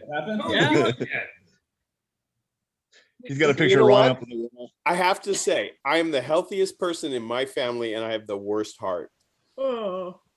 It's called genetics. You can't get past it. Yeah. Yeah. So buy my art now because I could be dead tomorrow. It'll be worth a lot. So yeah. Wow. This got Invest dark. now. That was a cheese dart cloud. Yeah. Yeah. So hurry up and finish that last tiki for me, Ron, before you. Yeah, die. I need to. Yeah. I just got hit. I got a huge order today. I'm so happy. Nice. I'm glad to hear that, man. If I just survive. You better. No, I'm gonna live to like somebody once was someone told me like in their sleep while they were sleeping, he said, "Do you want to know when you're gonna die?" And I said, "Okay." And it's September 22nd, 2036. So I have like 18 years left or something like that. He told you this when he was sleeping? Talking in his sleep. So it's got to be real. Okay. All right then. But I also heard that there's a meteorite coming back around in that exact It's same the first year. time it's coming back to finish the job. So it might not just be me. So I have a countdown. That's still some good. So what was it again? September 26th, 2000. September 22nd, 2036. What if you're wrong? Unless you're Q, then it gets moved whenever it doesn't happen. Yeah. Right. Yeah. It's going to be on Thursday when Donald Trump is put back in office. Oh yeah, put back in there. Yeah, but you know what? In the end, the world is flat, so I think that the meteorite's It gonna could miss us. Yeah. Just That's turn the okay. world on its side, it'll miss us. I read Terry Pratchett, so I know that the world's just a disc. The Great Atune. Mhm. Great Atune. Absolutely. All my pets are named after characters from Terry Pratchett novels. Nice. Wow. Well, there we go. Did you guys want to talk about cheese more? Well, Michelle's heading out. She's going to go dream of cheese. Yeah. That's my bedtime. Good night. You know what? You can play "Sailing the Seas of Cheese" by Primus. What's that? The album. Primus has an album called "Sailing the Seas of Cheese." I figured there might be Primus fans in here. God, that was like 90s. Oh, very much so. God, I used to listen to them back then. Now, like, I barely remember any of that. Yeah, I don't know anything after pork soda. Yeah, like my name was Mud. I Yeah. remember that. Winona's Big Brown Beaver. Oh yeah. He strikes it all the time. Some of that extra stuff we did back then, that's why we don't remember. Yeah, that would be it. That would be the 70s for me. Well, all right. On that note, sports fans, since Michelle's leaving, we all got to go. All right. Thanks for having me, Oh, Jeff. thank you Enjoy for Del letting us have Taco. an extended Thank you. I think we Tiki chat talk. drunken chat. I was feeling pandemic pretty hard today, so Yeah. This Yeah. is my I get to talk to other people besides the people at the grocery store. And Jeff, did you save the chat? Did you Damn, save on the that chat? note, I just want to go over there and give you a hug now, Ron. Jeez. I'm a hermit anyway, so this is no different than my life before, except I'm no longer teaching Marines. Well, then keep on then. Yeah. Ron, do people in the grocery store think you're weird when you come up to them and just start talking to them? Yeah, but it doesn't bother me. He's like my grandma, talks to everybody in the grocery store. I am absolutely my father. If I had kids, I would embarrass the shit out of them because I will talk to anybody. Well, that's your job. I mean, Hallie, what does she say? Don't buy that, it's disgusting. No, she's always like just asking questions, a little nosy, just wants to know everything. Just yeah. You know, she just talks. Sweet old lady. Yeah. How much money you got? Not that. It's Oh, just is when that Ron good? wears the little lady dresses. That's where I draw the line. Actually, that would make him more approachable. I think so. Yeah, I generally don't have an approachable face. People don't come up and talk to me. I could see Ron with the moo out there. When I sell at Tiki shows, I have to stay out of my booth to make it more welcome. Hey now. I don't believe that. Ron, I'm giving you a hug. I don't give a shit. When next time I see you, I'm just gonna run up to you and just give you a big old Yeah, bear. seriously. Like, so CDC's like contact guidelines are within 6 feet, less than 6 feet for 15 minutes, for a total of 15 minutes or more within 24 hours. So I'm gonna hug. I love to hug people. It's like I can't help it. It's like so. Jeannie, bring it. Rather than hug and then take I'm a just shit. saying. Well, Jeannie, I just noticed you gotta go harp on Carbon Tiki on old Ian. He's gone already. I know he just like dipped out. It's okay. He's probably lactose intolerant. Gave the old I know, Irish he had to go goodbye. shy. He's like, yep. Honestly, he was getting angsty when it came to cheese. I'm like, holy shit. That's the same Well, thing. he started the conversation. He was talking about British cheese, and that's like his thing. So I just tend not to be conventional at anything. Like I like scotch, but I put soda in it. So I'm totally out of the scotch world for that. Oh, you're pissing him off tonight. Because scotch is soda. he's not pissed.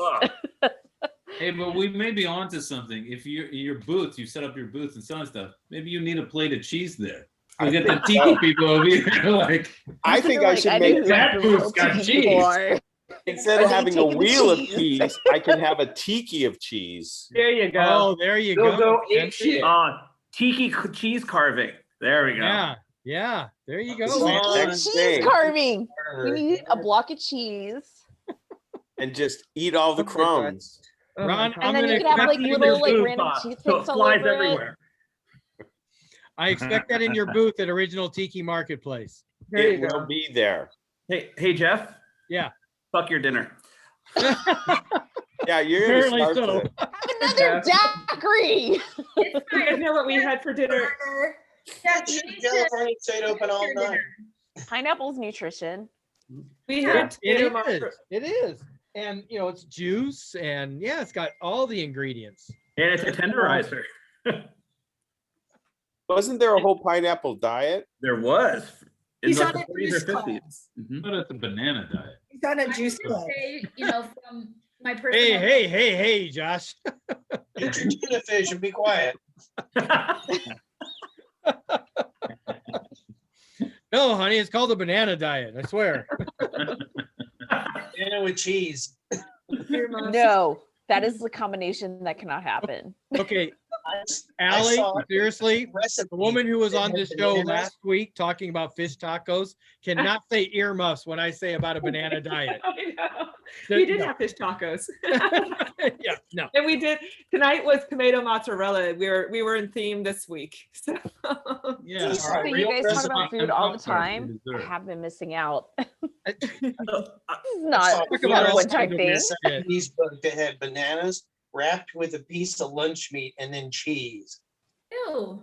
That's What the- disgusting. Hey, You wait, know, what? No, that's the 1950s. I There's mean, a birthday I've candle. seen. Was it I in a know. I saw Jell-O that mold? mid-century. Yeah. Dude, I grew up atrocity. poor as shit in the Midwest, and we never did that kind of crap. I'm just like, your mom comes out with a fucking tray of like bananas wrapped in bacon, and you're just like, you're supposed to eat that, and you're like, Yeah. I think the I kid, eat the poor half of kid it. was. The people were starving back then. I'd be like, well, you forgot the bologna wrapped around the bacon and the Or the Frankenfurter Jello mold, like lamb No, roast or whatever. Like, It was the most inappropriate use of Jell-O possible. yeah. And you're throwing pieces of it on the floor for the dog. Oh, Yeah, That's 1950s. inappropriate. oh my god, that? that is I'm amazed someone hasn't made a Jello mold like volcano bowl or scorpion bowl or something like that.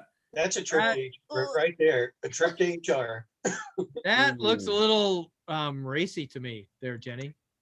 Yeah, that's one of those mid-century dishes called a birthday candle salad. Yeah. Banana Again. and whipped cream and a cherry on top with some. Oh, blow it out, baby. It's at that birthday party. Inappropriate use of Jell-O.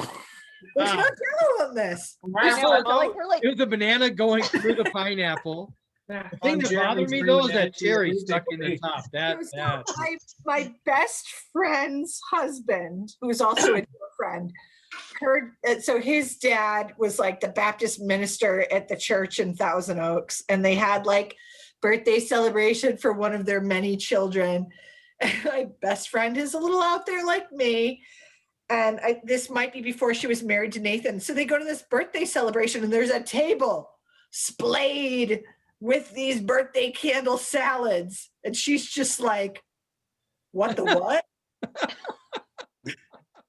Would they Well, use because And let's take a trip down memory lane here. Nathan's mom didn't see the oh no, a Jello Yes. year, 1924. What? Do you know where Jell-O comes from? Oh, It's yeah. made from- Yeah. it comes from the horse hoofs. Well, it used to. It doesn't anymore, but yes. Oh, yeah. Oh yeah. Oh. I think Jell-O is for when you're in the hospital and you have your tonsils out. And Jello it ends, Exactly. That's That's where ice it belongs. Anymore. it ends right there. There's a recipe for orange Jello with prune whip. prune whip? Yum, yum. That'll make Like, that I feel cheese like come right Jell-O out. should have like alcohol, sugar. So wrong. Yeah, I've had Jell-O shots and they were good. Okay. Candles are What the hell is that like condom? corn. Wait, I I don't gotta know what you're trying to wait a show, second. I gotta Jenny. blow that up. I Yeah, want to highlight that one. What That is looks like that the son of the condom? devil. Oh, I see it. It looks Ew. like candle. That looks like summoning Jello. the devil. That looks slightly It's phallic. bananas. Yeah, and Where just did a the little. where do the batteries go? I know it does look like it needs better. So wrong.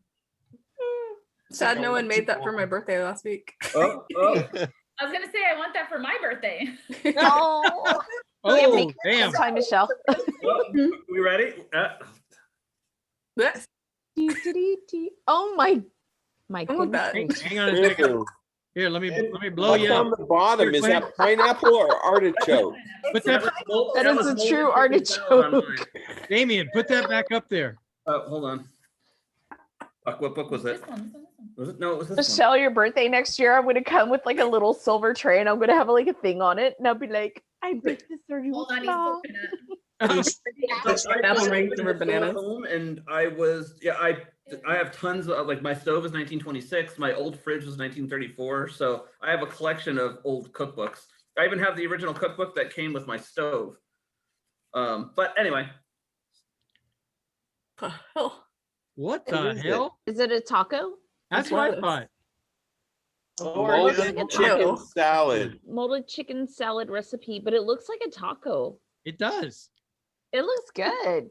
Yeah, I'm mad at it. Everything on I, the I think it's a heart-shaped My mold mouth. for that. Looks dead. It looks like a taco with embellishments. I'm not grossed out by that. Sorry, Damien. Does it have cheese on It's it? too good. You do things too well. I don't even know what to say. Stay tuned.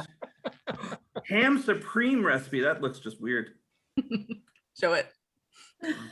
Show it.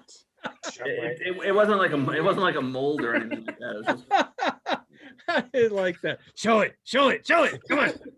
Show it. Pictures or doesn't exist. See where this show is. Looks like somebody threw up on a plate. Yeah. Hell, what in the name of couscous is that? It looks like a salad with couscous. Yeah. It looks like somebody just dumped a can of corn in the middle.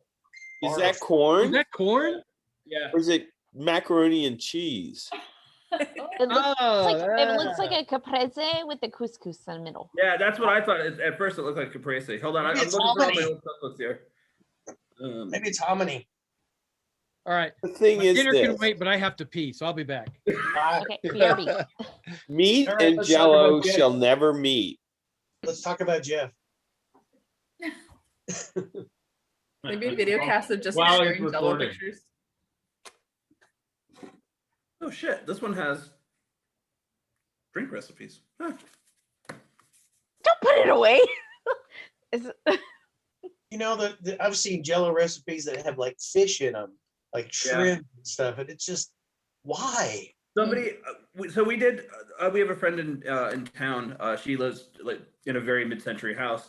So we had a gag get-together at her place once, and everyone had to bring in food from the 50s. So I made, it was kind of like a Charles Phoenix inspired, like surimi, which is like that fake crab, and I made this monster out of a bread bowl thing. But someone brought in a Bloody Mary aspic, which had to be the most awful weird thing in the world, because it had lots of horseradish, it had bacon, it had lots of tomato juice. Yeah, it was pretty bad. That But I sounds better remember though from than that like is- a fucking like pineapple salad with like a fucking hot dog in it, and you're supposed to like, or like a fish, like a fucking trout in the middle of it, and you're supposed to eat it together. You know? You know who James Lilacs is? No. So he does photography books, similar stuff, like tongue in cheek to Charles Phoenix, but he has a coffee table book called Gastro Anomalies. That's all this crap. The thing I remember that used to Interior be design, like just roasting like 1950s and 1960s kitchens, and then he has Gastro Anomalies, which is like birthday candle salad, and like here's a lamb made in a Jello mold. I forgot a book, and it's a book that would probably house the best of the best because it is a no cooking cookbook. Oh. Electric For your new refrigerator electric recipes? refrigerator. Let's see what we got here. Does anyone remember ambrosia? Oh yeah. Oh fuck yeah, dude! My parents still make it. Like Really? every, That was like the worst band ever. I did not and like I them never at all. touched it. The reason It's fruit salad with like With the Yeah. marshmallows in it. marshmallows. Delightful. And my The family Reef, still the makes Reef has it every a cocktail Christmas, named and I'm after like, it. Or why? based on it. It's I'm like, delightful. that should die. Nope. Oh. Hey, here's the best Jello mold for you. It's in the bathroom. My pantry, so Ice fruit. I need to see this larger. That's nasty. Oh, the And the mac. sausages. It's like Chef Boyardee wait. with Oh, the Porteo, holy the SpaghettiOs. sausages. Oh my god. SpaghettiOs and sausage. No. Why don't you just stick one of those in a donut and be done with it? Ugh. You And can those batter are that the deep That is grossest, bad. the grossest meat product on the planet. That's, That's awesome. I just looked up crazy Jello recipes. That's for people that you hate. That's how you unfriend someone in real life. So we've I gone just from think- COVID to This is for cheese you. to Jello. To Jello. Jello. It's been an interesting evening of conversation. There's one with shrimp on it. That's, I like shrimp. At that's least you can dig. no, the I shrimp saw one that out. had shrimp inside of it. So what It what looks flavor like Jello you do can you dig the shrimp do it out. with? Well, Jeff, why don't you just go eat at one of their houses? Yeah, I'm not feeling hungry anymore, so no big deal. This is how you lose the COVID-19. Yeah, exactly. If it were only 15, that would be great. Mm-hmm. Yeah, it was 15 a month ago. Yeah, I have a collection of crap, like from turn of the century, 1920s, 1930s. So this is truth in advertising. So it's a box of Knox gelatin, but it's got the cow on the front. So yeah, it does. Ace. And if you still want to try some, does it sparkle? I still have the You packet. still have some. No. Oh my god. Does it sparkle? Not quite. I also have a container from 1926 of Ovaltine, and it's still full. And it probably still tastes the same. Yeah. You know, there's a guy on YouTube that eats old MREs from like World War I and stuff. Yes. Yes. Odd. Know that. Kitty cat. Jenny, you were a little too into that one. I have a weird collection of knowledge. I'm not saying I follow the guy, but I am aware that he exists. I just like your reaction. Yes, yes. Well, I said I manage the safety team, so we have to do emergency preparedness for the wastewater facility here. And so we had a metric fuck ton of MREs and like other supplies in case people get stuck on site and have to operate the wastewater facility. And then we had to decide, all right, these MREs are expired. What do we do with them? And in doing research, we came across that guy. Oh man. It's a crummy commercial. Son of a bitch. Right? The whole lighting. The food beverage. Remember to drink your oval. There's like no description of what it is. It's a food beverage.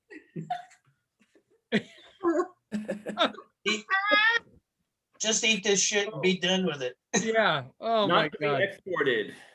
4 pounds of Villa Park, Illinois. Add your own sugar. Is that what it said? Oh, it's parts. Hospital size on the side. Yeah, it's a hospital size one. It's true. Made Oh, out I'm of sorry. It was not 1926.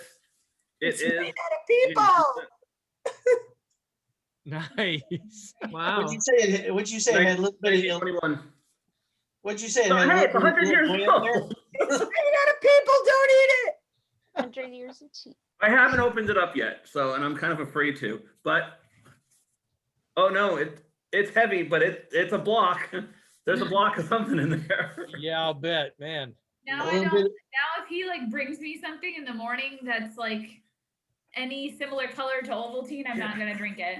Very smart. Still try anything. Yeah, but what color would that be? In my mind, like chocolate milk colored. When it's right? when it's that old, yuck. Yeah, anything that old is. That might. That'll look like charcoal. Put that in there. Oh, who the hell knows? Oh, muddy brown. Yeah. I'll just put some chocolate milk on it. It'll be fine. Do they still make Ovaltine commercials? I don't think so. Somewhere. Like we're Ovaltine. They did a couple. Like they did about 5 or so years ago. They were Oh, trying really? to market it to like kids coming home from school and like as Yeah. a quick Yeah. get your nutrients and whatnot. Mikey's dead. Yeah. Vitamins would. I bought an old Spartan trailer and it had a vintage refrigerator that hadn't been opened since 1984. It was full of Cokes and stuff from the Olympics. Well, you got lucky there wasn't a fried chicken in there. I just decided to lug the refrigerator outside the trailer and spray it out because it was just tar. At least you didn't find like a tuna salad or anything. That would have been bad. Yeah. Tuna fish. Yeah, there wasn't any tuna fish or tuna cows or tuna chickens. I think Mystery it probably meat. would have been gone by then. That smell though.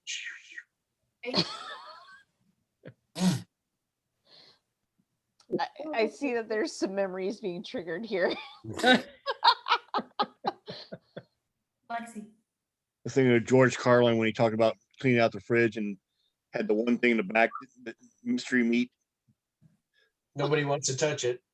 Right. Lexi, stop. Excuse us while we take care of our dog. Oh, I okay. I was like, that's what I said. Oh, I thought Alexa was doing something. I thought it was Alexa. I know. Stop, Alexa, Is you're it bad. Alexa Say her or is dad's it an name. animal? Alexa does pop on because she thinks we're talking to her. Yeah.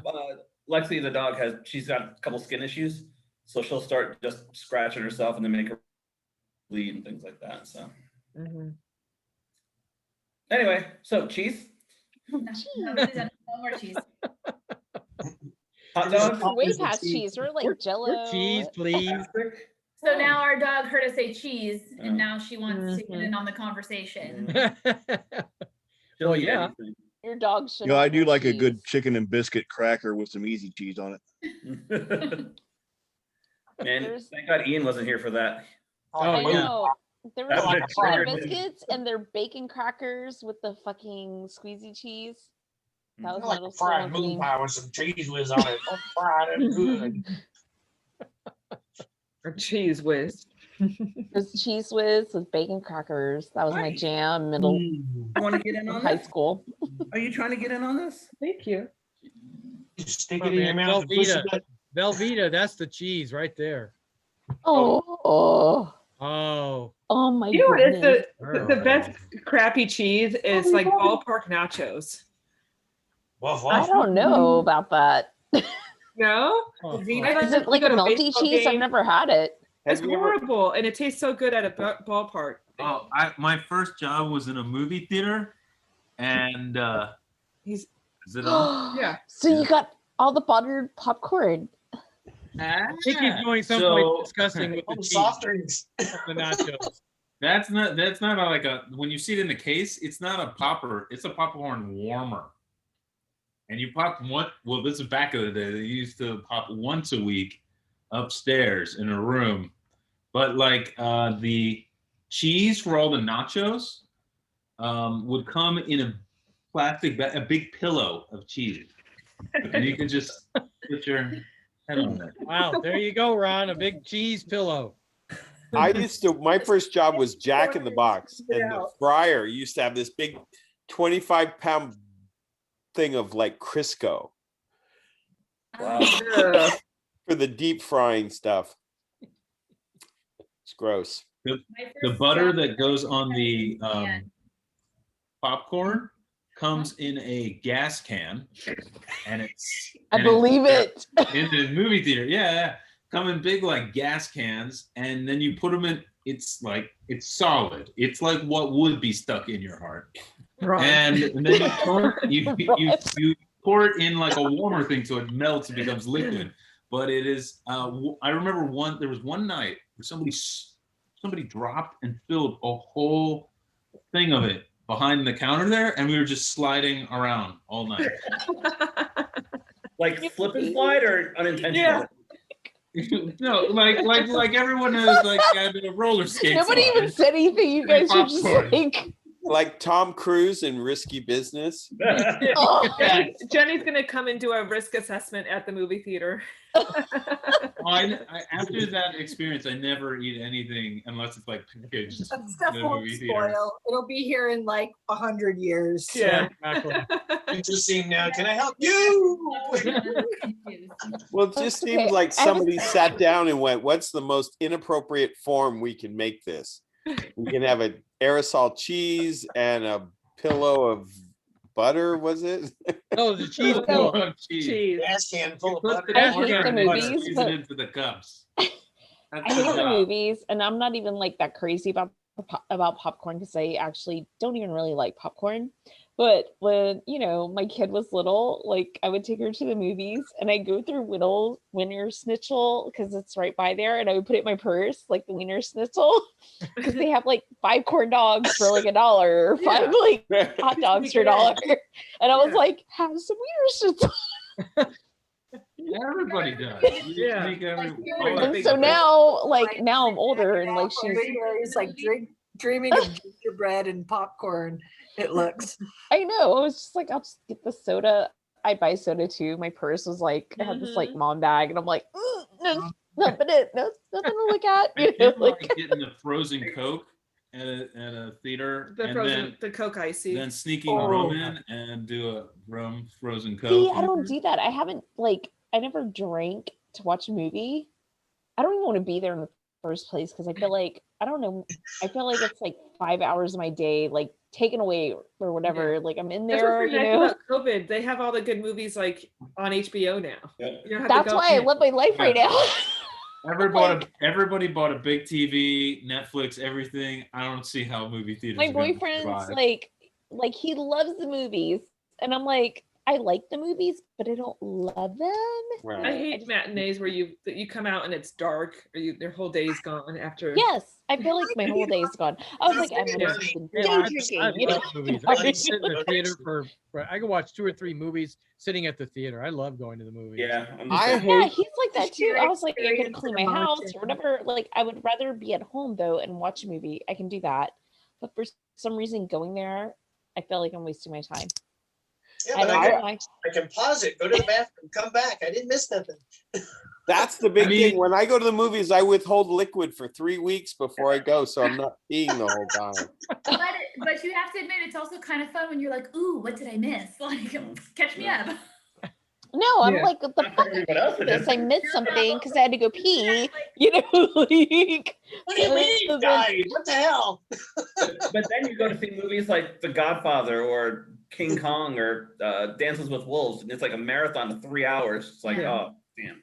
I will There admit, are some movies you have to see in a theater though. There Yeah. are. Agreed. Yeah. Yeah. I There is, always like- feel Yes. Marvel, what I always saw in the theaters, like opening night. I used to do that, you know, years ago, Yeah. and that was just I've like never done opening night. everybody there was Really? like super nerd, Yeah. and everyone was like super like respectful of everybody else. So there was like not a peep in the Yeah. theater, and it wasn't like, because I used to get, and my brother would say it too, like I used to get super like nasty when people would start talking like really loud. I'd be that person that would be like, "Ah, excuse me," and then actually my friend This that wasn't was other next to people. This me- was like us an hour ago. No, shut up. She said that to you. Yeah, it was just to him. There was my friend who was sitting next to me. She actually told somebody, she was like, "Will you shut the fuck up?" And I was like, oh my God, like even I don't like say that. I don't want to get, We're gonna like, die. Somebody's gonna die here. yeah. So what happened was the person threw gum in her hair. Oh no. Oh, it's on. And I thought for a second, like that could have been me if I would have made like my usual snarky like comments under my breath that I usually do. But that's the thing is that No. Everybody, you gotta take a different Oh, mindset. girl, that is not Still- under the breath. That is like into the face. Oh, she was on another level though. I'm like, Gum in your hair, but that's still shitty.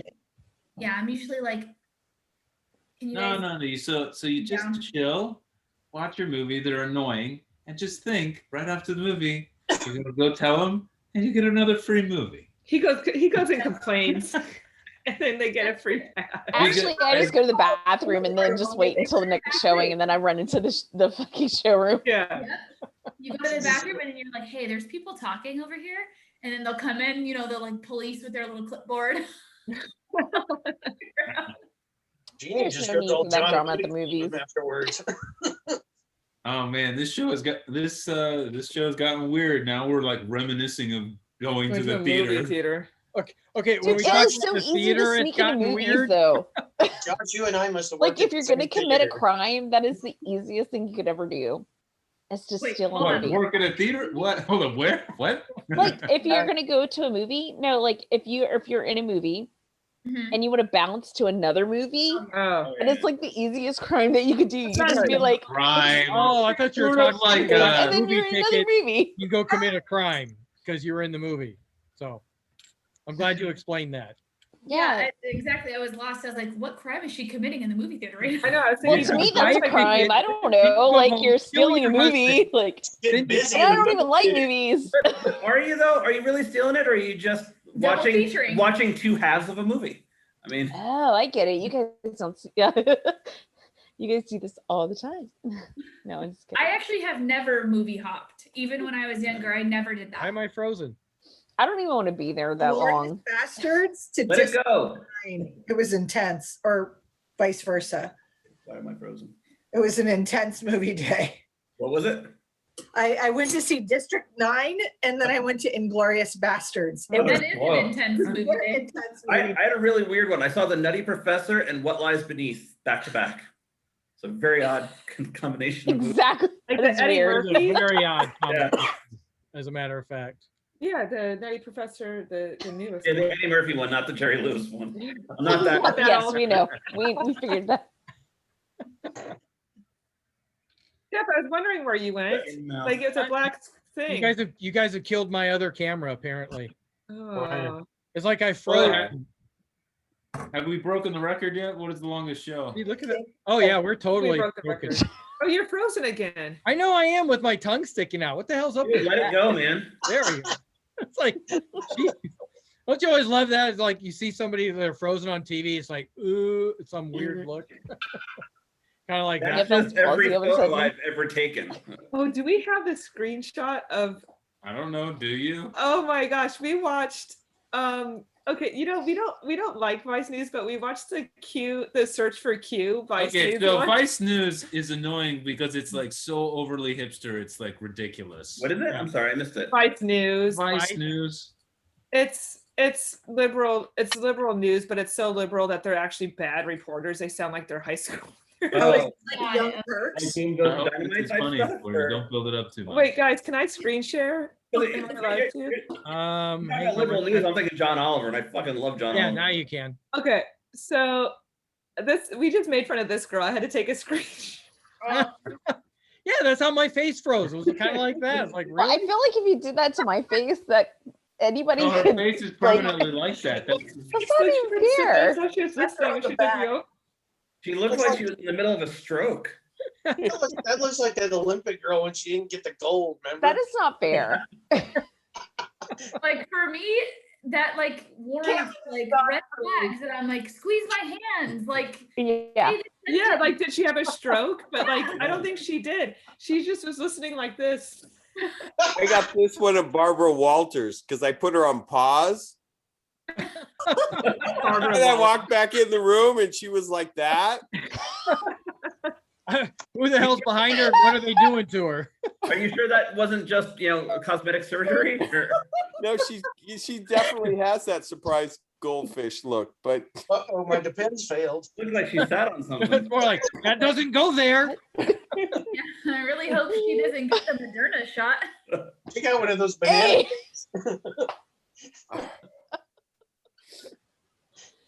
Oh man. And yes, to answer the question, this like break totally blows away the record, man. Thanks, Ron. yeah, We're we all going- get the I'm record. glad I could be a part of this, by the way. We want our My Chaka first- code for our longest episode. it's all I'm about the quiet. dairy industry. Big I'll Dairy send you the paid me to Chaka be code. here today. Big dairy. Oh yeah, did you talk about cheese? And I got like looped in. Just I there's a was like, theme that runs through cheese this. means more daiquiris. Josh, when we Oh. were working You know, in the you should movie try to get some theater, sponsorship. a for this, big Jeff. metal box that we had to Joe's. open, and then the whole box was this giant square lard, and then it melted in the machine. Oh my gosh, he's talking about movie theater working. Yeah.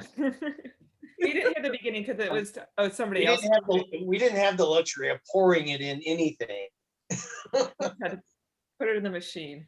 There was all sorts of bullshit that summer. I mean, everything from like, hey, you gotta go telling one guy you gotta dive in the ice machine because we lost the scoop, and we didn't lose the scoop, and he's You like guys see the swimming man around out in there? there. And then what the managers would be so pissed at us as teenagers and be like, we're short again. What the, and the whole summer went by. And then on the last day, the guy working next to me goes, hey, you know we were short? That was me. And I'm like, dang. I'm sure he made like 3 times as much as us. I'm sure. So stupid. Yeah. He's I getting don't his even. bonus. His corporate bonus. Yeah. I don't have any like great theater stories. Like when I was in high school, my boyfriend worked at our local theater, and it was like they used to have like $2 matinees, and then at night they would like take over the theater and do punk rock shows and show like Faces of Death like, like over the screen, and that was like our thing. Yeah. We had the Rocky Horror Picture Show. Yeah, Rocky Horror. I We spent a took our lot of time neighbors. with Rocky Horror. We took our neighbor and his wife when she was 9 months pregnant.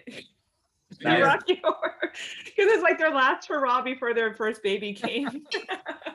So I had seen it before previously, but I really like didn't pay attention, and I was just kind of like not super interested in it.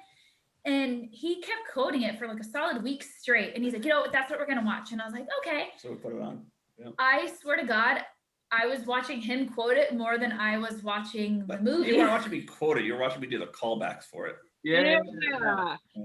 Did you bring your Yeah, toes? because if you're in it, like Yeah. it's like a participation thing. Yeah, I spent a lot of time going to Rocky growing up. In fact, my very first show for Rocky, I was 12 years old. I went with some high school friends because I generally hung around with an older crowd.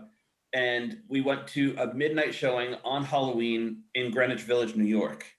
That was fucking amazing. That was just awesome. We saw the Broadway production of it once. We did. Oh, maybe it was You just did. me. Who'd you go Maybe with? My folks. Our little 2-screen theater, that's what we did. We had Rocky Horror on one side and heavy metal on the other side. Yeah. And You know people what would go they're back doing, and forth all night. Have you guys ever seen Repo, the genetic opera? So which one? Repo. It's called Repo. Yeah, there was a movie that was made later on with I think Forrest Whitaker and with Forrest Whitaker and the hell's his name? British Jude Law. Oh. But it was originally a musical that starred Paul Sorvino,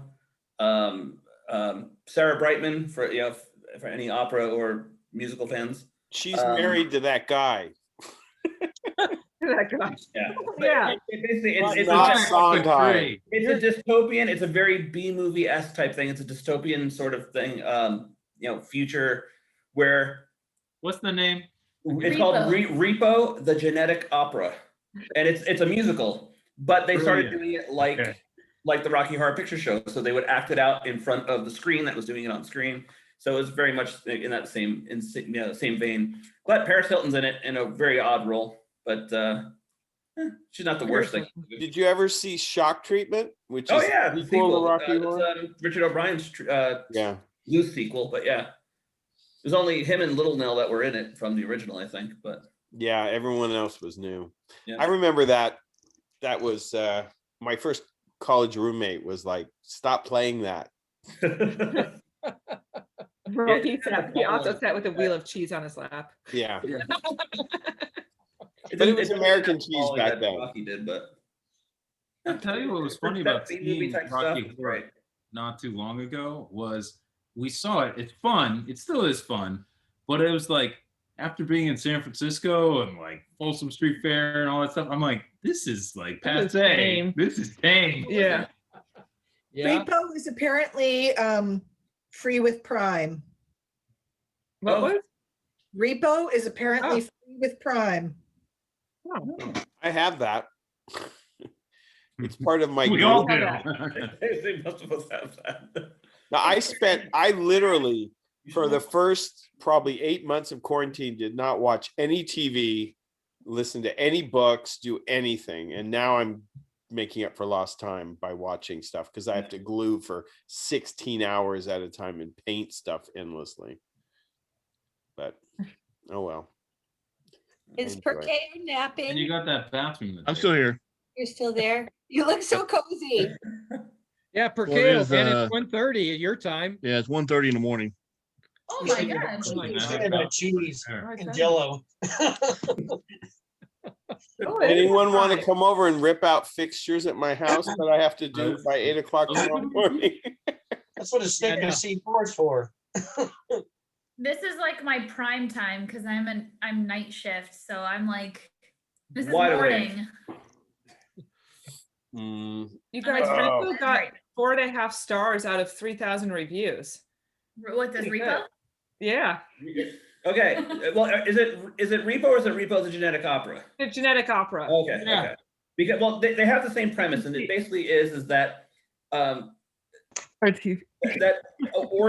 replacement organs are so much in the future that people need to take out loans in all the nefarious ways that loans can be given to pay for these organs.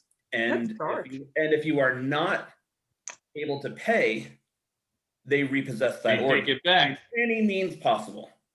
Oh, but there's today. There's actually a Sounds like sci-fi Repo Man, which is like the serious version of that same. Yeah, it's the Jude Law, Forrest Whitaker. They might even made a TV show about it too. There's Monty Python where they come and get your organs too. What is that? The meaning of life. They have a scene. I'm not dead yet. Meaning of life also. On the cart. Yeah. As sad as that is, I mean, What? people can. Okay, so there, I told him There is a truth to it. There's like a small truth to it. So, because I work in the ICU, sometimes we start to like prep people for organ donation if their families like agree to it. So there was one family that was like, yeah, I we want to donate my mom's organs. So we signed all this paperwork. The organ donation company came down. We're all talking about everything.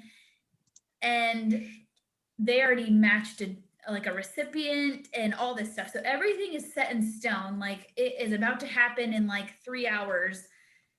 And all of a sudden the daughter looked at me and she's like, yeah, no, never mind. I changed my mind. And I'm like, what? I'm like, okay, wait, hold on. Why? Like, are there any questions that you have? Like, you want me to answer? And she's like, no, I just changed my mind. Like, I don't think the other family I don't want to do it. I'm like, wow. Wow. So like, I'm like, But the person was passing, like, repossess. yeah. The Yeah, person you was going to pass, right? until like literally the last moment. Like, if you would decide, you can literally change your mind and like Wow, you could really take fuck them someone back. over then. Yeah, you have every right to do so. Which I'm like, it's your decision, but let me just educate you on On the lives you're destroying right now. And now we enter the next phase of the show. Yeah. Thanks for bringing us into reality. She disappeared from the parking garage that night and was never heard of again. She's That's right. right, though. It's such a thing. And how about that cheese? Isn't that weird? Just cheese. Well, she was made of cheese. And tuna fish. Nothing should ever be made of cheese and tuna fish. No, your story's unless fine. it's a tuna melt. Tuna melt. Yes. Then we're okay. Yeah. The best part about a tuna melt is when you substitute it for turkey. Or Or you hamburger. put cheese on a. Yes. I can't Anybody argue with had a tuna that. How do we go through normal life? I had a tuna. I've gone to restaurants where they had tuna melts and said, "Can you replace that with turkey?" Trader Joe's rosemary ham with cheese grilled is I tried to bring it back around, you guys. It didn't work. all about grilling cheese on bread with some meat. Some flaming saganaki. Yeah. Yeah. Greek cheese. This Hot crowd is roast. focused You on had me at cheese the tonight. rosemary. Hot roast People melt. dying and retracting the organ donations, but we take it right back. Bring it back to Look, we're all I gonna have know. nightmares tonight. I was like, It's where's a our drunk nightmares. It's gonna compassion? be they're taking out the block Cheers. of cheese out of me. And So it's They're like, like "It's not here." No, it's solid and constipation. So I was working on a cocktail idea, and the whole idea, We'll take was it to cheese. based If on you not take it to cheese. And tuna fish. this episode gave me a great idea. Okay, so listen to this. so I didn't. I thought I was having a stroke of genius, and I started creating a cocktail. But you were just having a stroke? based on like a charcuterie board, but like a cheese board with jams and honey and things like that, you know, like a sweeter side. And I was like, I had this genius idea to shake it with a piece of cheese, and it wasn't bad, but the curdling did not look good. I know, it's disgusting. It's so ugly. Cheese is ugly. She's beautiful. She tastes good. The reality is cheese is ugly. But there's a drink that's made like that, isn't there? Isn't it called like a fetus or something? Oh, you're talking about alien brain hemorrhage or an aborted fetus? Yeah, that's Okay, first of all, we need to start with a new branding. And blue carousel. Oh my gosh. Okay, that would be the worst drink I've heard since the sweating toilet. So it's also it's diabetes in a glass. It is. So goddamn sweet. I've had one before. It's disgusting. Like it makes you actually like cringe with how sweet it is. But you need all the bad stuff, Yeah. like the low. What's that? It's called actual cheese. Unexpected cheddar cheese. Yeah, I buy the block of that one, the Oh, white yeah, cheddar. I didn't expect that. The block of it. Wait, I missed it. Can you finish it again? What's unexpected about it? It's Oh, kind of it's just cheese. Whoa, look at it's that. Parmesan-y. It's kind of got a Parmesan vibe to it, We buy but the it's block still cheddar. of that same one. It's Is so it good. It is really Unexpected, good. wasn't it? Pardon? Kind of a surprise. It was. It's Wasn't expecting unexpectedly it. Did you Amazing. put ketchup on it? Pardon? Did you put ketchup on it? But it wasn't on a burger, so he at No, least it told was us on a the frozen form that it burrito. could be in. So he likes it shredded in a bag. Because I'm lazy. But not Maybe on a we need to burger. DoorDash some food to Jeff tonight. Yeah, I don't think DoorDash is coming to Rancho Santa Margarita. No. Ron, Poor I'll eat Jeff. cheese on a plane, but not on a burger. And what's great is we keep talking about food. That's the part I, I think. know. I'm so Jeff. He's like, screw you guys. It's because I ate kale and broccoli for dinner, and I'm missing that cheese aspect. We You had put it on top of it. Just put cheese on top of your kale and bleh. I can't even finish Yeah. saying it. Bleh, and then blur. Ron, will you do broccoli and cheese soup? No, never had it. Simple and straight to the point. Okay. Then. Hey Jeff, I like, when it comes to soup, I like Southeast Asian stuff, like Tom Yum, Yeah. whatever. Cream You of know, some like- young guy. Yeah. I was gonna say the The, jokes are the about to fly coconut now. Thai soup is so good. Just chop it up with soup. some hot Yum. pepper. We It'll be can okay. always count on Jeff for those kind of That's jokes, some of right? this shit. The- The best though, my favorite, what I'm craving right now is, it's called bumbasao. It's Vietnamese. It's like rice vermicelli with a charbroiled beef and peanuts and fish sauce on it. Oh, what like, kind oh. of sauce did you say? That sounds Like good. a fish sauce. No, it's, No, I no, love no, the no, sauce. I know what you think he said because I heard it too, but What? Peanut sauce. it sounded like he said penis and fish sauce. Oh, peanut sauce? Wait, wait a minute. No. Judging by the fact that we both heard it, no one else did, I'm gonna deduce that it's the speakers I- on my laptop. I heard it too, Damien. Oh, okay. Because I heard I heard peanut sauce. I did not hear it. I'm like, oh, that's interesting. Or maybe the power of the What store do you go to get that? Yay. Craigslist, I guess. I don't know. LeBaron is what I was thinking. And the conversation goes back to organs. Yes, yes. As a matter of fact. Although, Jeff, I got a question for you. You said you live in Rancho Santa Margarita? Yeah. How far from like Laguna Beach area do you live? Depends on which way I drive. Probably like 20 minutes, 30 minutes, not even 30 minutes. Okay, so only because we just ate there probably like a week or well, we took takeout.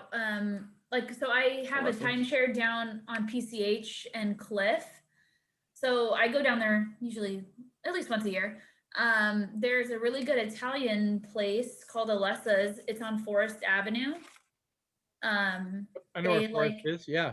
Yeah, they like hand make and house make like all their pasta. It is absolutely like delicious. Sorry to do this to you, but their cheese board is There's, really good. no, I'm not gonna lie. So like their charcuterie selection is amazing. They have like, shut up.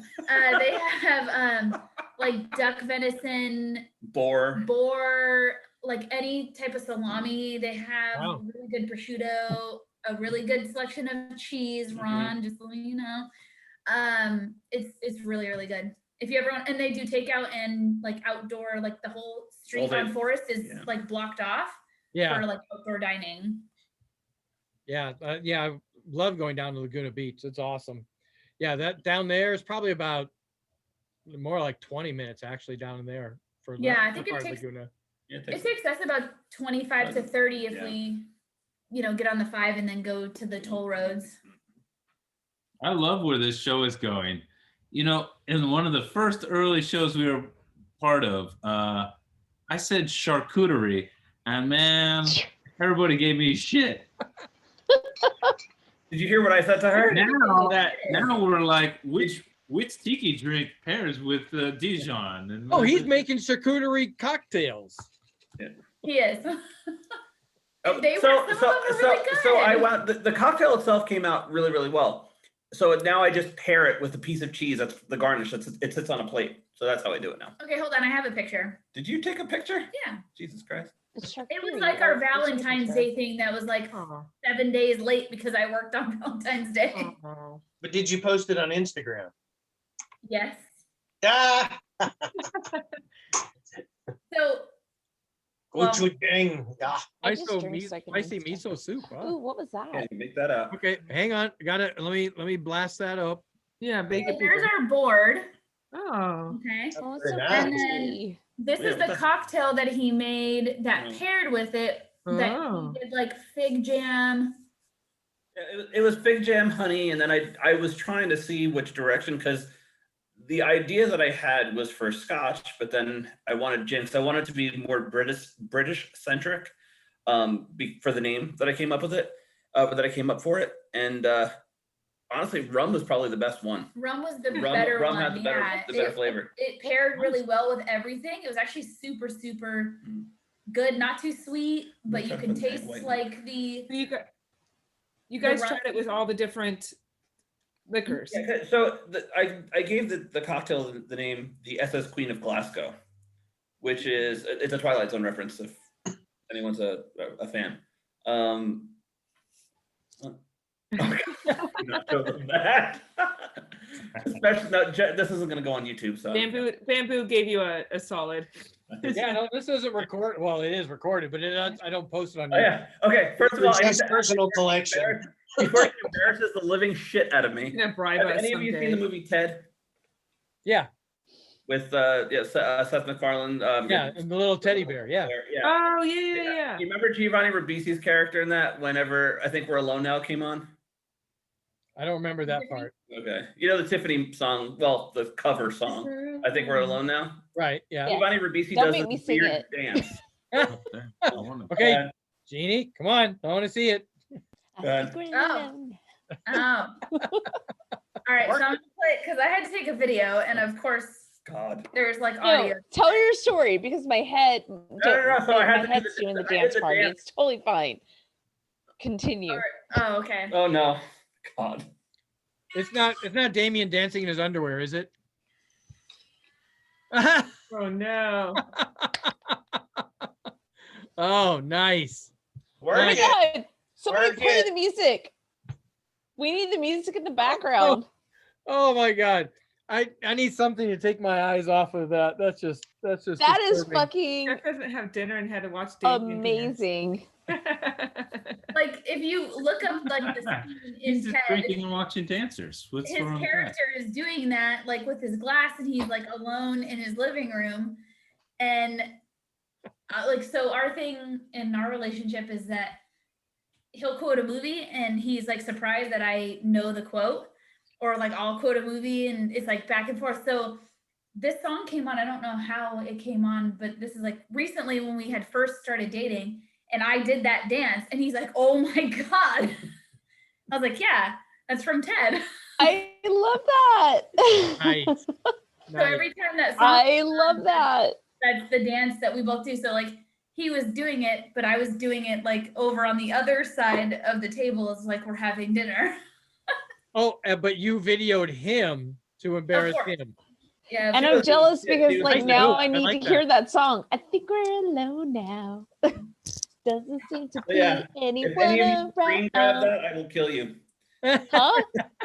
If any of you screen grab that, I will kill you. I did not. That Gotta none of that record it, happened. man. I'm not that prepared. It's totally fucking fine. It's in my mind. It's all recorded. I don't need to screen grab it. I know. Yeah. Oh. You better not post this shit to YouTube. Well, yeah, isn't it already on Insta? Yeah, I won't post it to YouTube, just Facebook and Instagram. All those Russian servers. Don't forget Twitch or whatever it's called. Yeah. Thank you for that. Oh, No one's gonna take me seriously anymore. Oh, whatever. He has major respect. Yeah, right. Want me to carry This it is the out? tiki world. No one has respect anymore. See, that's what scares me. Everyone's gonna argue with each other. They're gonna say no. That's How's that any different than it was? They'll be Yeah, too busy right. arguing whether that's tiki or not. Yeah. Yeah. Is Tiffany Yeah, Which tiki. cheese is the most tiki? But we're in tiki age. You can't put beer in a tiki cup. So I'm just gonna next time. I'm gonna bring out my tiki mug, and you guys won't really know what's in it. So that No, is I'm what gonna- it is. I'm gonna Next week, show you. I'm Joe, gonna I'm bring a gonna bottle of fucking wine next and- week, Joe, I'm gonna kick it off with a Tiffany video. I'll do Do the it. dance. Oh my God, do it. Do it. Put some Glenlivet in it. Yeah, I'll do the dance this next time because Done. I have no shame in dancing. That's I have like no shame in dancing. in If I'm gonna Tiffany. do that dance, she does the dance from Hitch. If anyone's ever seen the movie Hitch, with I Kevin don't- Spacey. I don't remember don't these do dances. I remember the choreography. movies. I don't remember the dances. Well, Ted, I remember, but yeah. I swing dance. That's I mean legitimately swing dance. That's she line dances. I swing dance. Is she okay with know. you swinging, Damien? Oh yeah. Okay, good. That's a conversation for another tiki trail. Do you know who would have a tiki version of I think we're Lono is who we had on tonight, DJ Lono and Lady Bird. He would be able to Oh find my it. God, could you imagine? I think we're alone now on some fucking vibes. Oh yeah, they would Literally. find it. Yeah, they would find That it. would be like a dream come true. The uke version. Yeah. Yeah. Those guys find some of this, I mean, just amazing music. It's like, really? What is this? It's They great. would be able to find it for sure. I'm looking right now. In a very relaxed Arthur Lyman sort of way. You know, just you gotta very request chill. it. Yeah. Like I put me to sleep chill. What?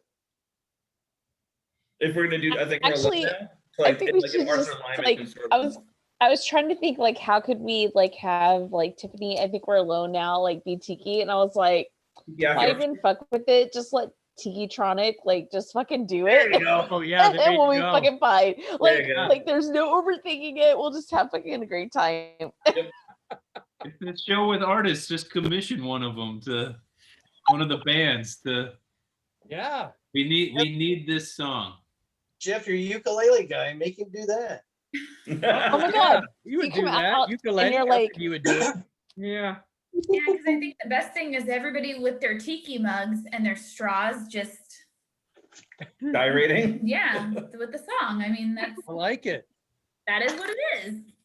Are you gonna pull up the video? Yeah, so people have a clear understanding. Oh, I found it. Clear. Ron, did you go get some cheese? No, I had to do some husbandly duties. That was quick. Not Welcome those back. kind. That was like, quick. damn. That was quick. Sit. All right, I just posted the video if you want to compare. Banged it right up. It's pretty. I mean, it's pretty spot on. Minimum on checking and savings accounts. Banking with Capital One is like the Oh, easiest to someone- my God, some- that's- someone's got an That's ad. commercial. kind of like I think Well, let's just watch it. Can we, moderator, Yeah, can you that's do it so we can do it all at the same time? it's in your wallet. Capital One. All right, you guys see it? Yep.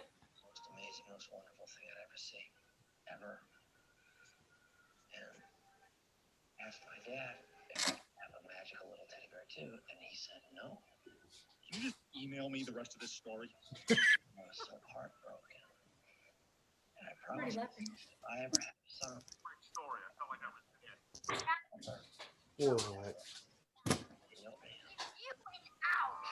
This is not matching up. It's not matching up. The audio is not matching up to the video. Oh, it's not? It is for me. So too bad for you guys. No. It's really. Happy playtime. It's okay, get it. Daddy punished me for it. That's a great story. I felt like I was there. Okay. Oh, I'm hearing the audio through someone else's. That's what it is. Give you an out.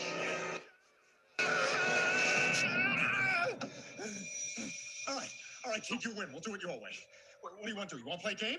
It's playtime, right? We'll play a game. Yeah, I want to play a game. Good. All right, let's see. How about we play a little game of hide and seek? Everyone's like at a different spot. Well, now, hang on a sec there. Your dad likes you to show good manners, right, Tubby McFadfuck? Okay. Fantastic. Okay, now you count to 100, and then you try to find me, okay? Do I need to wash my hands before I play this game? Yeah, no. Fucking question. No, just start counting.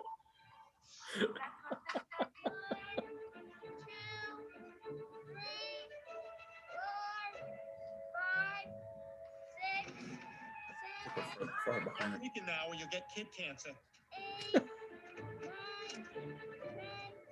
I love Seth MacFarlane. He's got such a twisted mind.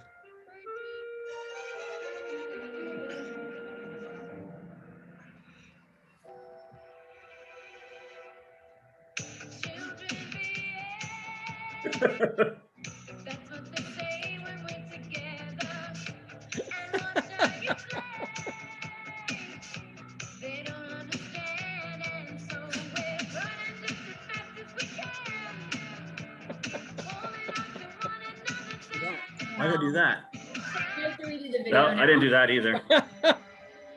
Well, next time we want to see that. Right? I'll do it the next time. Jeff, I'll come on as a special guest choreographer.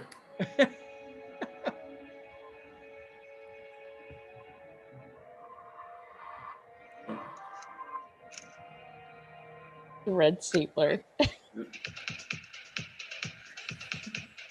What's the straw? Oh my god. That is awesome. So good. All right, where the hell's my Zoom? There it is. Stop. Go away. Oh, there we go. All right, I'm not sharing, but I still hear it. Go away. I know what the video is. No way. He's the one. Trying to get away into the night. Jeannie's ready to rock it. Come on, let's see it. All right, come on, get your That straw. works. That works. Come on, Tiffany. Where's Tiffany? I was more of a Debbie Gibson type of kid. What? Debbie Gibson. I have the greatest. So you guys know what the Magic Castle is in Hollywood? Yeah. So I was sitting there. I was with another friend, and if anyone's ever been there, there's a piano that plays itself, and the keeper of the piano is named Invisible Irma, and Irma can't talk to you, but she will interact with you. So you can talk to her, and she'll answer in song. So Irma is the magic in that room, and that's the only room that magicians are not allowed to do anything in. That's Irma's room. That is what she does, and it's constant. It's not like it's a set show or anything like that. Like she gets 15-minute breaks and what have you. So it was a quiet night. I was, working on some stuff with a friend of mine, and all of a sudden we hear Irma, and people are drunk off their ass, singing along. They're singing Les Mis and In Sync and whatever other bullshit that she was playing that night, and it got loud. It got to be distracting. So we get up. We finally, because it's distracting us from having a conversation, we get up, we go into the other room, and then look at each other and just go and sit back down. I'm like, okay, that makes sense, because it was Debbie Gibson and Lance Bass from In Sync. Oh shit. Drunk off their asses, singing and doing duets and everything else. So That would have fun. been my childhood right Yeah. there. It's good times. The Magic Yeah, Castle. holy crap. Those random encounters at that place. Yeah. My favorite has been was Marilyn Manson before. Well, now that he's going through a bunch of shit right now. Well, but he was the nicest person. He sat and chatted with us for like an hour. This is when you he was weren't dating sleeping Tina, with him. so that wasn't. He wasn't.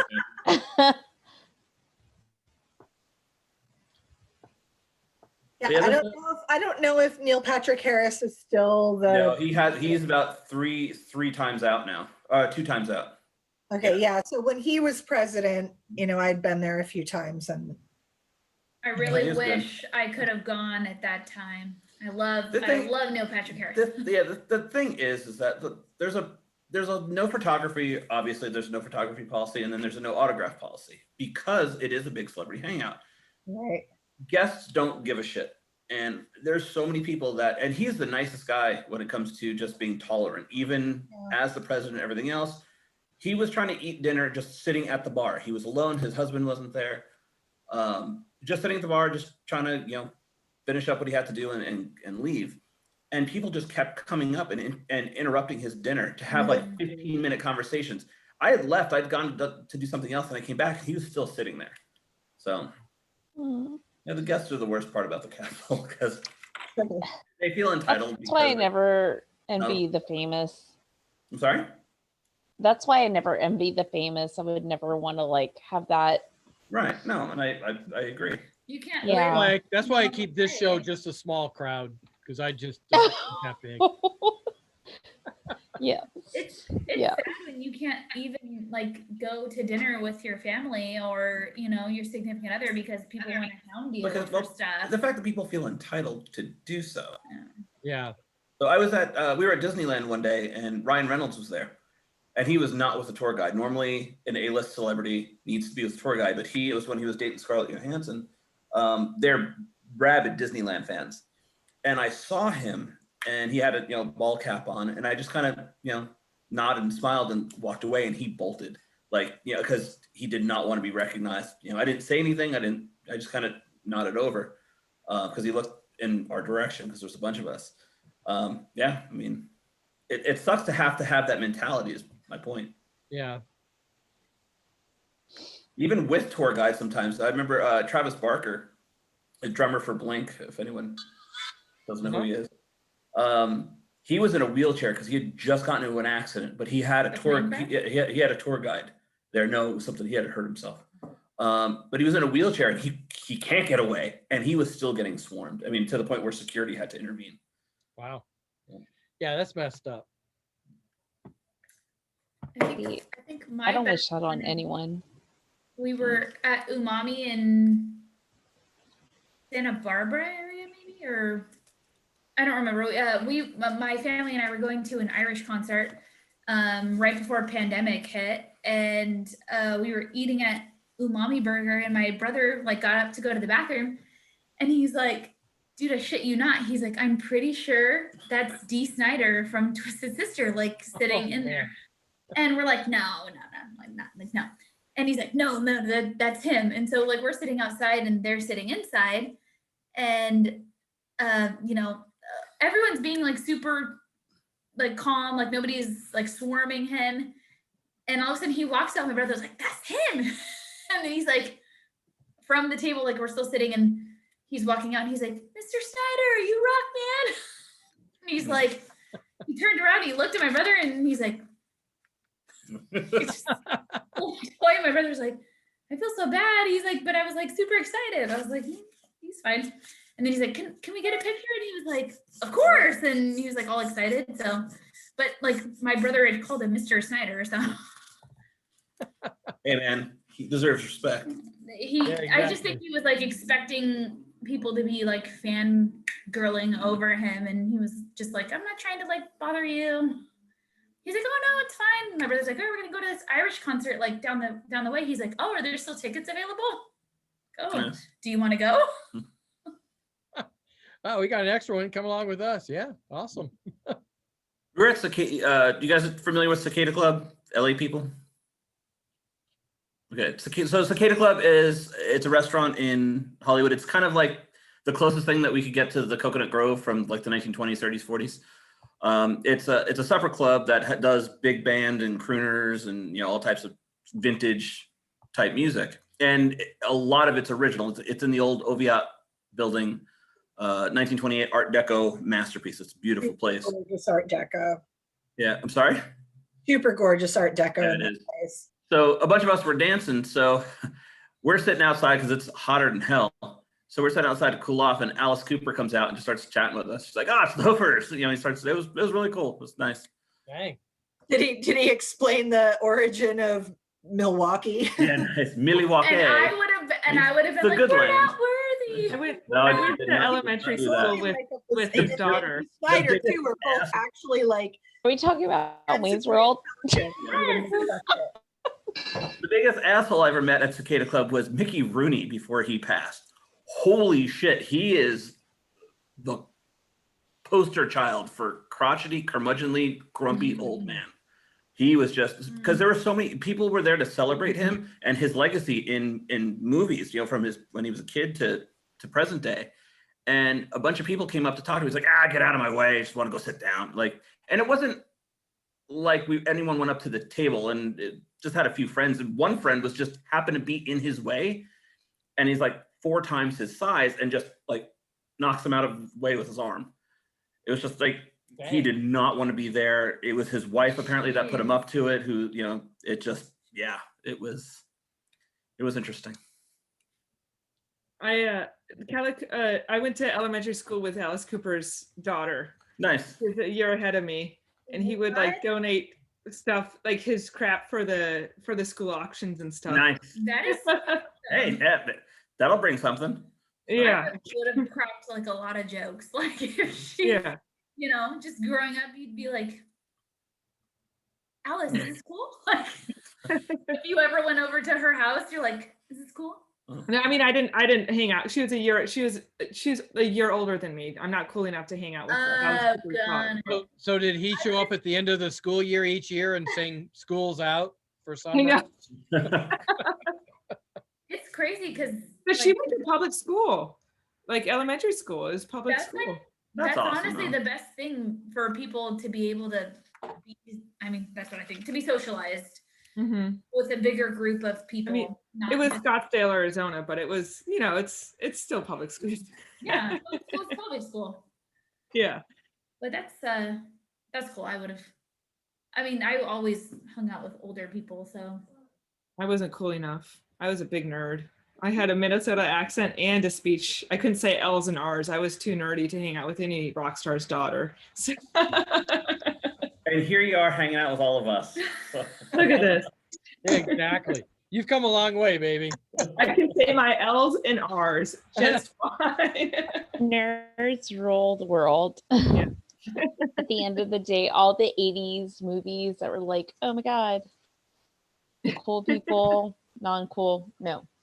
Nerds rule the world. That was just, for God's sakes, I was in academic decathlon with my brother, in high school. I was a freshman and my brother was a senior, and we were in the same 2 periods together for academic decathlon. And so that was the super nerdy 4.0 and above group. And this was 5 years ago, right? This was barely 5 years ago. I'd be willing to wager that. I'm not even old enough to drink this wine right now. Yeah, I was academic decathlon, and then I ran. I was gonna say, quick, we need to drink her immediately. What was that? Oh, you just muted yourself. There you go. No, say it again. I was like, quick, we need to drink her. I'm not that young, Jesus. You're making this awkward now. I'm uncomfortable. You made it uncomfortable. What the hell? Well, I'm glad to see you're going for older now, Damien. Okay. The older I get, the younger vampire type of old wine type thing. So the older I get, the younger my women were getting. Soon I'd be dating sperm. So I mean, ouch. Oh man, he's like a fine wheel of cheese. I know. with like Who said maggots and that? stuff. Bamboo Ham said that. Yeah, that was Yeah. yeah. Always the quiet ones. I don't know. I think I was more uncomfortable talking about like hot dogs, fucking Jello.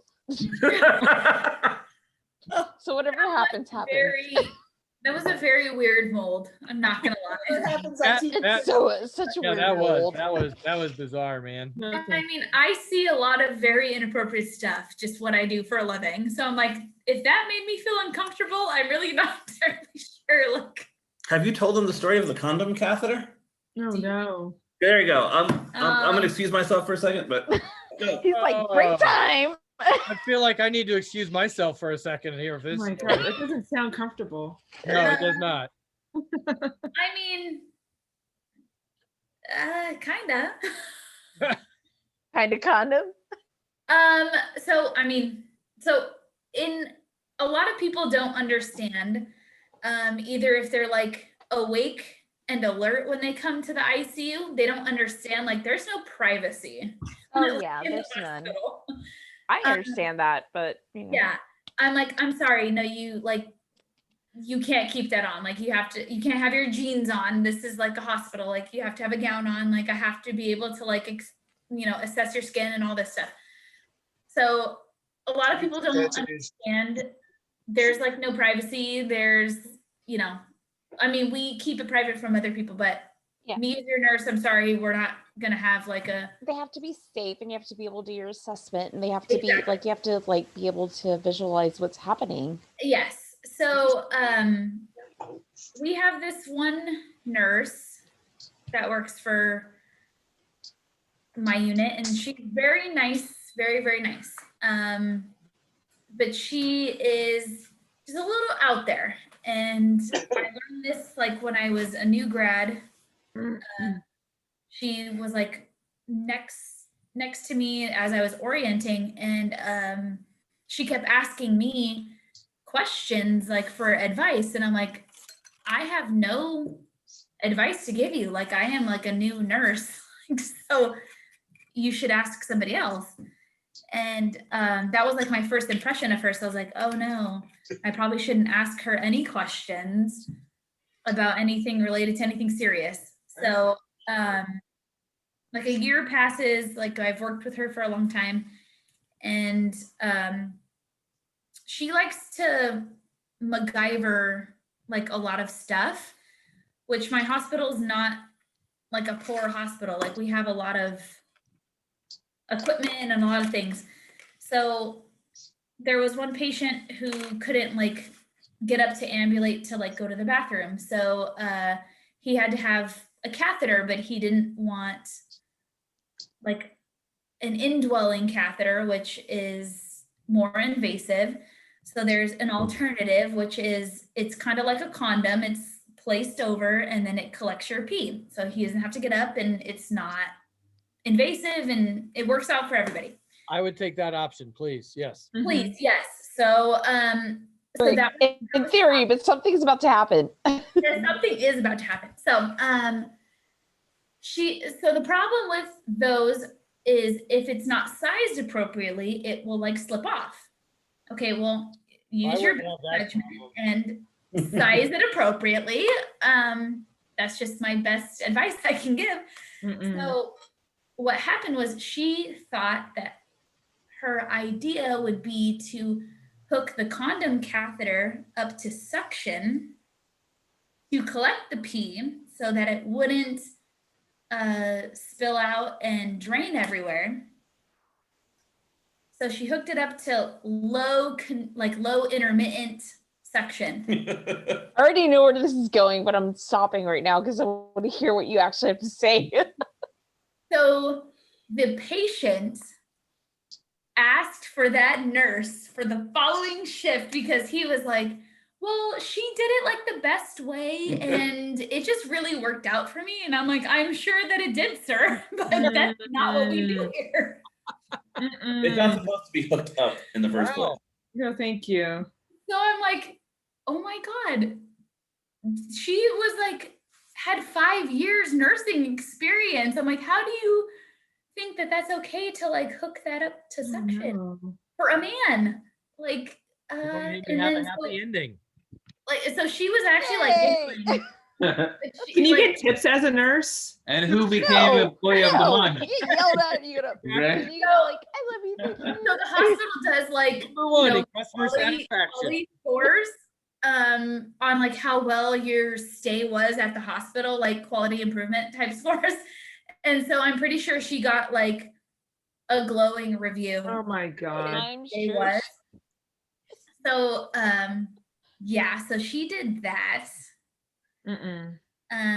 So he wasn't happy when all the other nurses that were competent came on and were like, that's not what we do here at the hospital, sir. It's, I mean, To see George Takai right now. Oh my. oh my. All right. Yeah. There's a couple inappropriate stories that you're like, what? Oh, nurses And what have hospital so is this many again? I wanna- inappropriate I stories. After that. Like, I don't even tell you about student nursing for me. Oh my God. Yeah, It's bad. because like it's an inappropriate job just for what we do, and then it's like, oh my God, people can do some serious inappropriate. I used to work in an Apple store, and I would see people's photo like.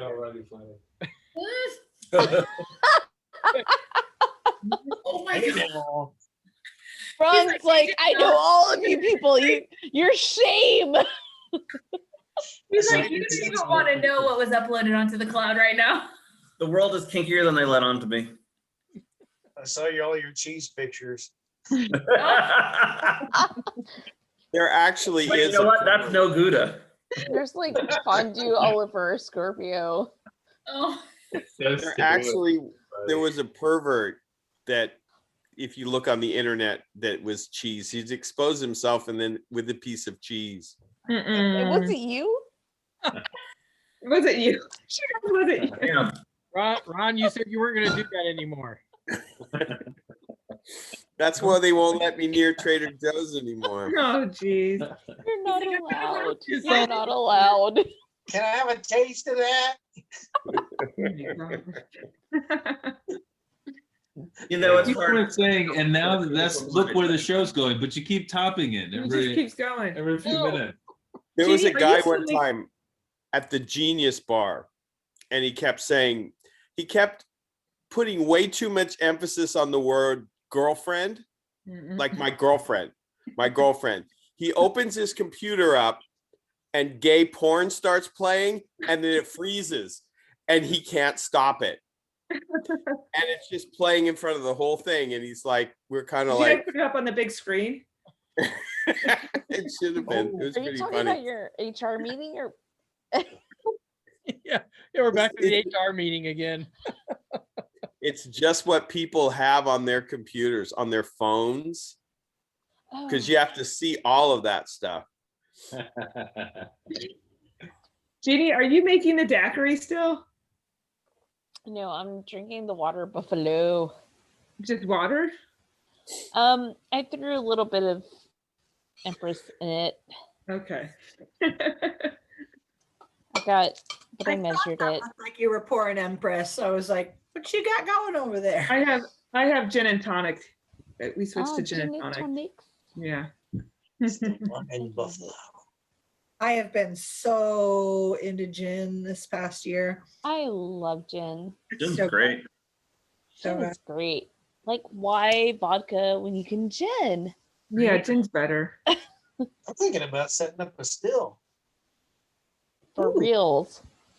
And I even learned how to make my fake gin. So if But, I want to like administration? non-alcoholic, I bought some juniper extract and grapefruit bitters. Nice. Yummy. And it is Wait, chef's kiss. alcohol Delicious. free? Wait a minute. Why? Well, because sometimes I just want something refreshing and I don't want to like, drink tiki drinks all the time, So, I mean, I like them. Yeah, you gotta You gotta drink some fluids to prepare for the next drink. And you know what? I like they the make beer. creativity behind things, but I just can't get like wasted all the time. Like I have one and I'm like, oh my God, you know, I don't want to That's always why I drink be, gin, oh my because God. I'm a bit more stable on gin. I sound more lucid, at least to me.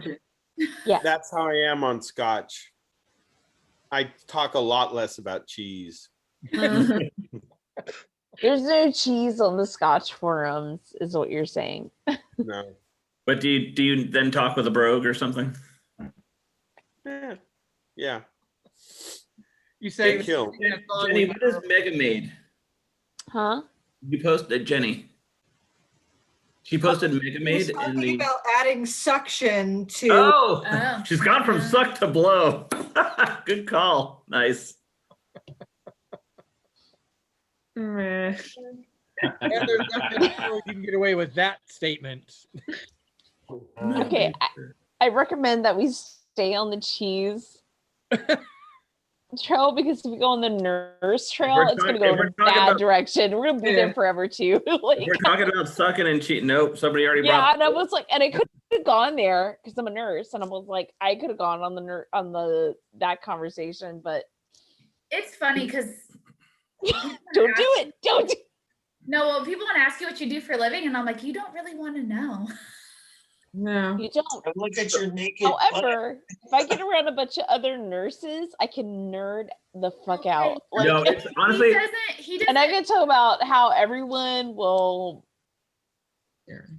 Oh, then you two have a lot to talk about. Yeah. I know. I'm sorry, Damien. Yeah, not a lot of people understand, and then it's like super inappropriate. So you can't always talk about it. But at the same time, that's all they could talk about. It's like, It's honestly, the it's like worst people of the that work in worst. Disneyland. Disney cast members, when they get together, it's like putting Furbies next to each other and they just start talking about the same shit over and over. Exactly. That's how Josh feels when I with teacher friends. Ah, teacher. Yeah. It's Oh, just good it's boy. what it is to vent with the same people who are doing the exact same thing as you. And you're like, You're like, oh can my you God, believe can this you crap? believe this? No. Nobody sees this, but I see this. Do you see this? Oh my God. You see that little shit in the third row that was like passing notes to their friend, or I don't know. I used to Josh hears me talk in between classes with my coworker. That's always I fun used- to just have little like bitch sessions, and Yeah. you're like, okay, I just feel better about it. Just don't tell anybody, please. For They're all real, great. that's how it is. Yeah, don't tell anybody the nurse's name that I gave you. I don't even fucking remember. It's fine. I wrote it down. I don't see her. I don't have any. You're like, He's like, I am looking for her as a nurse. My leg hurts. I think that's hilarious though, but no one remembers. They do.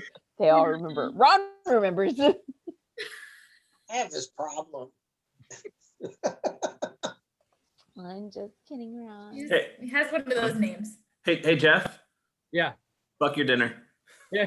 Fuck your dinner. Unless it is a cheese burger. Wheel. Or or a hot dog with cheese. Or a Then you're Jello allowed. mold. Or a Yes, Jello mold. It's gonna be like grumpy old men status, and he's gonna drink his dinner. Hey, That's just it is what You it already is. did. Very good. What's in your freezer? What do you have? What do you have that you can pop in the? Let's make something based on the ingredients that you have in your. That would be a Bloody Mary. That works. I like that it said you can see a refrigerator in it. Where? Right? Is there a fridge? Oh. Yeah. Wow. Yeah. That's where You all gotta the have something to eat in there. well, that's where all the drinks are. The juices and beers and And that's where your dinner is. Cokes from the '80s Olympics. yeah. I've got my liquid diet in there. Yeah. Can't be in a sausage in there. Eat it. It's the Olympics ones. Mm-hmm. Yeah. No, yeah. So this is actually a garage.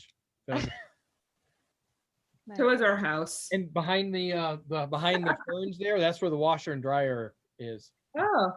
Are. So yeah. You're talking for your mugs and stuff, right? What's that? You're talking about for your cocktail for the mugs and glassware, right? For the washer and dryer? Yeah, exactly. Yeah. Wash and dry the mugs. Yeah. Yeah. I meant that seriously though. I actually like it. She likes it. Yeah. Well, I've got to get, that's like the last thing I need to try and do. I want to cover it with bamboo. So it actually that'll be fun. A little less. Here's a refrigerator. Here's a freezer. So yeah. Because next to it, it's got like the Wayne's World hangout vibe. Yeah, no, you got a good vibe. You got the Hawaiian man like thing, and it's part of a feel. Yeah. Yeah.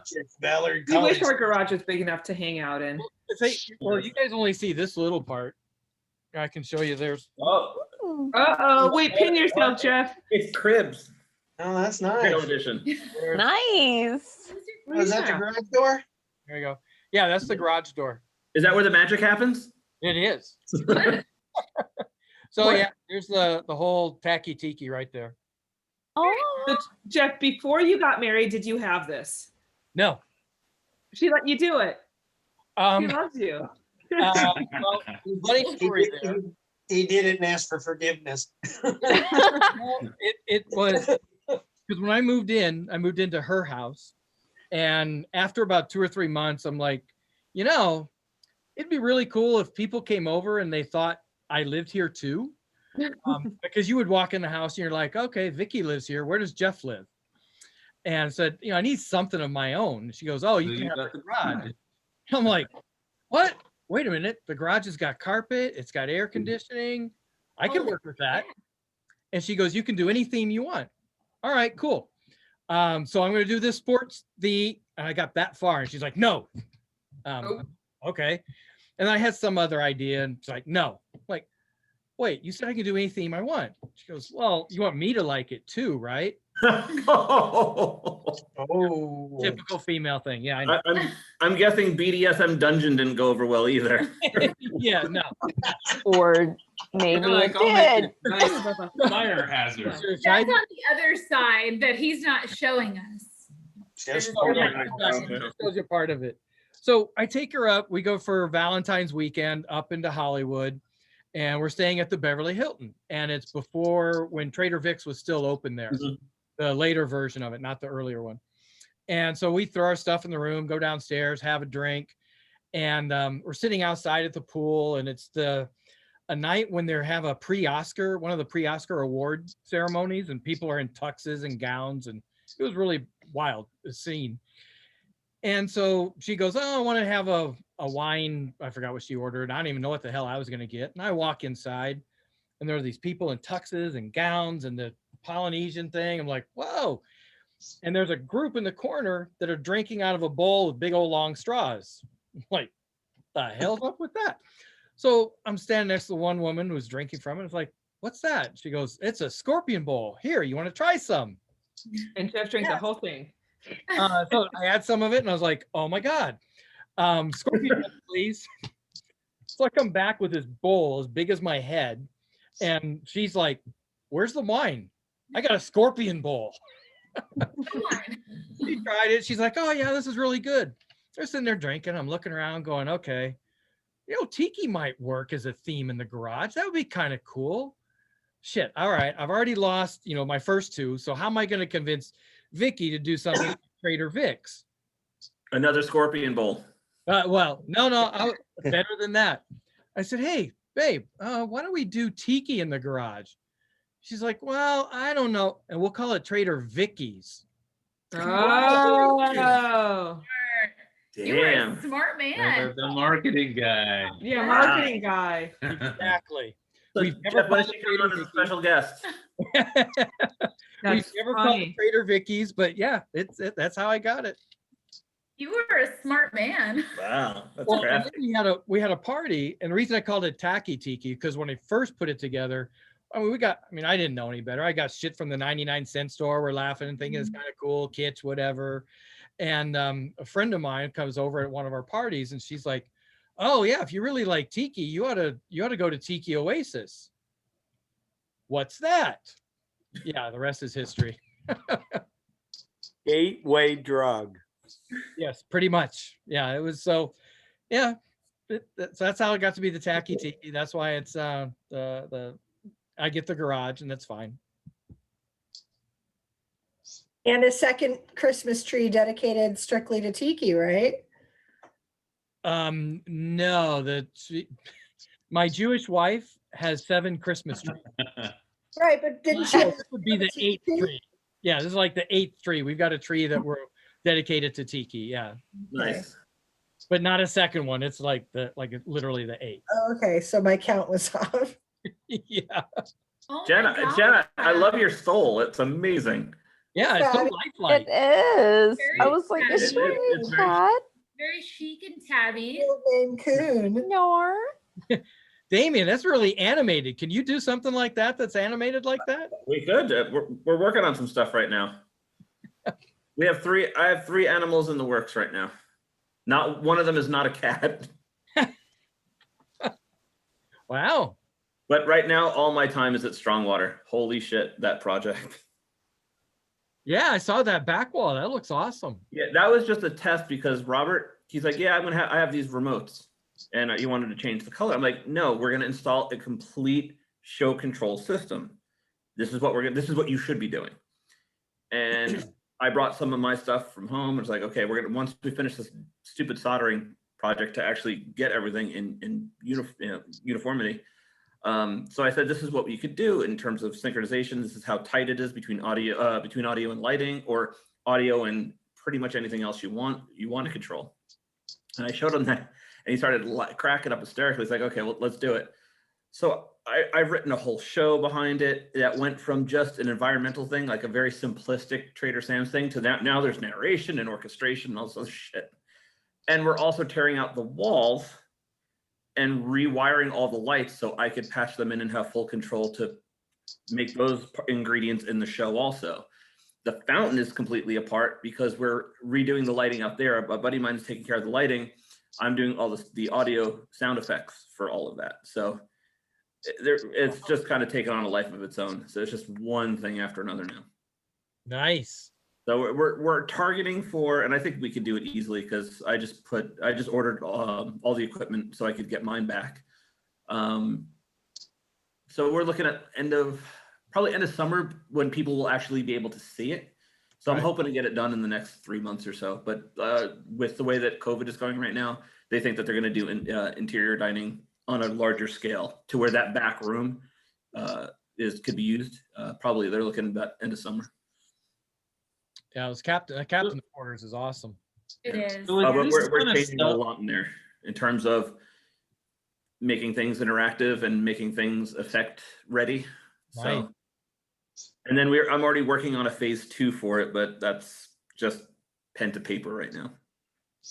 So help me get a little perspective here. So Sure. This stuff sounds really cool, what you do, and we're all kind of working on the dream of our personal tiki bar. Is this what you're talking about possible for mere mortals? Like, how much money are these restaurants investing in this? Let's talk about this. I will put it this way: there is never too much money to do this. Yeah. You could invest a metric ton. So when I was building the volcano, Ben did the rock work. That was double the quote, and that's what it's like to work for Bamboo Ben, because everyone has that story. Love the guy to death, but that's how it goes. When I was said and done, the volcano has cost me about $10,000. That's not in one drop, so to speak. It basically depends on what you want to do, because there are ways of doing it in a home automation sort of way. The thing is that there's a lot of that stuff that's prone to failure. You could conceivably do it with things like Raspberry Pis, which are very cheap, but you also have to have coding knowledge and everything else. So it's, holy crap, Jeff's background changed. I just noticed this now. I had to sit down. I've been standing for like, what is it? You're standing behind that bar? I thought there was maybe a bar stool or something. No, I was standing for like the last 5 hours. So yeah. So there are ways, and that's kind of what I started writing I'm doing a TikiCon presentation allegedly. I mean, whenever TikiCon happens again. But I was doing a thing about effects development, and a lot of it was going to stem from things that are within reach, for a household versus this is what theme parks use and theme park grade stuff. And the stuff that I use is great for intermediate type stuff because it's used in theme parks. In fact, it's the same equipment that I'm using for my place. It's the same equipment that powers Jack Sparrow for Haunted Mansion Holiday, Oogie Boogie for a while. If you've ever been to Universal Orlando, it powers a lot of the Gringotts Goblins for the Gringotts attraction and the money exchange and stuff like that. It's still used in theme parks, not as predominantly as it was years ago because things change, the technology changes and whatnot. But it's tried and true. The company I use is a company called Gilderfluke for a lot of the animation stuff. And they'll do the stuff that they do is, I mean, you've seen countless movies that they've been using, and they're still doing movies like crazy, theme park stuff. But it's not great for things like World of Color or something like if you have a lot of lights that need to be programmed to do a lot of things, it's not feasible for that sort of thing. So I mean, there's a product for everything. It's just, again, it's, what are you trying to accomplish and what are you trying to do? If anyone's looking to do stuff, let me, help out however I can. It's a much longer and drawn out conversation than right here, because it is difficult to find your way if if you're not technologically savvy or anything like that, or just have it, understanding. But I also heavily disagree with the idea of technology for technology's sake. And I feel like a lot of people everyone's trying to outdo each other in some way. Or I shouldn't say that. Some people are trying to outdo each other and compete as opposed to helping each other out, which I have a really big problem with. The other problem is that everyone looks for acceptance and buying the same shit that the person to the left and the person to the right have. Like, just make it your own. You're the one who has to live with it ultimately. Who fucking cares if it's Tiki?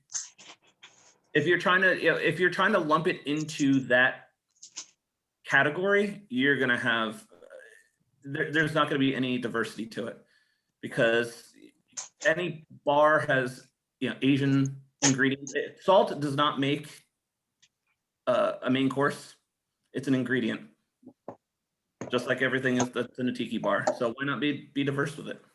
Absolutely. Well, when the time's right, I'll hit you up. Absolutely. We're trying to start a renovation in the next month or so on the whole house. So then Tiki will be next. And that's if you're going to be renovating your Tiki space, doing a lot of the wiring ahead of time, you don't have to, as long as you have places to hide wires and things like that. But again, there's like 1,000 different ways to go about doing it. Where are you guys located? I'm sorry. Just south of San Francisco. Okay. I've been meaning to go up there anyway. So, I mean, if you want to plan something, we've been seriously meaning to visit friends, could stop by and give a hand or whatever, And we have to do foundation work, so he's hoping to get some foundation stuff forward too, since we have to do foundation work for our Tiki bars. And that's what's my issue. So my Tiki bar, what's been in the works, it's why I started working on the outside again, because I live in a century-old home, and there's a back house to it. The thing is that the back house in the 1950s was turned into a 4-car garage. But each of the slabs, the concrete, were poured, and they look like this now. So there's no evenness. So I couldn't even put a floor down. We have zero concrete. We just have some sticks, literally in sand. That sounds rustic. I say the Tiki bar hasn't been built yet. The Tiki bar hasn't, in our bedroom's thinking. The sketches exist.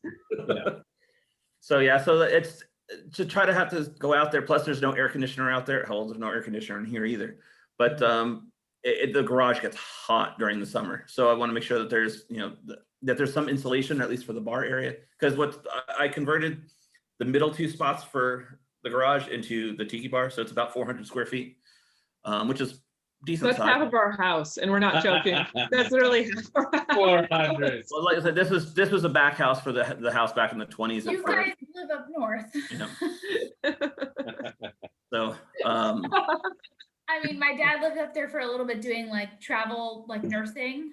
up in San Jose area. So when they were talking about San Jose, I was like, oh, I've been up there. Oh. He worked at Kaiser up there, and he had like, dear God, like a 395 square foot apartment. No, in San Jose even. In San Jose, like No. by Apple and Like- Kaiser. It was just, Wow. yeah, it was so tiny. So, yeah, my whole philosophy is that I'm perfectly willing to share knowledge for people who show drive and initiative. But I've posted things online. This is why I don't post much in Tiki forums anymore. And even Joel with Tiki Land, he's like, you should really post some of the stuff that you're working on. I'm like, I don't, because people feel entitled for me to spell everything out for them. Yeah. You know, things that took me months to figure out and kind of just do my own thing and pave my own way. People get nasty about that stuff. I want to do that. Well, congratulations. Figure it out. Show initiative. But if people need, like, if they're starting out and they have a blank canvas, they don't know the direction, I think that's more than fine. You know, just let's talk, let's communicate, not necessarily you, but It's the entitlement is different. But it seems like I'm of a different camp, you guys. Why? I'm of a two candles burned brighter together. Sometimes it depends. and I agree with that. And I made a post because Depends on a buddy of mine had a great quote, and I posted it. I'll share my stock tips, but you won't win any money. Like that's like half of Reddit right now.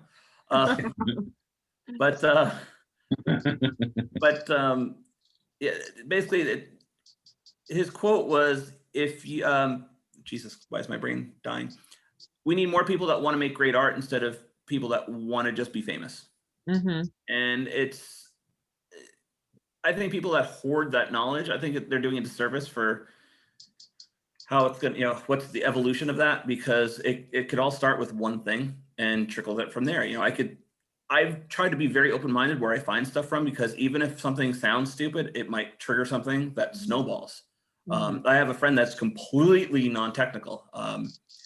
That thing that I was working on, by the way, Jeff, that freaking controller that did not work. So I'm going back for a fourth one now, the one I was working on last week. Yeah. So yeah. So, but I started going down that path because a friend of mine who was completely not technical, I asked them about something that I had seen, and he knew what it was. He knew what it was called. And that's all. He didn't know anything beyond that, but that was enough for me to kind of plant the seed to do my own research. And, you know, that's you talk about how spending money, that was a gross investment of money for a single effect. for the glass dimming effect that I was working on, that was like a $2,500 investment, just to be able to fog up a pane of glass when an animatronic sneezes is really what I did. Which is when you actually see it from an outside perspective. Like, I'm not just like his cheerleader, because I love everything that he does and I am very supportive, but he doesn't think so. But he is a really great artist and he's so creative. It's amazing to see like what somebody with a creative mind can do, because I just don't have that type of mind. So it's like, oh wow, you can see that kind of stuff.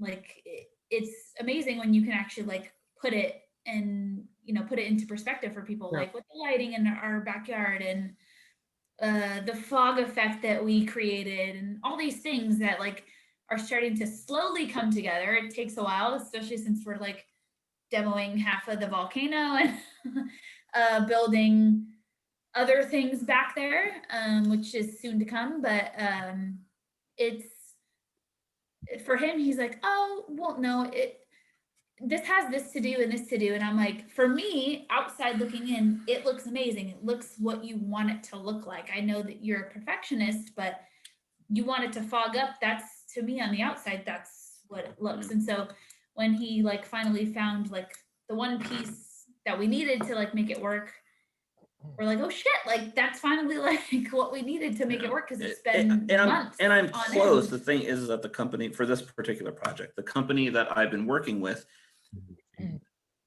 they work on office buildings and stuff like that for privacy crap.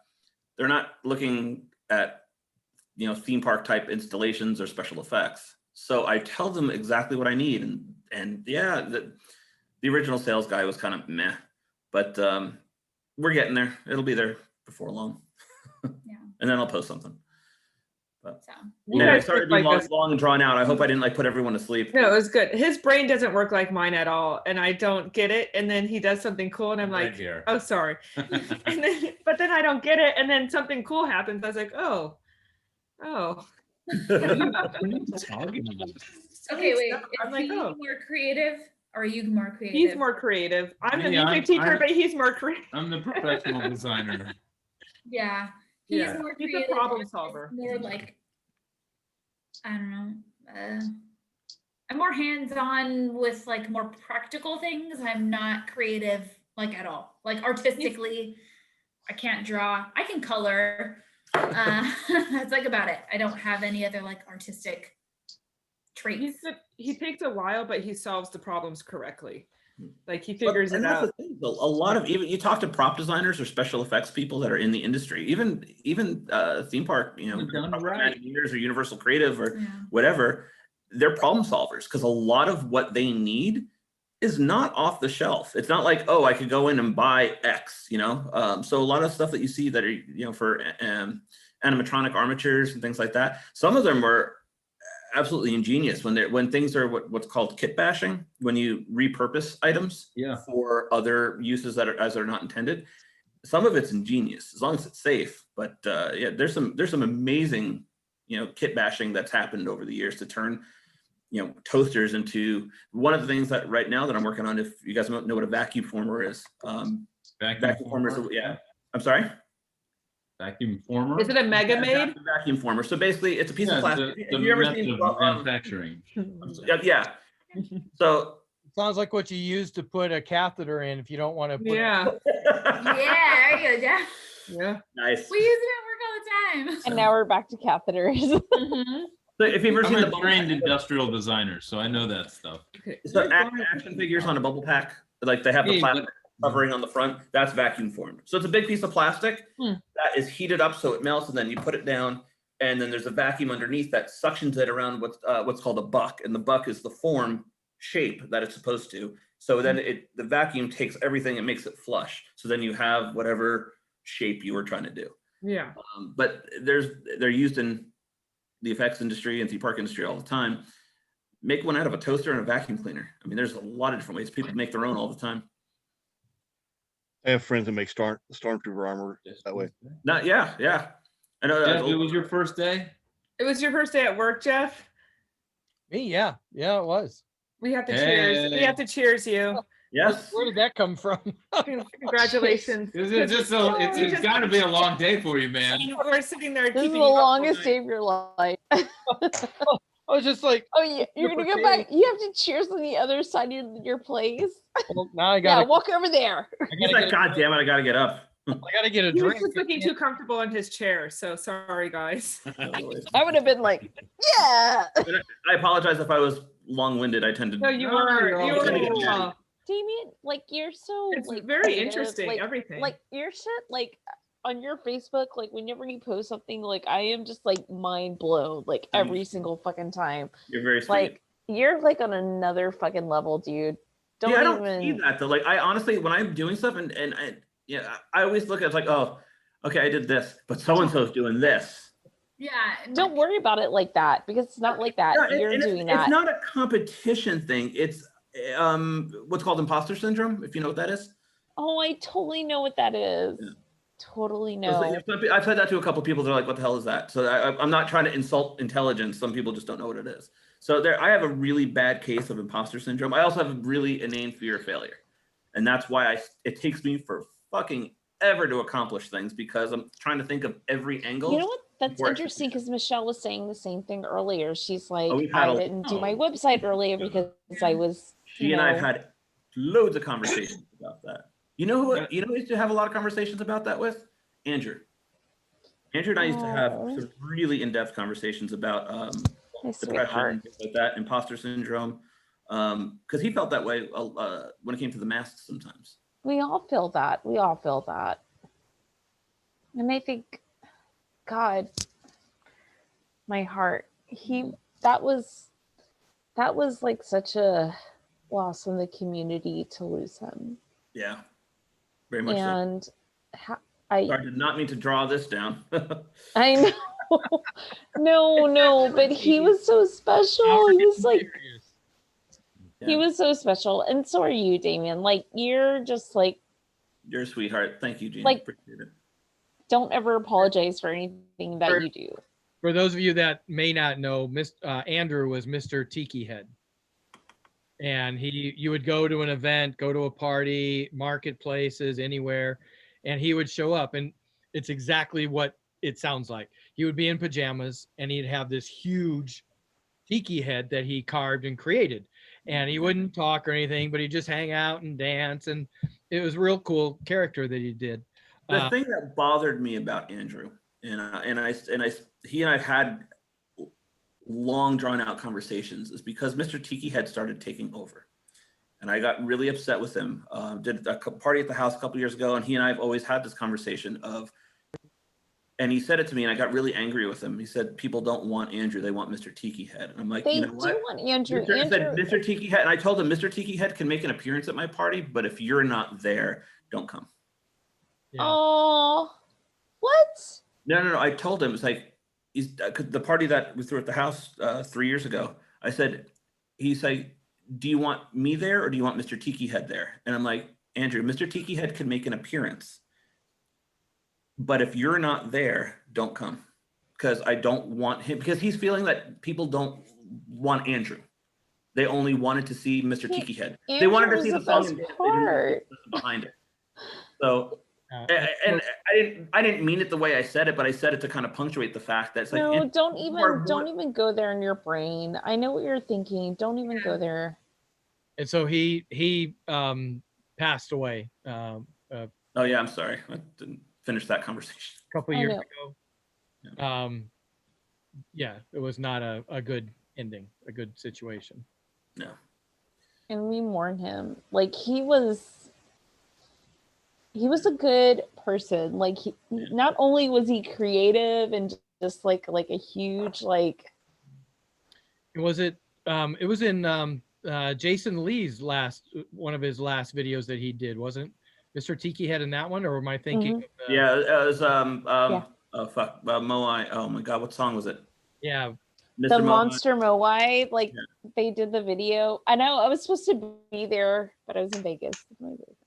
Yeah, it was at the Headhunter. That's good. Well, we just went to Golden Tiki and they had something for Andrew outside. Yeah, I didn't realize that they had a plaque for Andrew in the display case out front. Yeah. Everybody has, like, because he had such an impact, like, in our community. He really was a huge part of our community. He absolutely was. The only problem that I have with it right now is people are trying to use that as inner circle type crap. I think in the beginning that might have been an issue, but I think it still now, is. I mean, because a lot of people are starting, because it's the anniversary of it's been 2 years, whatever it is. People are starting to do it again, and it happens. And the thing is, like, when people like our group, the immediate Southern California group, I get it. I tend to, I said my piece at the beginning. I don't feel the need to talk about that. I mean, outside of organically, like today. It's a very personal and private thing, and that's how I feel about it for me. But there are people that have posted about it. Oh, I'm so sorry or whatnot, and it wasn't even photos of him. And it's like, that's weird. Don't jump on the bandwagon to try to don't take a thing that's really impacting people in a sorrowful way, in a tragic way, and try to make it about having a sense of belonging. It's okay for you not to be involved. I wish if you weren't. I wish.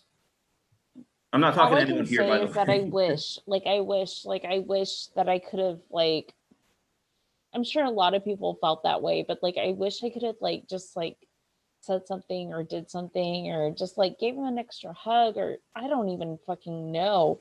I had no idea. But like, when someone is so loving and so special and just like, he and I, for Tiki Oasis 2018, yeah, 2018, because he passed in 2019, right? Yeah. We were supposed to share a room, and I had done some work for Tiki Oasis at the time, so I got the room comped.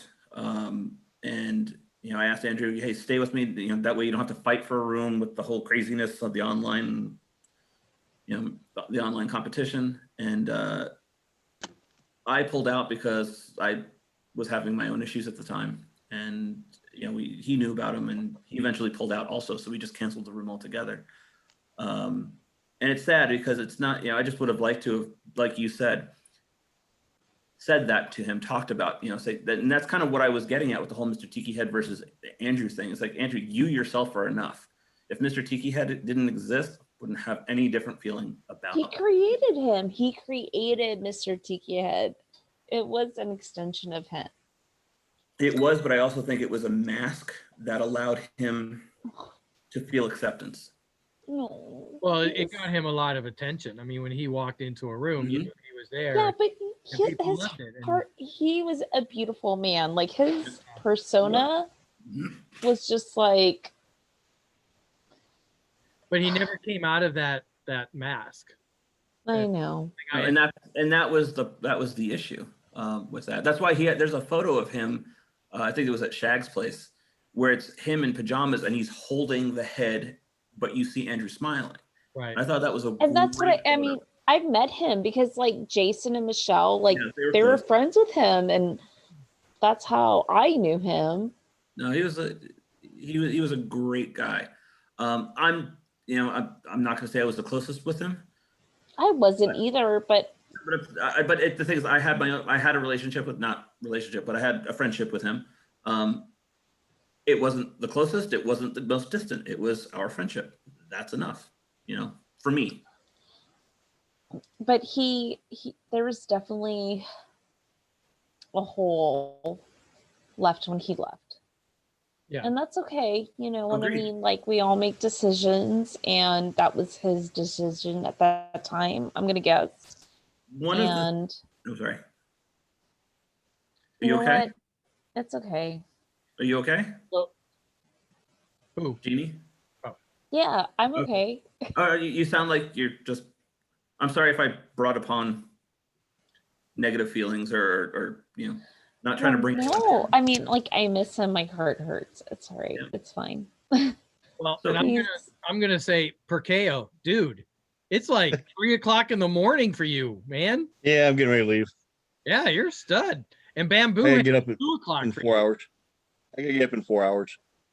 Holy cripe! Thanks for hanging out, man. Oh, no problem. I'd love this. You know me. I like hanging out in extremes, like when I was in the hospital. Dude, I still can. I will never forget that to this day. Holy crap! I don't think, yeah, Jeannie, you weren't on, or I don't know if you were there, Damien, but we're just chatting like this, and I'm looking at Perkeo, and dude, I seriously thought you had like an Aloha shirt on, and I'm looking to see what the little designs are on it, and that's when I noticed that there was a track on the ceiling above your head. And I'm going, wait a minute, that looks like a hospital gown. That's a track from a hospital. Where the hell are you?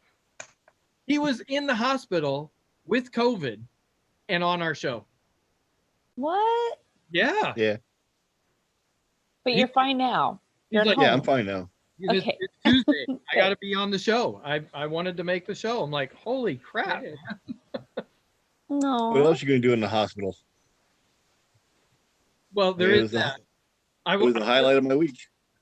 I was feeling pretty proud when you said the highlight of my week, but then when you go, what else am I going to do in the hospital? That kind of brings it back down to earth. Thanks, man. Appreciate it. The hospital had good enough Wi-Fi.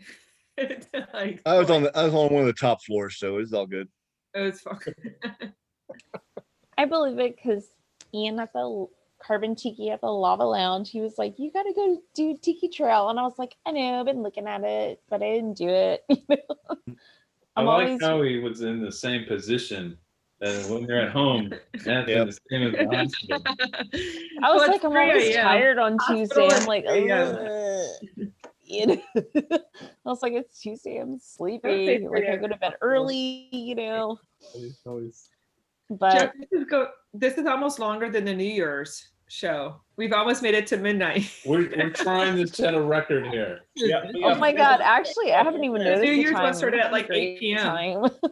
Yeah, this is a record for this show, for the regular I show. don't think we're gonna beat it. Yeah. Well, now that we're gonna be New Year's Eve. That one was a long one. How long was the New Year's show? Oh, well, now while everybody's down and down sad. Yeah, you remember Sandy and Jerry? Yeah. Yeah, Sandy was on for like the longest time that night. And Yeah. the same thing as Perkeo. I'm like, Sandy, what the hell, man? Where she was. 5 o'clock in the morning your time. Yeah, they've been missing. Yeah. So the episode where I launched the mugs, just beforehand, Sandy had sent me a note, said Jerry had gotten COVID. And I was like, oh my gosh, take care of yourselves, blah, blah, blah. And then after the episode, I get a message from Sandy saying, hey, can you send me the promo code to get onto the site? I had to step off because Jerry fell while he was throwing up. Oh my God. They're like watching. Take care of yourselves. I mean, Oh my cow, Jesus. Like that would have been my first question. Well, he fell throwing up because he had COVID. 2 days later, I got a message from her that he passed away. And I was just like, what? Jerry's passed away? Yeah. And she has not been back on, and I've reached out to her. And she hasn't responded back. She doesn't need to right now. She needs to have time alone. And yeah, and my message has always been, hey, how you doing? Just want to check in, see how you are, make sure everything's okay. I mean, I know all this sucks, but just kind of check. Wow. Hey, Jeff, how old was Jerry? My guess would be 60s. 60s, 70s, yeah, early 70s, late 60s, maybe. It's just crazy because like that's just like the range that you're seeing. You're seeing like 60 to 70, and then but you see like 95-year-old people that end up like. Oh, our neighbors across the street, yeah, they're her dad. No it's issue. so crazy, and that's why people are like, well, this is a conspiracy theory. How is it how? Because there's no way to make up stories. Right. Don't listen to the conspiracy theory. Oh yeah, well, I really don't because you have to. And by the way, I've not told. I mean, you haven't announced it, yeah. Right now, because I sent a note to Sandy. One of the notes I sent was, hey, I want to let everybody know on the show, is because I mean they were a part of so many weeks, and I'm like, I want to let people know. And again, never heard back. So I've never said anything publicly on the show. Mm-hmm. But yeah. Wow. My condolences. Poor Sandy. Yeah. It when you're in, at least from my perspective, when you're in the ICU, it is like heartbreaking. Like I sent him a video of like I think it was Arizona was the hospital that did like body cams, and that was like something like my hospital talked about a little bit, but it is so sad when you actually have to sit there and like listen to families like say goodbye to like you know what I mean, and you're just like, I don't want this person to like, and going back to like serious shit, like which is horrible, but it's kind of this pandemic, because like when you think about it, like life in the last couple of years has been, oh my God, everybody is like so selfish and just self-centered, and nobody really cares about anybody else but themselves. And then you think about, I get super emotional when I talk about it, but you think about people that are like right there, and you're like, there is like that little bit of humanity that like still exists. Like people care about each other. And you're like, some people that, talk about, I do want to get vaccinated to like protect my fellow person, instead of thinking like, oh, this is all just like a hoax. It's like, no, it's really not. This has killed how many people? You want to be like naive about it. I think there's something bigger at play there. Yeah. And so when people talk about being so supportive of, everybody and each other, and, I want to mask up to like, save my family and like all these other people that have been affected. and people that have lost friends, like, and family members and all these things. It's like, people don't know like how big this has become and how many people it's affected. And when somebody wants to, you know, be supportive of like their fellow person and want to take that like next step forward, it's, you know, this is going to be historic one day. And I just hope we can get back to like some sense of normalcy where we will. Meanwhile, it is all those things you're saying. Yeah, like care about people again, because people lost that like some sense of humanity back. Yeah. You know, Back. Yeah. Meanwhile, we have parents going on vacations with their kids and sending them back to in-person school, like not quarantining. Oh yeah. I know. You know. I know. It's I get it. It's too much. Hopefully people will learn how to care about a community again. Yeah. You know what though? Yeah. The last pandemic, supposedly, like same shit. They said like people were doing the same thing, denial. There were deniers and everything. Yeah. And I think repeat itself. We'll make it through. I do think it's exacerbated by how much the world has shrunk since those days. Because now social media and online, I mean, it's there. Nothing is out of reach. Nothing is exotic. To use that phrase when it comes to the unknown and things like that. It's everyone is connected in some way, even indirectly. That being the case, that being said. It's 12:03, and I just wanted to do one toast to those that can't be here with us. Yeah. Cheers. And I would add to those that are fighting on the front lines, thank you. And those that thank you. Well, and if you're going to keep going, Jeff, here's to those that give us a weekly reprieve, and allow us to smile and talk about cheese. And talk about stay up too late on their first day of work. Hello. Here's to no SQL. Yes, exactly. About cheese and being naked with cardiologists, like Ron, why do you get to do that and I don't get to do that? I know. Don't I tell think you need to work on yourself. The nurse.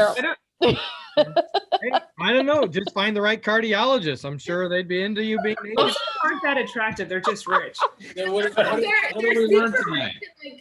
Find the right cardiologist. Find the right nurse. I know. Right nurse, right cardiologist, and keep drinking a crap load. Yeah. And then get naked. It's just sad when I'm like, are they kind and are they rich? I don't care what they look like. Like, I just literally had, I think I told you, maybe I had like alcohol withdrawal patients like 2 weeks ago, and I'm like, you shouldn't drink this much. And I'm like, God. Give me that alcohol. You shouldn't drink. Wait till you get and you're hanging out with Tiki people. That is yeah, for my sanity. I was telling her about the pool at Tiki Oasis. I'm like, yeah, it's soup by Sunday. Oh man, I know. Yeah. So we were talking. We had how the conversation came up, but we're talking about pools and because stuff I've like that. been previously married. So I was telling him about a bachelorette party like in Vegas about 5-6 years back, and I was like, oh, the pool was so nice in the beginning, and then it like turned to like soup halfway in the day, and I was like, that's my cue to leave. That's Tiki Oasis. Yeah. That's Tiki Oasis. Yeah.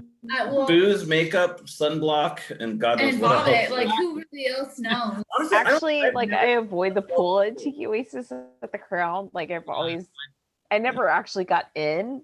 I just look at it and I'm like, ooh, that's cute. Yeah. I'll only go in like the first day.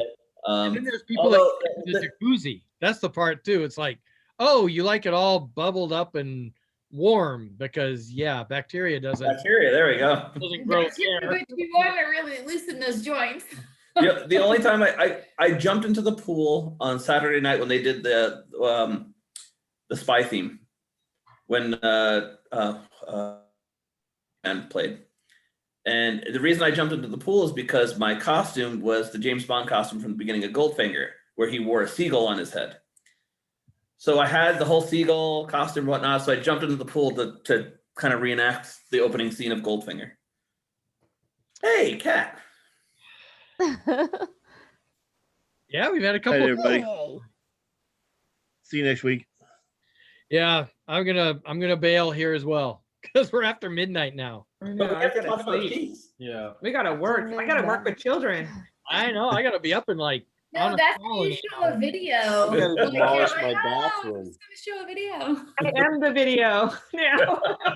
I That did is not true. consent to recording. You So. should show them the Giovanni Ribisi Tiffany I think we're alone now video.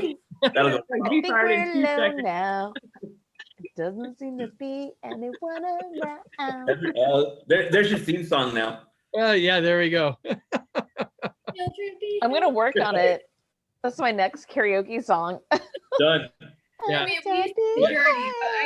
Honestly, so there's a real quick in karaoke, and I think I'm gonna throw a huge karaoke party at the Copa Room. If any of you know what the Copa Room is, there's a bowling alley. It's a 24-hour bowling alley, just not right now. That's been open since 1958, and they have a place called the Copa Room. And inside, it's like the Las Vegas Rejects Lounge. It has a feeling when it's packed of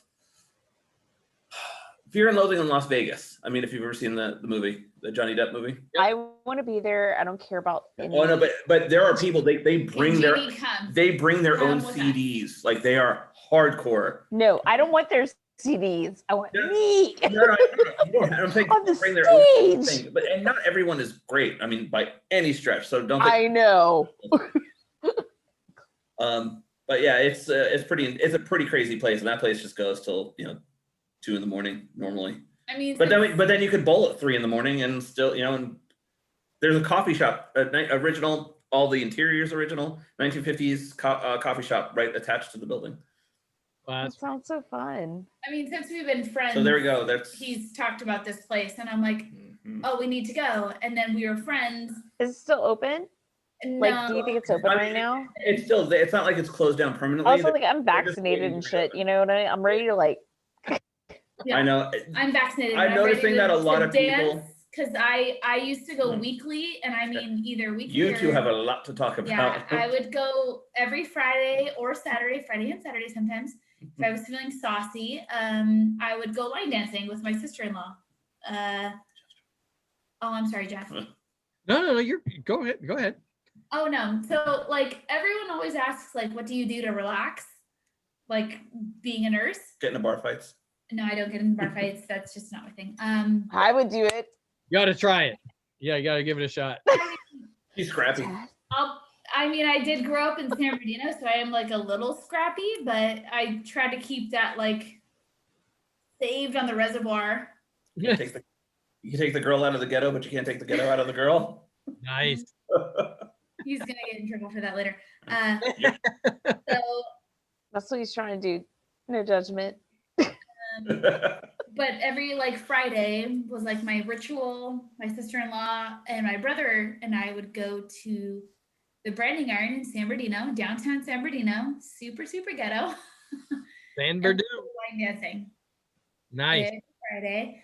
So my brother is not a dancer. He has absolutely like no coordination, but he did learn how to dance with me and my sister-in-law. So we would always go. That was something I would do, and then I would do yoga and CrossFit, and those things just aren't open right now. So we drink and have tiki fun. So we drink, and I'm learning about tiki. I bought a couple tiki dresses. She went to the Maikai 2 weeks before the ceiling caved in. I did get to go to the Maikai. I went to Valley High and bought my mug. I feel like I'm starting to get into it. So she went to Bamboo Club last week, so we took her there. Nice. All right. I feel like you have more vintage than me. That's not fair. What was that? I said I feel like she could wear more vintage than me. That's not fair. Why do you feel that though? Because I can see your bone structure. Sorry. He asked if I had work done. I was like, no. No, I never. No, not like that. Like, no. I never asked if you had work done. When we first started talking, a lot of the photos, your cheekbones are very pronounced. So yeah, no, like she has good cheekbones, and I'm like, she's a tiny person, so she probably wears more vintage than I do. That's all. No. And I should. No, I don't own anything in that. Yeah, no, You should. There's Yeah. a whole world out there. A whole new world. If she wants to, that's great. The thing is that the only thing I worry about, and I'm not speaking about you like you're not here, I don't want her or anyone to do that because they feel obligated to do so because it's something that I'm. No. I'm just like, it took me. So what I love about Aloha is that I could actually buy vintage for the first time in my entire life. You know what I mean? Like as a girl, like I was like I've always loved vintage. And when I was in the rockabilly scene, you know, because you know we all progressed from that. Tiki's the retirement home. Exactly. I could never fucking do that. When I was in high school, yeah, I bought vintage, but then you know, I'm chunky. Yeah, I think I've always kind of been into, so my mom, I know I'm not trying to like talk about it like you guys are like the same age bracket because they're not, but my mom I'm is older always, than like, him. My mom Way has always, older. It's okay. I'm older than all y'all, so watch out, damn it. like she like loves antiques, and so we always used to go like antique shopping and all this stuff. So I've been doing that since I was little, and when I was married previously, I was like looking at like, I like antique looking rings. I like, you know, ornate things. So he's like, oh, so you do have like the eye? I'm like, yeah. And it's just not something I like really got into, but then, you know, meeting him and I was like, oh, you know, like that was kind of something I thought about being into, but I wasn't sure like how it would, you know, sit with me or whatever. And I also was, you know, kind of always thinking about my other significant other and trying to be aware of that. So got rid of that. But You're thinking about your other significant other? Shut up. Who the hell? I'm gonna kill him. But when I started looking at like vintage like stuff, I'm like, oh, I actually really like the way that like those dresses like sit on people. Like that's actually like compliments my body. That doesn't. So I bought a couple things, and he's like, that looks really good on you. And I'm like, he's like, don't buy it because of me. I was like, no, I'm buying it because I know that actually like looks good on my body, which I didn't think about, you know, way back, you know, years ago. So it's been a fun thing to like look into. And then like I've been, well, I'm just saying you have a lot of options. Like for like me, like my whole thing started like, it was just like in the 90s, like Salvation Army had like $5 grab a bag. So they like literally gave you a fucking bag, like a fucking paper bag, like a brown paper bag. You paid $5 and you could stuff it. You know what I mean?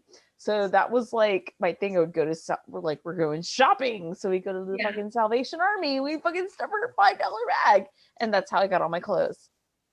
now I found like, my mom, I think, bought me like a really cute tiki dress for Christmas. And she's like, I know Damien likes that. So I'm going to buy you this dress. And so she's like, I know like you guys will like enjoy it. And you guys go out to the bar. And I'm like, it's super cute. She's like supportive of like all that. And then she's like, have Damien make me drinks. And so every time we go over to my mom's house, Damien makes drinks.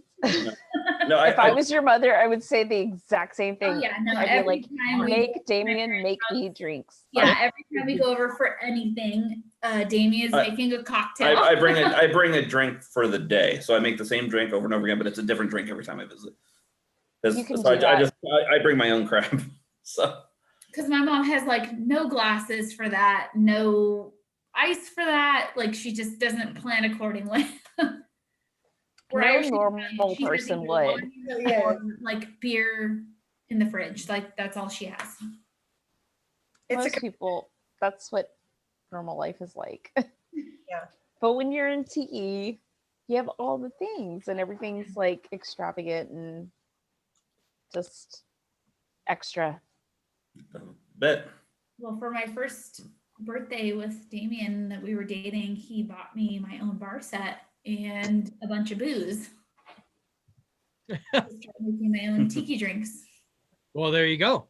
That's a good sign there. I know, and recipes. So I did learn how to at least make 5 drinks. Nice. I like that. Well, I have a drywaller showing I up. was At, like, we could add I have another to go. day here. Love you all. I'll see you all I next know we have week. like our own 3-day weekend. Ron's going for the Dude, kill us. Like you're the moderator. Just be like done. I know. Yeah, I gotta bail out of here because I gotta get up in a while as well. So Good night, guys. awesome. It was great chatting with everyone. See you later. Good night. Bye. Think of cheese. Mahalo. Bye, Thank you, cheese guys. monster.